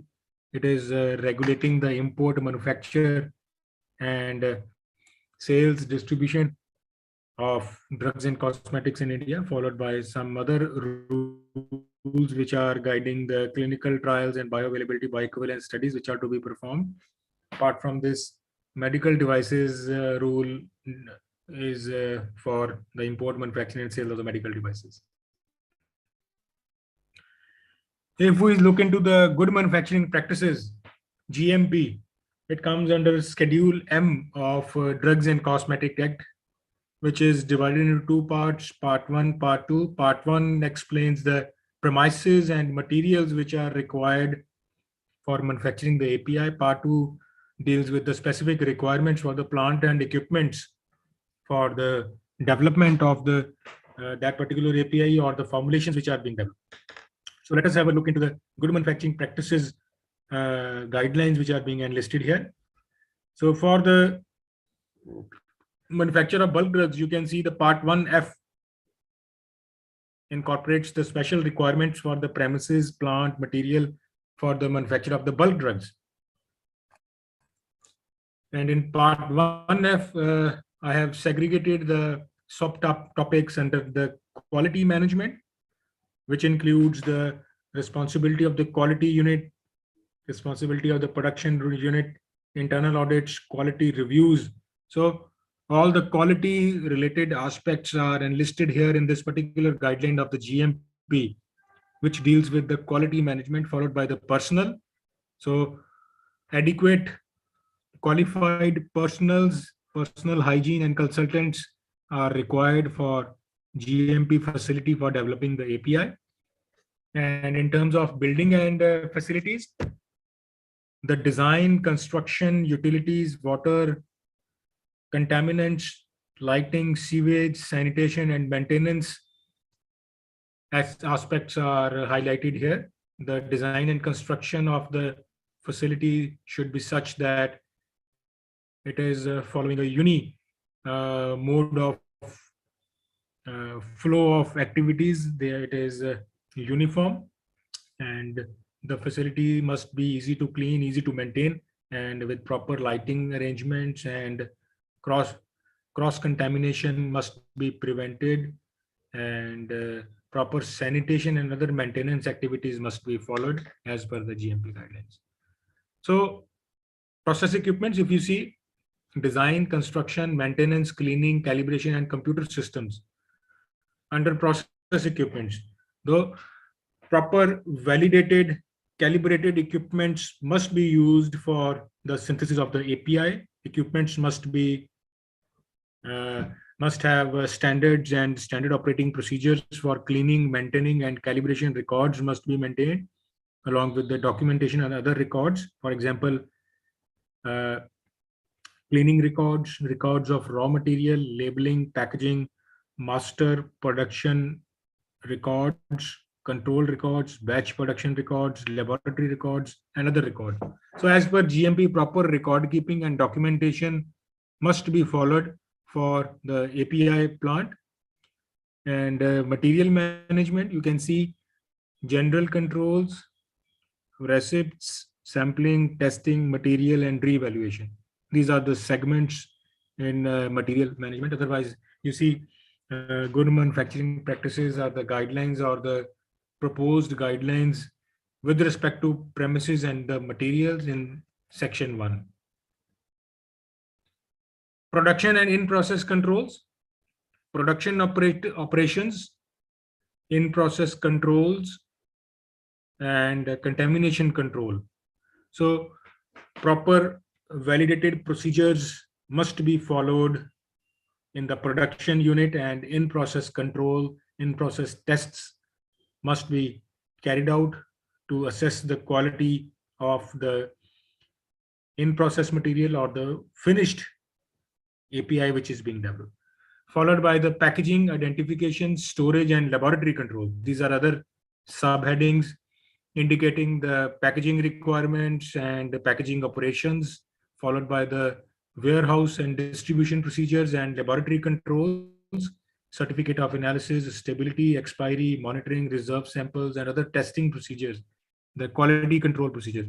In nutshell, good manufacturing practices GMP guideline indicates that good quality assurance and quality control measures must be adopted where API facilities are being manufactured, API facilities are being taken care of.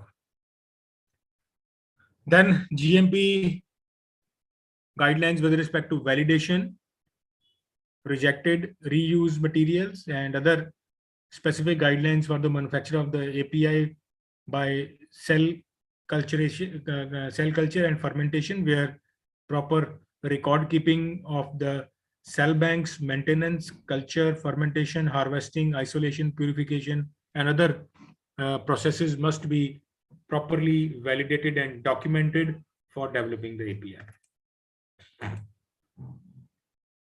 And if you see the APIs for clinical trials, the quality requirements, equipments, facilities, validation, and other documents must be maintained before supplying the samples for clinical trial studies. So that was all about part 1 of GMP. Part 2 of GMP deals with the plant and specific equipment requirements for developing external preparations. In India, for basic installation, they require minimum area of 30 meter squares, and for ancillary area, 10 meter square area is required. For oral preparation, again, 30 meter square and 10 meter square respectively area is required. For tableting section, these are the specific requirements for the formulations.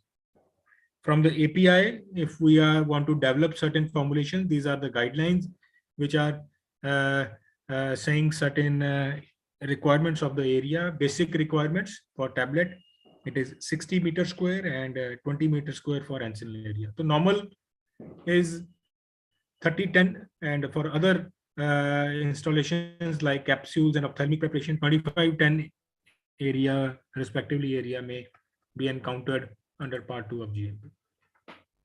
Then let's have a look into the quality management system. Time and again, we are discussing the quality attributes, how a quality management system could be implemented in an organization. So these are certain important points, sequential points. First is the management responsibility of the management. So for implementing a good quality management system, the management must provide a leadership of all the sections where pharmaceutical substances or pharmaceutical products are being developed. A proper leadership and their proper structure must be maintained so that a quality system could be built, followed by establishment of the policies, objectives, and the plans. Again, it is the responsibility of the management to frame policies, objectives, plans with respect to maintaining the quality or the quality management system. Proper systematic reviews are also required to be carried out under the management responsibility. Once the management is clear, about the concept of,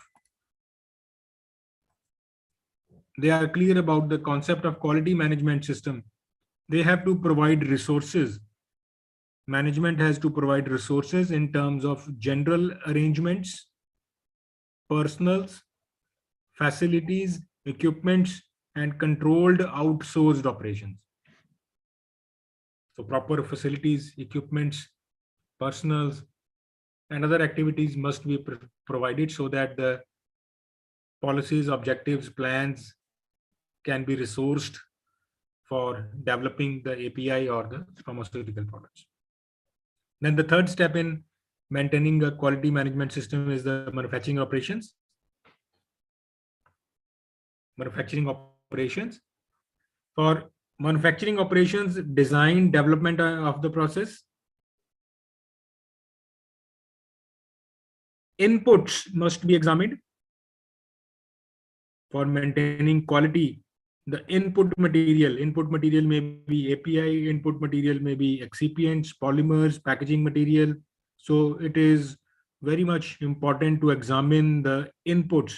If the input is of some standard quality, we cannot come up with a quality product. So maintenance of quality is an ongoing process. It is not like we can maintain quality at one step or the other step. It starts with the management responsibility. Management must be aware of the quality attributes so that they can provide leadership, they can provide resources, and manufacturing operations can be executed as per the good manufacturing practices guidelines by examining inputs, by performing and monitoring the outputs and addressing the non-conformities. So once we are done with the validated process, we have to follow that particular process and we have to address the non-conformities. And finally, you see the evaluation activities. Evaluation activities, there is a continuous requirement for analysis of the trends which are prevailing in the market. Trend analysis, internal audits. Through internal audits, we can evaluate what we are doing with respect to quality. Quality audits must be performed, whether they are internal or external.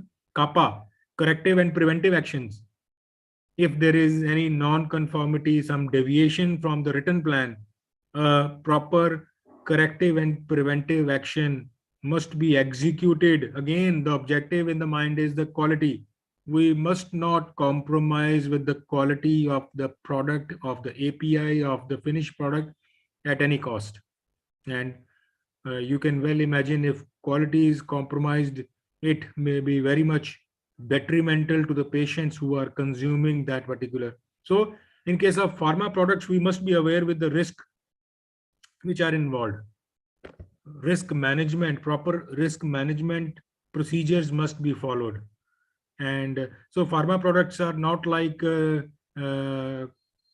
confectionery products, chocolates and other products. Pharma products are to be consumed by the patients under the prescription of a registered medical practitioner.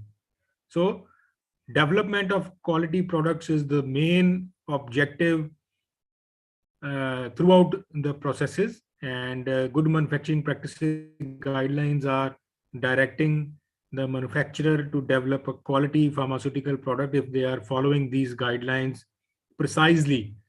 And finally, in evaluation activity, we can see the promote improvement. There is always scope of improvement. You see, as the technology is developing, the management must be aware of the advancements which are happening in the field of pharmaceutical sciences. Automation, computer-aided drug development, and other sophisticated techniques are coming into picture.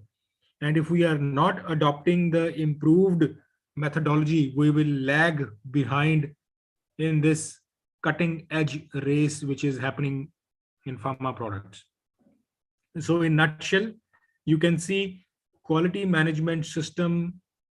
I have classified it into management responsibility, resources, manufacturing operations, and evaluation activities.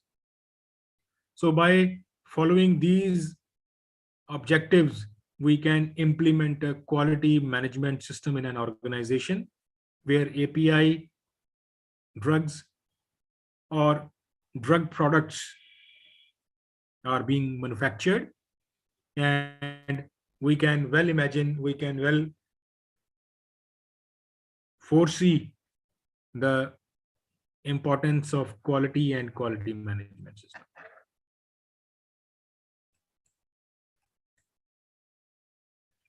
These are some of the leading companies in India. They are manufacturing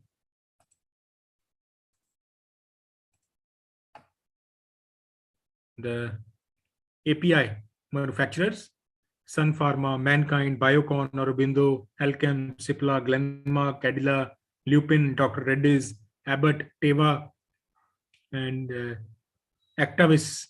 These are some of the leading companies in India and they are leading drug manufacturing companies. Now, let me share with you a very recent initiative taken by Government of India. Government of India, they are developing bulk drug parks.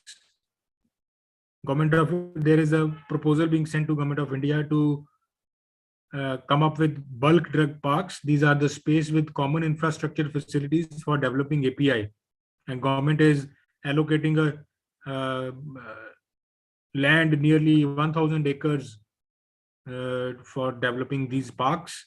And the objective of these parks is to bring down the cost of manufacturing and to create a robust ecosystem for bulk drug manufacturing and to encourage domestic manufacturing of bulk drugs and to reduce the import dependence and to establish a dominant position in the global market, for helping the industry to meet the standards of environment at reduced cost through innovative methods of common waste management. So ultimately, Indian government is supporting the development of these drug parks, bulk drug parks.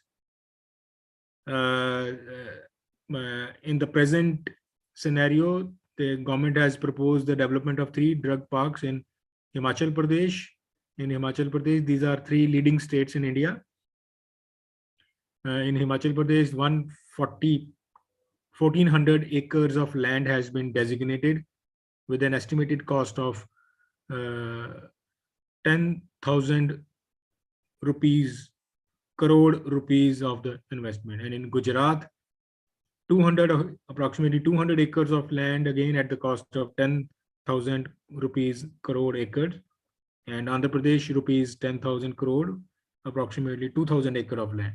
So government is providing so much benefit to the manufacturer that they are supporting them to come up and to avail the facilities of the government so that the cost cutting can be done, ecosystem can be developed so that the domestic manufacturing can be enhanced and India can come up with a dominant position in the global market along with the generation of employment. So with these parks, there will be generation of employment alongside the consolidation of the position of the India in the global market. It is the very recent initiative taken by our Honorable Prime Minister, Shri Narendra Modi ji. He has proposed this type of ecosystem which is supporting the bulk drug manufacturers to establish more factories and outlets so where drugs or API can be manufactured. These are some of the other initiatives by the Government of India.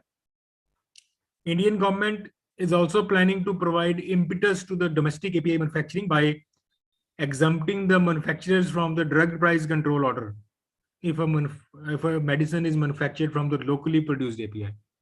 So under the DPCO, drug price control order, they are providing better benefits, better financial controls to the manufacturer so that they can enhance their profitability. They can enjoy more profits if they are using locally produced API. Otherwise, you see, China is a very big player. China is providing all the raw material at very low cost. In India, most of the market is being engulfed by the Chinese players because they are providing the API at such low costs that no other player can compete with in terms of costing with them. But Indian government is supporting the manufacturer to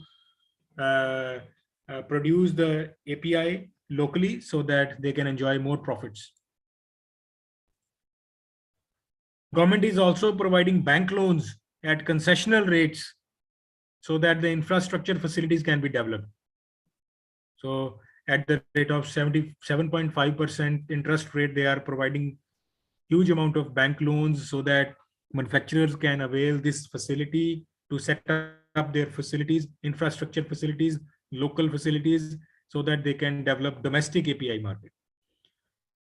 Government is also supporting single window environment clearance. Government is supporting the manufacturer and they are providing hassle-free single window environment clearance to the API manufacturers so that they can establish their plants. Moreover, income tax benefits are also provided by the government.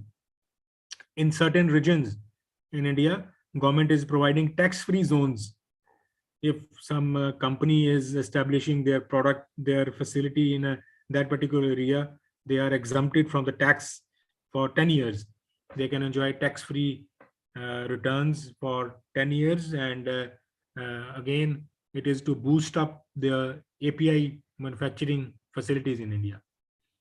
In March 2020, Indian government announced a package of 9940 crore for bulk drug to boost the. So government is providing huge amount of financial support to the manufacturers. They are providing production linked incentive schemes. They are providing other schemes so that domestic manufacturers are promoted. They are coming up with more manufacturing facilities and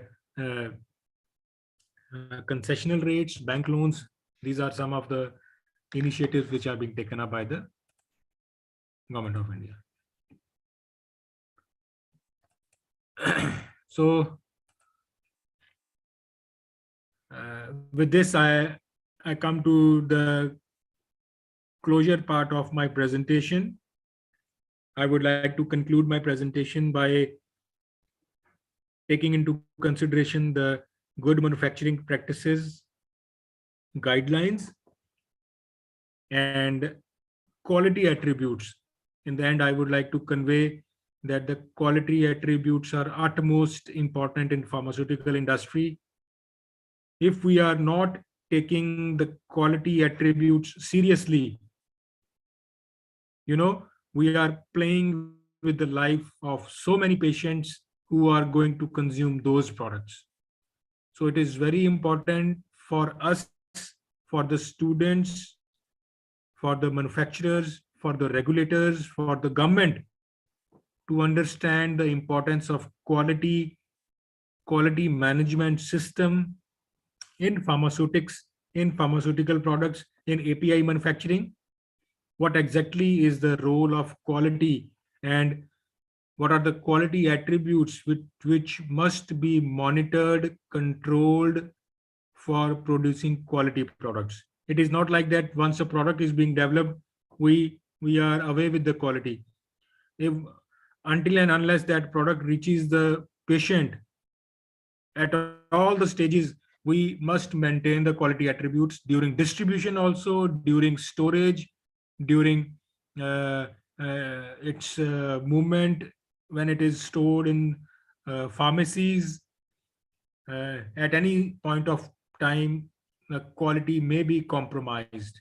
If we are not storing the product as prescribed, we are playing with the quality of the product, and such quality attributes may be very, very harmful, may be detrimental, may be detrimental for the patients who are consuming these products. At the end, I would like to thank my research team, my students, PhD students, my fellow colleagues for being the part of my team. And at the end, I would like to convey my sincere gratitude and thanks to the organizing team, Professor Odeku, Minister of Health, Nigeria, for their presence, all the organizers and participants, IT team, and all other who are involved directly or indirectly in organizing this particular event. And I wish it a good success so that the organizers may come up with more such events from where they can enhance the networking and ultimately they can provide a better drug delivery systems or other formulations to the African counterparts, and the patients they can receive good quality medication at their end. These are my some social addresses. You can have a look. I'm always accessible. You can drop me a mail. We are already having a research collaboration with Professor Odiku. We are always open to research collaborations and other networking programs with the industry or academia, wherever it is required. It is always welcome. With this, I would like to close my presentation. Thanks for patient listening. Thank you. Thank you very much. Please, a round of applause for Professor.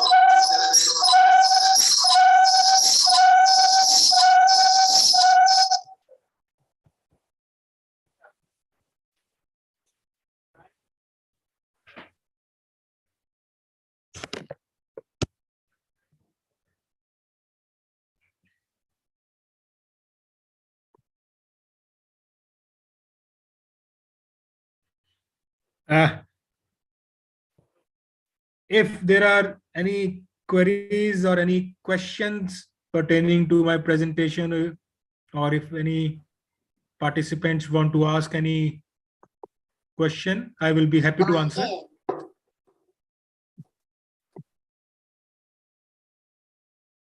you very much. We appreciate Professor Indebasai. Thank you. All the way from India. He is the current professor and HOD of the Department of Pharmaceutics, Chitkara College of Pharmacy. Indeed, he has given us a presentation that is worthwhile, talking about the role of India and the government specifically in ensuring that API production stays, and they also try to maintain that position of leadership. So he started by telling us what is an API, substance that affects the body pharmacologically. Then he went on to tell us the size of the API markets to the tune of 195 billion US dollars. And they are number 3 when it comes to volume of the API market manufacturing. Then they also let us know that they have currently about 665 API plants, manufacturing plants in India, which is very commendable. And from there, we went through the process of registration, very stringent process of registration for any company that wants to register, for manufacturing. You have to go through a rigorous process. And then after that, they'll have a registration certificate, which will now enable them to now go on to the manufacturing. And that is another process entirely. Then again, he went through the process of GMP to ensure that there is good manufacturing practice and that there is quality. And you find out that at every stage, there's always emphasizing quality in terms of the personnel, in terms of the facilities, the infrastructure. They're always emphasizing quality. And then he went on to talk about the quality management also talks of the overall the leadership structure, the personnel structure, the operations aspect, and all of the and then evaluation. So all of this shows that if you have a system in place, a plant in place, you must continually strive to improve that plant so that the quality systems are maintained and there will be no room for deterioration of any products that is coming out from there. So we really appreciate Professor Sai, who has done justice to the topic. And we also appreciate the first speaker, that is the Associate Professor Henry Egariba, who took us through the NIPRD implementation plan and their milestone. So we'll now entertain questions and comments from the floor. If you have any question for the two speakers, please indicate. I would give us the floor to make our comments or ask our questions.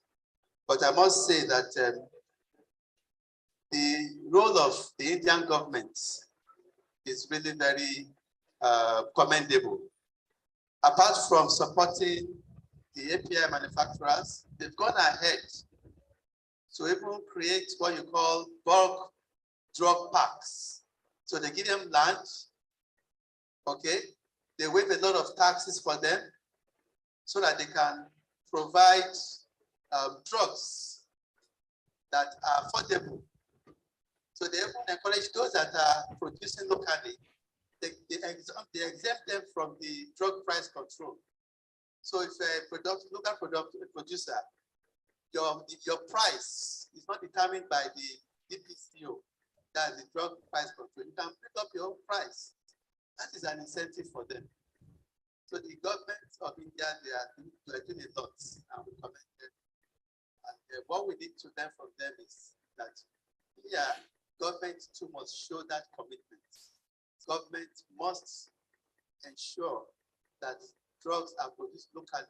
And if there's any particular company that wants to bring in, that wants to produce APIs, government must give that full support to such manufacturers. So questions and comments? Yes, President. I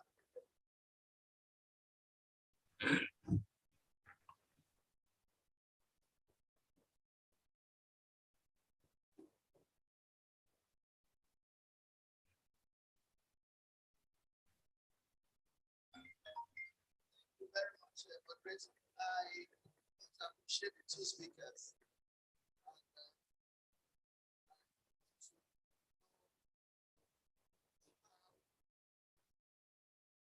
Government, like what we have seen from the professor from India,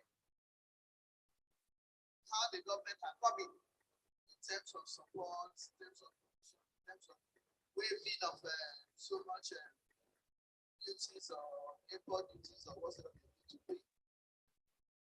Don't know if Henry will be able to help us to know what are the plans to be able to involve our own government, because it looks like it's EMSO and NIPRD that are actually at the forefront of trying to push for the production of APIs in the nation presently.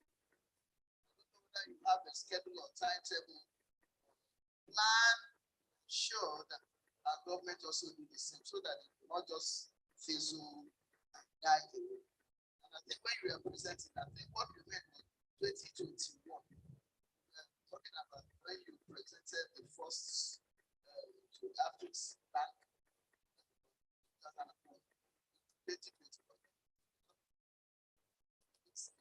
So you help us. I'm really interested that after so many years of research, some of the professors here, you know that most of the research that has been conducted, they're just lying. Because nobody, I was telling the press people that one of my students, plant manager, he used to be plant manager of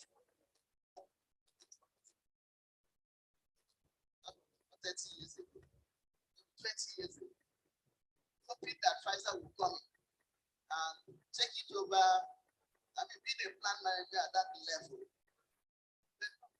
they want to go to their parent company abroad, ensure that they get all their materials from there and they import the lab. Maybe I believe that Honorable Minister has promised, I believe that we don't allow this seminar or workshop to waste down. Thank you, sir.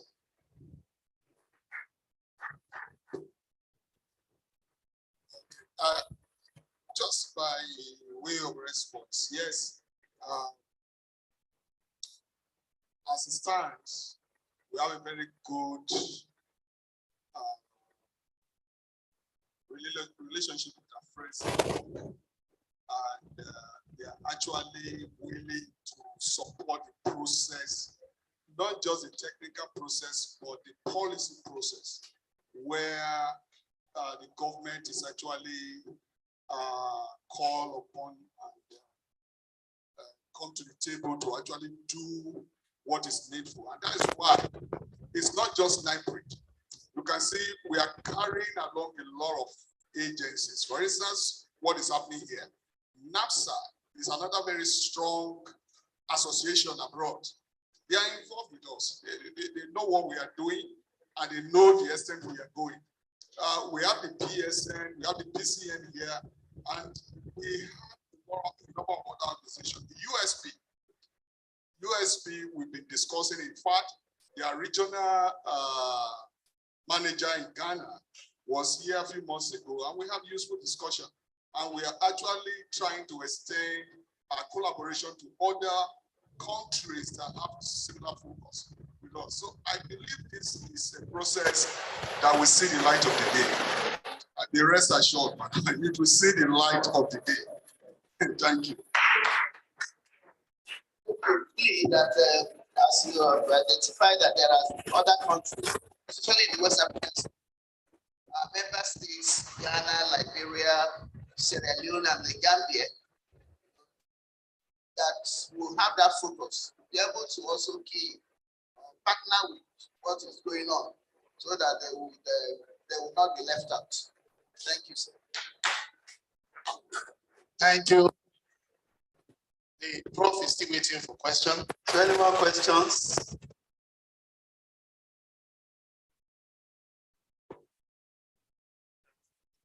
Thank you very much for the presentation. My question was to second presenter. That's Professor in diversity. That's one of the major manufacturers of API in the world. You have made mention that you have over 665 API plants that is US FDA approved. So I want to know the major challenges or obstacles these plants faced during development. Thank you. I hope Professor Sai has taken note of that. Please, Professor Riagba, the question, the audio is not very good, so you may have to re-echo the question so that you can get it. Professor Riagba, please re-echo the question, because we can hear you, but we cannot hear all the other participants. For the response, I just remember that one of my PhD students that finished and went for a postdoc at India. So he was just marveling at the number of research institutes in India. In Nigeria, for example, we have two. We have NIPRD, Nigeria Institute for Medical Research, and we have NIPRD for medical research. He says over there they have hundreds and hundreds of research institutes, over 300 research institutes scattered all over. And they are doing advanced research. So that again underscores the importance of government commitment. Once government supports research, then we can do a lot. Thank you. Thank you very much. We want to collect all the questions because we're using Bluetooth for this so that we can switch it off for him to come on. So at this junction, you can do that so that let's see, maybe we can get it. Radio mode. Bluetooth mode.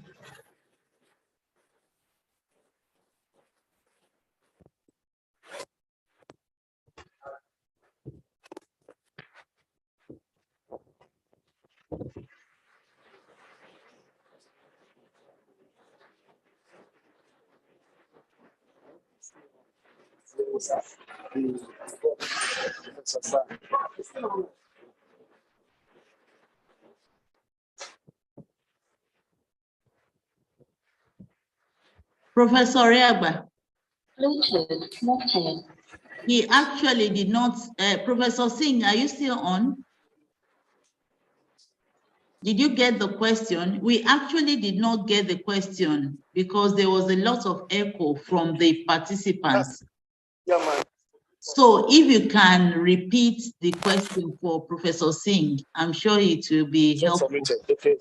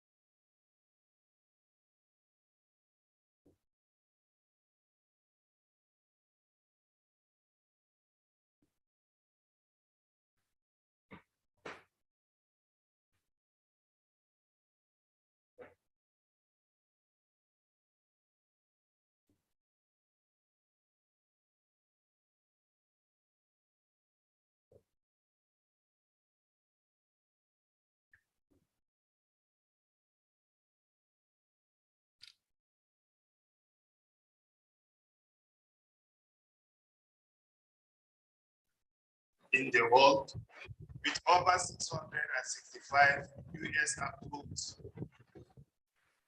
plants. What are the major obstacles and challenges did these manufacturing plants face during developmental stage? Thank you, sir.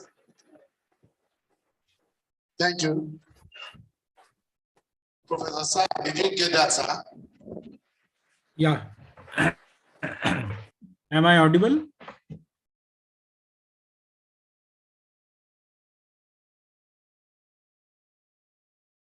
So if I have got the question, that the question is regarding the challenges faced for getting the approval of API manufacturing facility. You see, for getting US FDA approval, it is quite strict and stringent. We have to follow the guidelines of the US FDA, because they check, evaluate, and verify each and every aspect of the facility where API is being manufactured. So strict adherence to good manufacturing practices, quality attributes, documentation, record keeping. So they closely look into these aspects, because these aspects are directly related to the quality of the product. At any cost, they don't want the product quality of the product to be compromised. So naturally, the pharmaceutical manufacturing houses, they have to maintain all the facilities, updated facilities. You see, there is a word called continuous improvement. As the technology is changing day by day, the agencies want that the manufacturers must adopt the automated novel tools and technologies must be implemented for developing pharmaceutical API. So it is not that easy to address the non-conformities or address the requirements which are being laid down by the US FDA. It is always very challenging, because their standards are quite high, and we have to maintain those standards. And again, end of the day, ultimate objective is the quality. They don't want any substandard, adulterated, or quality compromised product to be landed in US.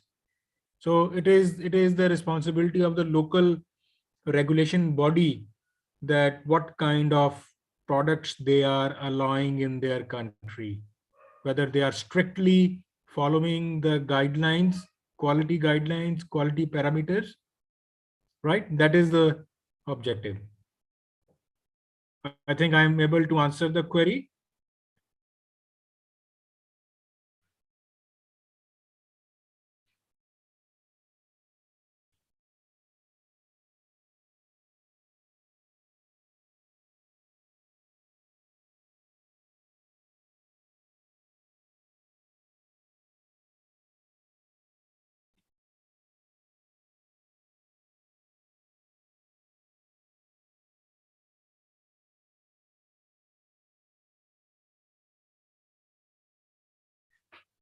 Inclusive presentation. So now, Associate Professor Henry Gareba, and the appreciation will be, please come to the stand or to the podium.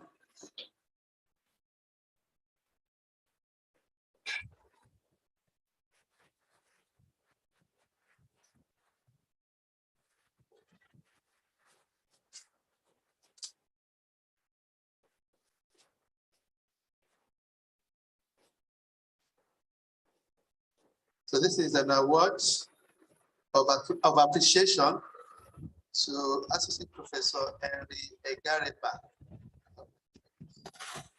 as plenary speaker at the WAPCP NIPRD workshop, holding today, 29 November 2022. Thank you so much and congratulations.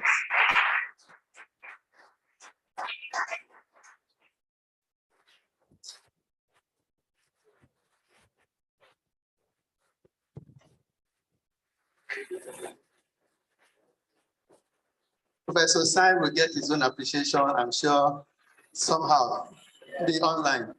But we really appreciate Professor Sai too for his presentation. We've all learned a lot. Thank you very much, moderator. Thank you very much, sir, Professor. Oh, Oraba, you have been too good for us. Even when anywhere we call you, you have been there for us, and we want to really appreciate you also. We want to thank distinguished Professor Iguido for being here with us all through the time. I want to thank every one of us for being on ground. If you are looking at your program now, I don't know how we were able to do the magic. We are just 15 minutes late on the program. The next thing is what? Facilitator. But we can see that some of us are still engaging our hands and our mouths. So, but I don't think we are going to wait. I think the person that is going to lead us in that tour is ready. So at this juncture, I want to appreciate every one of us. I want to thank us for being patient. I want to thank those even not present for contributing one way or the other. For those that stayed till now, your glory you will not lose. That thing that we are expecting, ability to be in charge of our own raw materials, we will eventually get there. Let's say amen. Amen. Okay, like they said, we pray a lot in this country, but thus far, that is what has been helping us, even though some people believe that the prayers are not working, but it's been helping us. So they are working. Okay, thank you very much. So at this junction, we will need to round up.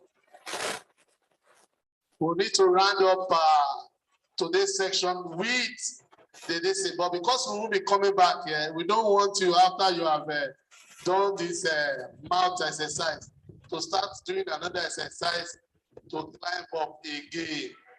So at this junction, let us stand to our feet to round this section up by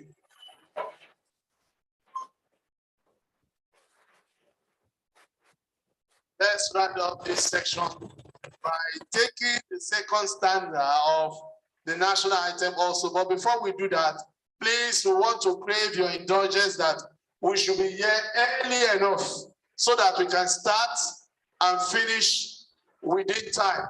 We won't have to be, because tomorrow is going to be quite scientific and it's going to be involved, every one of us contributing our own quota in one way or the other. So we are encouraging that we should come as early as possible so that we can follow the program and so that we will not be Nigerians with time. Thank you very much. Let's take the second stanza of the national anthem. Direct a noble cause.